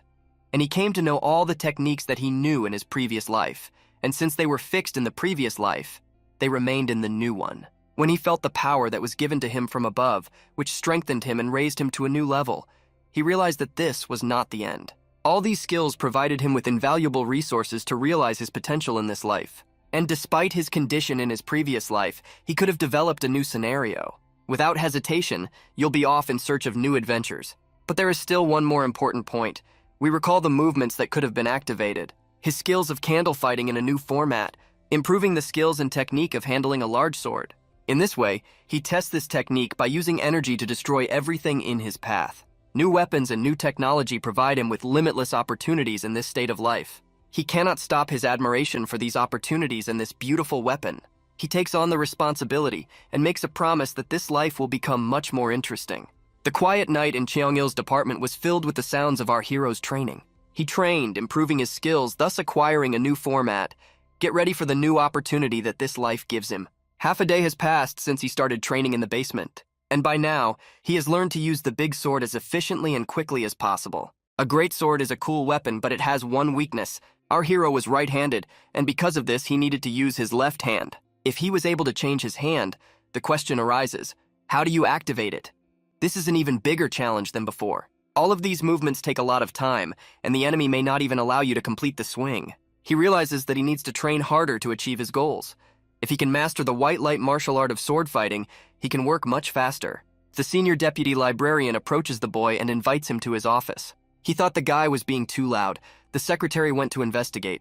At that moment, the boy was eating an apple. The guy responded to his remark by apologizing and explaining that it was because he was training. The secretary asked him what the hell he was doing here. He didn't realize at first that she was referring to his training. Here he looked closely at the secretary and for a moment forgot about the task. He had only one life to live, and he held it in his hands. Observing the old woman's attitude, he singled out one task, to become a dog for this magnificent spirit. And he realized that if he succeeded, his respect would increase. A true type of fighter. Everything is as usual, an ordinary task, but this task is a little different and has a special property. And what can it give him? It is undoubtedly an advantage. Taking the fall from the apple in his mouth, the secretary aims at our hero. He notices the disgusting actions the secretary is taking against him and realizes what she is going to do. He skillfully dodged his product, thus demonstrating his dexterity. The secretary wanted to turn him into his dog. He was touched by the fact that he did not suffer from his abuse. Has this little brat lost his common sense? He asks him. He insults the guy again who can withstand this abuse. He is wrapped up in the thought that it could kill him. He clenches his fist tightly to withstand it, not letting his emotions get the better of him. He endures the abuse, realizing that it is not yet appropriate to kill him. Everything needs to be thought out before he wins very easily. But his death will lead to numerous consequences, so he cannot afford any changes in the plan now. So since he is in this life, he must not kill. I'm sorry, the only reason for all this is the old man. He spits at me all the time, but I promise I'll clean up after the old secretary. Feeling important, the secretary spat in his face. This guy will never leave this insult unattended. He will definitely come back with a vengeance. The old man likes that the boy is obedient and tells him that he is very lucky. At the same time, he is already feeling bored with nothing to do. He also witnesses the actions of scoundrels like our hero, who wander in and out of the house and make him nervous. With a sly fox smile on his face and an old nasty look, he approaches the guy and says, "Maybe we should get to know each other better." This, of course, sounds a bit strange. These words alerted our hero, and he thought maybe it was worth killing him after all. However, the only thing that holds him back is the task, and he must suffer for it. The strongest of this world go where the sword of the strongest points. The main rule of the Demon Academy, which everyone must follow, is that it is normal for the top to control life, death, and have the right to kill their subordinates. And because of this, despite her ridicule, she has no reason to stop. The old irrepressible secretary entrusted our hero with the miserable task of cleaning that instrument. So our guy started cleaning the toilet to fulfill the task and become the right-hand man of the secretary. Doing this with a mask on his face. Because the smell around him was not of flowers, our hero promised to kill him in the most horrible and repulsive way. The messenger above his head showed that he had completed 1 task out of 8 to become a secretary. But the task was not very pleasant, cleaning the toilets all night and cleaning the cesspool in the morning. It turns out that he was not the first time inside the toilet and kept returning to the same place. He could not escape this unpleasant life. And after these 6 categories, he did not continue to ask himself what the purpose was for which he was performing this miserable task.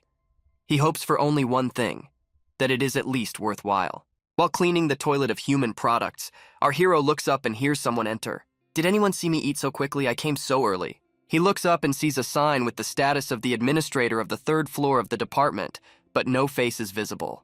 To let him know that there are people downstairs, he says loudly, "Stop, there are people down here." This 3rd floor administrator looked at him with a haughty look and said that the secretary had mentioned him. "You are the new fool who came to the department, and everyone already knows about you," he said. Given that these restrooms are used only by the department's administrators, this was especially important. The guy smiled back at him and said, "Yes, it's me, that idiot, but I have a task." He hoped that he would go back embarrassed. But this administrator turned out to be an unworthy person. He took off his pants and tried to do his business, despite the presence of our hero. This maneuver made the guy's insides warm because he realized that this man was not joking. He repeated to him, "There are people here, there is a person here, how can he do this?" But the man had already sat down and was preparing to carry out his plan. Splashes of human products got into the guy's face, and it was a shame that could not be washed away. Immediately afterward, he went to the mountains near the river to recuperate after this exhausting ordeal. He wiped his body, ashamed of what had happened and realizing that it would be difficult for him to clean up from this. The water could take away his smell, but it did not make his shame go away. After his morning routine and getting rid of this shame, he realizes that he will definitely remove these obstacles on his way. He realizes that he will first beat them half to death and then drown them in the toilet. It sounded cool, and he planned all this only to fulfill the task. But suddenly, the impulse of rage and anger at these scoundrels overwhelmed him. He stood in knee-deep water and shouted, "I will kill you all, I'll kill both of you, you scoundrels."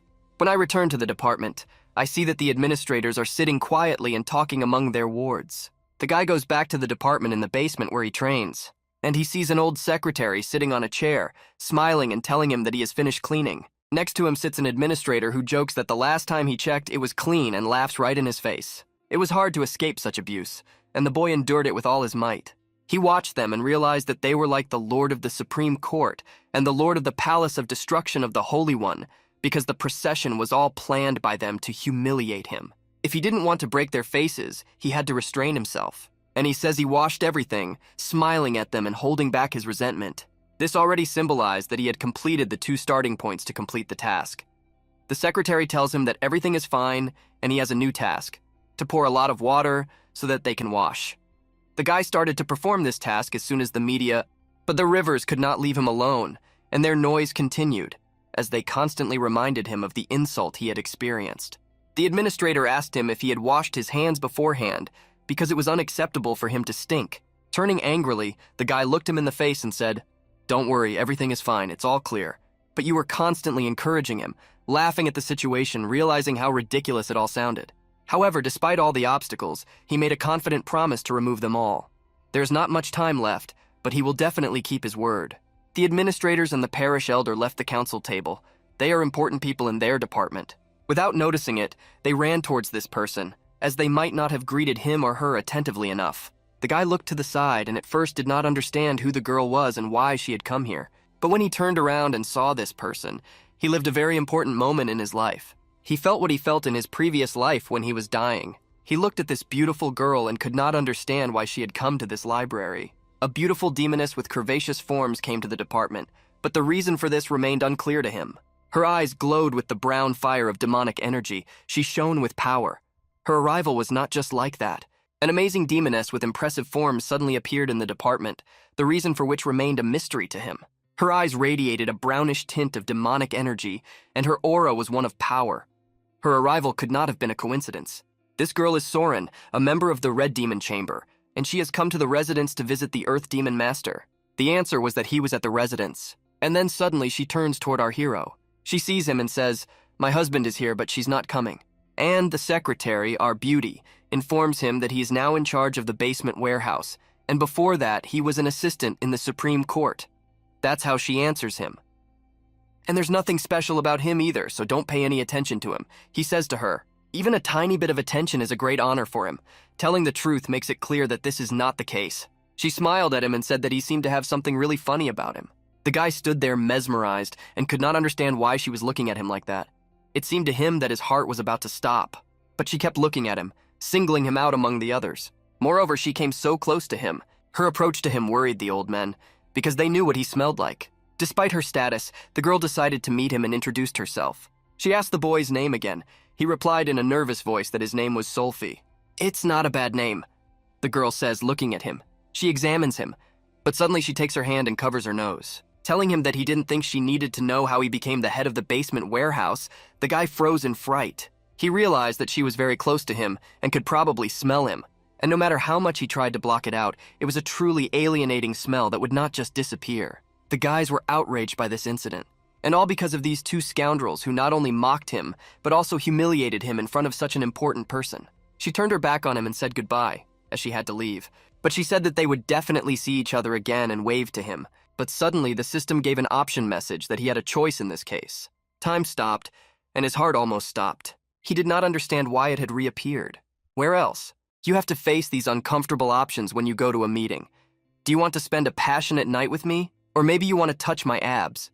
These are all the possibilities the system has given me. And unfortunately, there is not enough time to think. Although it seems as if these options appear suddenly, most of them affect his immediate future.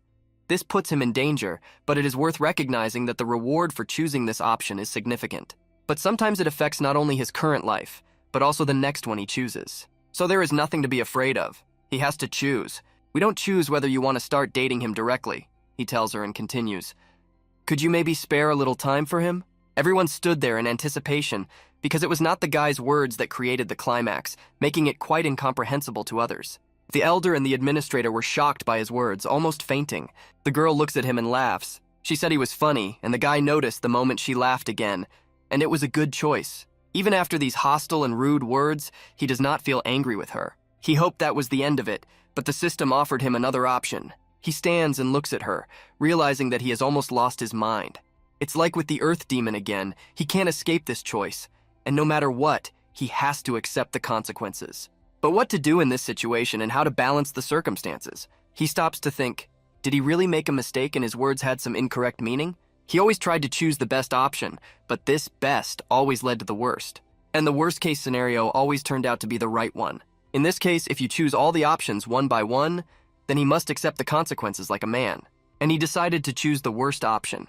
Do you want to spend this terrible night with me? He asks her. He was preparing for her attack because he acted very bravely. On his part, he thought he would be killed on the spot. Of course, the girl was embarrassed by these words, and in any case, he would show her something that seemed crazy to her. He continues, I realize, he says, that these words seem inappropriate, but he tells her that he is trying to get stronger every day. But as she can see, he is still here. He doesn't understand why he started making excuses. He doesn't understand what he is muttering either. Even when he finds himself in the waist, he can't deny anything. After all, he wanted to be strong and talk to her. And because of this, he speaks directly and then realizes that nothing will come of it. I want her to be the reason for his life, and for her it might be a great humiliation. Well, for him, every thought of meeting her is like a blessing. He said all these words, giving her all this information. At the same time, he emphasized that the conversation was caused by the fact that his life had become a continuous chain of murder and death. Because of this, he could no longer contain his grief. He continued to talk, trying to calm her anger. He expressed himself in such a way that no one could understand what he was talking about. Having expressed all his feelings, he simply poured them out on her. But she didn't find it offensive and told him so right to his face. She reiterated that it was not humiliating for her, but she thought it was too direct. From her delight in words, the guy lost his things. She said that these words were not an insult. They turned to insults, shouted at each other. Do you even realize who you have offended, you idiot? They promised that he would be sent away right away and that they regretted what they had said to him. She listened to all the accusations and insults. I was alarmed by this. She wanted to teach these two disabled people. She pushed off the ground with great strength and said something to them, and they started talking excitedly. Like lightning, it suddenly flew past them with tremendous force, knocking them off their feet. Let's do it with such force that they will see it again, and be amazed that she stood up for him. When they fell to the ground, the elders suffered facial injuries and covered their mouths. The girl who became his designated persona radiated a warm energy that impressed the boy. He never understood why everything turned out this way, but he is sure that he chose the right option. He could not calm down, but the impression did not go away. The girl suddenly stood up and ran toward the old man, only her hair flashing as he stood far away from her. As she ran past him, she whispered softly in his ear, "Next time, follow your dreams, become stronger." And then she offered him to escape from this hell together. As he flashed in front of him, he felt the warmth from her and an inexplicable energy that I had not understood before. It was her curious gesture which did not let him realize that she was writing. "And if there is such an opportunity, let's meet again," she told him, walking away from him. The guy realized that someone from one of the most powerful chambers was studying his city, Adam, and understood his situation. Who is this life of ours? It is just a series of decisions, or to put it another way, the consequences of all these decisions are actually fate. At that moment, he thought that if there is a fate, it cannot be changed. But as you can see in your own life, in an instant, one decision changes everything. As if the past he had feels like it never existed. You have never seen this before. He looked again and saw the inscription above her head, Love +3. It was something completely new, something he had never seen before. When I do routine work, I complete tasks. The guy was hanging laundry on the roof of a house. It was really very boring and not fun, but after he talked to the girl, he started walking around with bruises. Yes, you and his wife beat him really badly and it left him in pain. He carefully examined one of the exhibits. It was the great king's military clothing, equipped with high-quality armor, the effectiveness of which had increased significantly. But when we look at the inventory, we don't realize that he took all the items, because the elderly people kept a lot of things for themselves. He takes it from them as payment for cleaning. Looking at the process of fulfilling the task of being an assistant secretary, he has already completed it halfway. There are still a couple of days left, and he will finish these tasks. He just needs a little patience. But in any case, he couldn't even imagine how things could turn out. How could this beautiful girl share his opinion in such a place? Demonic martial arts also deprive people of rational thought and awaken their thirst for power. And in the Red Demon's chambers, because of the desire to become stronger, people seem to become addicted to gaining power. They seem to be brainwashed, and they are only looking for stronger techniques. And the one who doesn't give up becomes suspicious and seeks to find something better than all this. People like him eventually end up in the Red Demon's chamber. He expected that she would be one of them, but the restless thought of whether he would be able to meet this beautiful girl did not give him peace. But he wants to become stronger, and this desire arose in him because he no longer wants to find himself in other repulsive situations. And now it has become even clearer to him. Even if this power is insignificant, once he becomes stronger, he will have a chance. He will fight the demons together with Mistress Soren. He has settled in and is looking forward to the day when life will give him that. With all his heart, he wishes that it would come as soon as possible. Our hero's day didn't start with coffee. The elder shouts, "Now with your fists, hit him like this." No, I said, you should prepare to hit him like this. We see an elder in a striking position practicing his attacks. Of course, he's practicing his punches on our hero. They beat him with their fists and tied him to a post, not allowing him to resist. The elder beat the boy so hard with his fists that he was tired. They laughed, exchanging glances, and asked, "Well, did I do it right this time?" They were cruel to the guy, who was tied up from all sides, making it impossible for him to resist. He realized that he could have killed everyone instantly, but he needed to complete the task. The abuse from these scoundrels continued, and they took turns beating him. The guy had only 1 point left to complete the task, and that almost meant that everything was ready. While hitting him hard, one of the attackers offered him something else at the end. This blow was really terrible and miserable because it could have caused a huge damage to our hero. He kicks him so hard that he almost dies of pain. The pain was so intense that it was impossible to describe it in words, because no one envied him that moment. Our hero is tied to the boards, and the old men are mocking and laughing at him all the while. The elder tells him what he did wrong. He has already explained to him many times how to do it right, and now he is going to show him. Most likely, he swung his fist at the guy and told him, "Watch carefully how to do it right." He punches him in the face, but the guy comes back. They were suddenly surprised at the moment when he dodged. They thought, is he crazy or what? At this point, the guy laughs in their faces, carrying courage and making their faces look worried. The old people thought that they had beaten him so badly that he could not move. But the quest was completed, and the task he wished to accomplish was completed. In response to these two scoundrels, he said that he had not lost his mind at all, and you damn scoundrels will get what you deserve. Now that our hero has discovered the choice of battle type, he can change it in any state. The old man, looking at him as if he were crazy, tells him that he is talking nonsense. But at this point, the system gives the guy the opportunity to choose the type of fight. There are options for turn-based combat or combat with the help of artificial intelligence. The old man swings his fist and tries to hit the boy. But suddenly he breaks free of the handcuffs that have chained his old age. Catch his punch, this weak boxer. The old man turned pale at the boy's unexpected attack. Parrying his blow, he looks him in the eye and says, "For everything you've done for me over the past 6 days." He paid in full, demonstrating his serious attitude and asserting that it would definitely not be easy for them. He hits one of the attackers in the armpit, thus taking revenge for his actions. Feeling what our hero felt, the old man spits out blood. Watching him, our hero realizes that he must have liked it, and he deeply experienced this feeling that cannot be described. "You little rascal!" the administrator shouts and runs to attack our hero, but it is so slow that it does not even compete with our guy. He smashes his face in one blow, throwing him out on the spot. The old man flew to the side. The force of the blow was great, but he could not destroy him with one blow. Looking at his opponent's weaknesses, the guy says, "Well, you can't just die because I'm not done with you yet." Trick's status changed to dead, which let him know if he had been killed. But he hadn't done everything he wanted to do yet.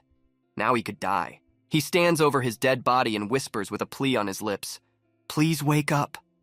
He still wants to play tricks on him, drench him in the toilet, show him so many different tricks and techniques. But he doesn't feel anything anymore. He was hit too hard. Well, how could he die so easily? The guy thinks. But looking at this, he realizes that there is another completely different category of battle. He stopped to look and read what types of combat he had received by completing this task. The first type of battle was a turn-based battle in which the opponent exchanges blows. When our hero is exposed or feels in danger, the system panel activates and stops time. He has the opportunity to choose his further actions depending on the type of attacks. The system had its pros and cons, and it helped him understand what he was dealing with. But there was another new thing called artificial intelligence. It was a combat system controlled by a neural network. The user gave commands to the system and watched the battle without interfering in the course of events. It all looked extremely serious. He wanted to use this technique with artificial intelligence as soon as possible. As soon as he chose this battle mode, one of the administrators attacked him from behind, shouting, "You bastard!" It was then that he realized he was the only idiot left. Suddenly, artificial intelligence starts working. Moving the boy to the side, his consciousness, he throws it upwards, as if the soul were leaving the body, and watches from the side as it happens. Enthusiastic, our hero does not understand what exactly has just happened, but he seems to have learned to fly. And looking directly at the battlefield, he sees that something else has entered his body. The old man runs up to strike him, but the boy stands there unmoving. He has already approached the hero, but he acts in an unusual way. He stands motionless, as if his consciousness has left him. It all looks like an astral projection. The boy was worried that he would die watching the old man beat him. He pleads with him, "Come on, attack! He's going to kill you now!" And then, in the blink of an eye, his eyes shine and he regains consciousness. He sees an old man screaming and rushing at him to attack him, and with a quick, maneuverable somersault, he knocks out all his teeth. Our astral self is watching all of this, deeply impressed by the action of the neural network. The administrator's body falls to the ground, showing no signs of life. This is really impressive. Since it was a technique based on physical strength and not like a martial art, the enemy was easily put in an awkward position, and it was not even necessary to use a strong blow. But the questions, why hasn't he finished yet, and why hasn't our hero come, kept him busy. How does he coordinate the words from the outside? What is going on here? A man in a hat approached the battlefield. He was the chief administrator of the department, who was quite a powerful man. He watches as one of his subordinates is beaten and now lies unconscious. He looked at the guy with a cold look and asked, "What did you do?" But the guy is silent under the influence of artificial intelligence and does not say a word. The man in the hat realizes that questions will be useless here, because he is still silent. But the guys were curious about how artificial intelligence would cope with such a strong opponent. Although it is not a terrible opponent, it should not be underestimated. The enemy has drawn a sword, but you have nothing in your hands. What will artificial intelligence do in such a situation? Suddenly, Solvi attacks this scoundrel in the hat. What impresses the commander because he is still super strong? Why does he move so confidently? With his battle sword ready, he waits for the boy to attack and realizes that he is too shy. He thought he could easily deal with this guy, but he was skillfully dodging his blows. Our hero watches the raw material network being hit by it and realizes that he is not only not retreating, but has also calculated this blow. And in fact, no matter how hard the AI struggles, it realizes that it is actually its body. And if at least one blow hits him, he will bleed when he returns. But the existence of intelligence does not subside for a minute, attacking the man in the hat again. He never stops calling him an idiot and wants to get rid of him as soon as possible, teaching this scoundrel a lesson. But having dodged the punch, the guy makes a low shot. Having discovered the enemy's weak point, it exploits it and launches attacks. But the man dodges it, knocks it away, and thus throws the guy aside. An incomprehensible fighting technique under the cold gaze of a neuroset. The boy observes his body but cannot understand what he is thinking about and why he is moving so fast. Not even a minute later, he was on the attack again. I take off from the ground and rush like the wind towards the enemy. This boss looks at him and realizes who you take him for, that such a young man is also playing with them. But he again shies away from the gift, as if he thinks it's some kind of game.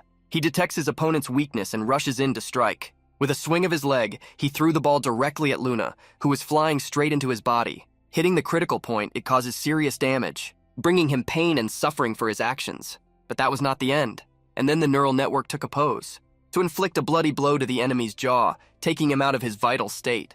This commander fell to his knees, feeling unable to fight this force. Our hero stands in the astral position watching all this, completely amazed. The system sends him a message that he can turn off or stop. Thus, he allows him to make the final choice. Our hero decides to kill this scoundrel. And then suddenly, not happily, he grabs the commander's head. His eyes light up red with bloodlust, and he does the dirty work. The guy watched it all from the sidelines and was amazed by this boundless power. Looking at the status of the battle, he realized that he was not injured. All his enemies were dead. He had spent only 12 health units to kill the department administrator, and no energy at all. After this examination, the guy returns to his body. As soon as he regained consciousness, he saw what was happening around him. The body of the administrator is lying opposite him. The guy looks at his hands and realizes that he is back. He didn't even expect that something like that would make him fight like that. If he had been alone, he would hardly have been able to do it so beautifully. How many steps forward he can read. But this power has not been sufficiently explored, and he realizes that if he continues to use it, everything will become clear. He returns to the basement of the department. Sitting on a chair, he realizes that he himself buried all these corpses. If everyone finds out about this, nothing can be changed. So he is forced to leave the department. He looks at the 2 coins of life in his mirror and realizes that only 2 have happened. He's gotten much stronger, and if he can handle the watermelon, then he will win the sympathy of people on Earth. He will become more influential and valuable to them. And all that remains for the guy is to prepare for the fight with him. During this period of time, he has accumulated a lot of things. He activates the celestial silver breastplate using an interpretation of the art of swordplay, gaining a new skill. All indicators of his health, endurance, and mastery of the arts were studied. Finally, he mastered various types of combat. Now all the preparations for eliminating the spy are complete. We return to the department again on the day of the trials in the army. Our hero sits and silently waits for the watermelon to arrive. He was fully prepared for the upcoming battle. He wants to catch the spy in the act and teach him a lesson. Since this is an important point, the system suggested that it be saved so as not to lose it. Unlike in his previous lives, this time the system did not allow him to protect himself from others. There must be some reason why this window appeared, which always forced him to make a choice, which has always influenced his future, and because of this he chooses what is best to keep. During the save, he noticed that the sign hanging over this save was "The Last Enemy," after the failure of an army test. It could also mean the failure of the military test, and the last enemy had not yet retreated. How the watermelon ends up in the boy's hands and stands in front of him. Watermelon, as always, looks like a rascal who came for a reason. As in his previous life, he gives the boy an immortality pill. He takes it and his health improves as well as his stamina. This time, the guy is not waiting to go to the army to say that he forgot to give him another pill. It was a flying dragon pill that I had to give him. This shocked the spy because he did not expect such a statement. But the guy emphasized that he was on the ground and demanded to be given it back. This pill should be given to him immediately. Cold and anger flashed across the watermelon's rind. He brazenly threw her to the side, demonstrating his indifference. When he receives the pill, he looks at it and realizes that if it is the same as the last time, he will not be able to take it. Yes, he knew that the watermelon would attack him, and last time he didn't even notice it. But this time he can easily repel his attack. He takes this pill. By blocking this scoundrel's blow, our hero's strength parameters increase. In an impulse of transformation, he asks, "Why did you do this?" Watermelon looks at him angrily, but the guy continues to say painful words to him. He repeats, "Did the first disciple of the heavenly demon teach you to act so thoughtlessly?" This shocked the enemy, and he stood there bewildered by his words. And here the gnomic level of mind reading rises to the basic level. He stands holding his opponent's hand and realizes that he can now win.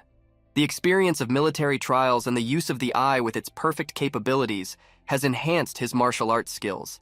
And besides, he now understands how to use it, how to use a great sword. He sees us, his opponent. He realizes what he can do, and he realizes that his power is much stronger than ours. He can win. But when he suddenly raised his level, he unexpectedly saw a new category: combat power. And his opponent had a huge fighting force. He didn't understand what it was and why he started seeing this indicator of strength after his friend committed suicide. Because he understands that a warrior's capability depends on how high his score is. For example, the previous fighter had 70,000, but this scoundrel has 70,000. The combat strength was 190,000. At this point, the system informs him that the enemy has found his weakness and what he needs to do. This unexpected development makes him realize that the difference in their strength is too great. And the choice is between fighting him or committing suicide, but there is nowhere to run, so he chooses to defend himself. He has no other choice. At this point, the enemy strikes him. A strong blow flies past his body, but he manages to dodge it. The defense technique is not the best for this fight against such a strong opponent. It is very difficult to recover from such quick attacks. And despite all those attacks, the defense position was unsuccessful. But the guy pulls away and keeps a distance between them. He realizes that he is not as strong as he thought. The message of danger reaches him again, because the enemy has found his weak spot again. He grits his teeth and realizes what he has to do. You do not choose a position to escape from the enemy. And this option turned out to be a good one, because the watermelon, despite its impact, flies by but misses. But his second blow hit him, and he was seriously injured. He falls to the ground, his health points decrease, and so does his confidence. The enemy is standing over him with a sword, and he realizes, lying on the ground, that he cannot predict what he will do next, and there is a big gap between them. The enemy's strong blow causes serious damage to our guy, and besides, he can't use the big sword because the villain cut off his left hand. It doesn't even move. And the only thing he can rely on is his health and endurance. Watermelon looks at him and wants to kill him on the spot. The boy puts his blood-soaked hand to his sword. He took the sword in his hand and tried to use the white glow technique. In this way, he encourages himself, making it clear that he can win. But the enemy does not stop, and he wants to destroy this bandit. The confrontation between these two sides reaches its maximum peak. The speed of the attacks is increasing, and it's anyone's guess who will win this battle. The guy uses the white glow technique against the villain. The watermelon, as if revived, looks the boy straight in the eye, but there is nowhere to retreat. It has to attack. They cross their swords, and in a burst of strength, someone attacks and someone fights back. Fragments of an object fall to the floor, and you can hear something breaking in the crossed swords. The sound comes from their battle, as if from a game of cricket. The combat glow technique continues to impress the punk, because he did not expect such abilities from the scoundrel. The guy doesn't give up, goes on and launches even more serious attacks.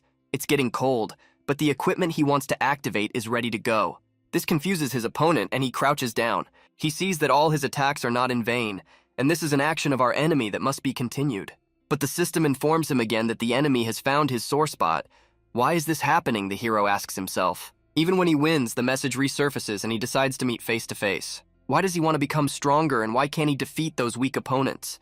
This is what he thinks. However, when attacking, the Cowan pushes his sword forward. In this way, he shows his readiness to attack and his desire to activate his power. If the tip of the sword catches fire, it will burn with red flames. The energy punch flies past our hero's shoulder, causing him damage. A serious blow shakes the guy's body violently, and blood flows from this blow. This text makes it clear that the life of the Salt of the Tail has been minimized, as the strong blow has seriously injured him, because the enemy attacked him almost fatally, but did not kill him. The guy fell to his knees in front of him, realizing that he seemed to be losing. He breathes heavily without looking up, realizing that this may be his last moment. But he only looked at his opponent with one eye. He sees a fist rushing from behind a watermelon and flying straight into his face. With a strong energy punch, he breaks his jaw. The system informs him that he may lose consciousness and cannot perform any actions. After he lost consciousness, he feels that he is in some cold place. Water drips from the stone onto his face, and drops of it fall on his head. Why does he wake up bound and wounded, sitting on a chair in a dungeon? A punch hits the guy's face, waking him up. Someone shouts, "Hey, wake up!" It makes his cheeks flush and opens his eyes. He does not understand what has happened and where he is. But he sees his opponent in front of him. Even at this moment, he is checking his status. He still has 2 lives. Within 24 hours, his body has cuts and minor injuries. The level of brain damage is extremely high. His hands are immobilized. His fingers seem to have given up.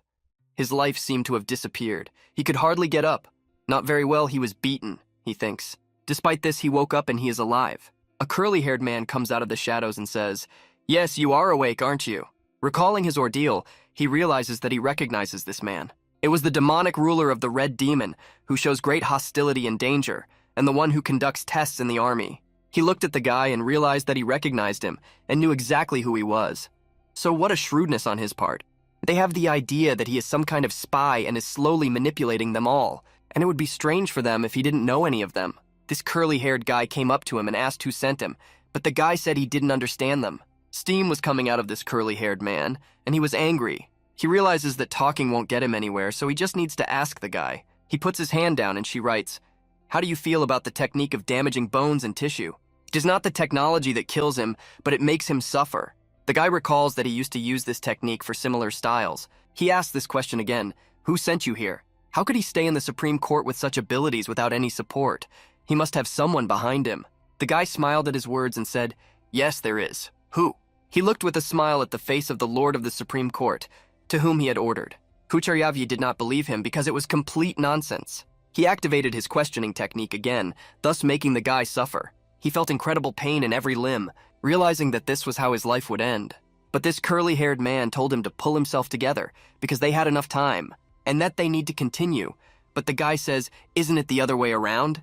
If he is not dealt with by the end of the military trial, this curly-haired guy will be in trouble, not him."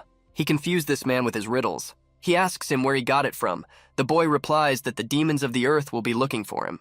"And that's why you're asking me if I shouldn't be allowed to take the test." However, the central question for this guy was, why should we do this? He replies that he knows the secret of the Lord of the Supreme Court.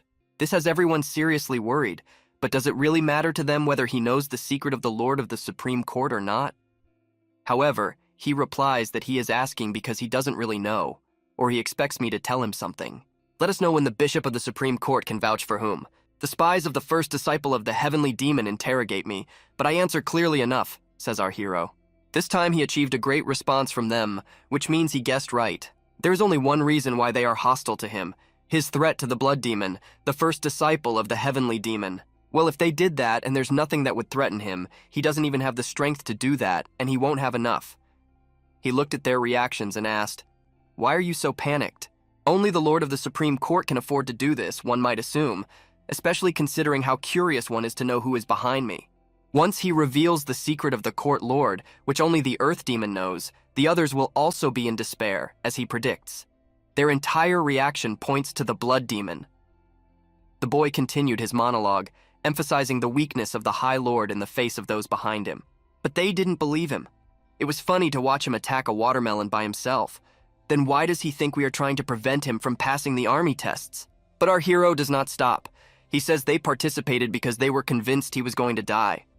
But then they changed their minds. Since he realized that the watermelon was a spy, the order of the tests did not matter from the beginning. After that, it didn't matter what he chose. Hatred and anger emanated from this curly-haired man because he made it clear that he had foreseen everything. The ghost's eye sought to detect him, so the instructor was alone. And when he came to the test, it all confirmed that they were all together, and everything had been carefully planned. Even if he had said that he was giving up before he got to the end, they would still have tried to kill him. And all of this is thanks to the fact that he held on. Those words that appeared after the failure of the army test meant that I could not pass it. And the last enemy is a watermelon. And after these words, he continues to tell them, "Tell me the truth, you bastards. You want to know who's behind me, or do you care?" I told the Lord of the Supreme Court how many secrets I had discovered about where the earth was, and thanks to his insight, I told him that he had discovered the secret of the blood demon. In doing so, he raised his martial arts level and gained insight points he had never even heard of before. But when I entered the room, a girl said, "You are much more interesting than we expected." But we had already heard everything we wanted. With gentle movements, she approached him and said, "It doesn't matter if you have questions or not, come." Her hair reminded him of an interesting girl he once knew. It was a girl he offered to sleep with. She told him that everyone who threatens a demon bleeds. The guy froze for a moment at the unexpected appearance of this girl. She continued her words, saying that those who threaten will be destroyed, instilling fear in him. But this miserable appearance debunked all her goals and made it clear who she really was. In fear, he realizes that she is about to take his wife away. She raises her dagger over him, spraying miserable energy where the blood flows. The blow rushes to his head, and in a second he loses his life, once in the place where it was preserved. He sits on the chair where he was expecting a watermelon, and you realize how much he has understood. This very death has provided him with a lot of information, so he cannot cope with the army issue. He has no choice but to face the watermelon, so he doesn't want to complicate his life. He wants to choose the path of fighting with the help of artificial intelligence. He had already seen in his previous life how artificial intelligence suffers in this way, because I am even stronger than he is. But to do so, he needs to prepare and put on some armor. He took the blade of the warrior spirit and also used the great king's ammunition, thus strengthening himself. He has a dagger with the scent of Luna behind his back. And just in case, he has a white oak bomb on his desk. Since it will have more options, if artificial intelligence chooses the most optimal option, it will undoubtedly be able to use it in everything. And this time he will definitely win, regardless of the price.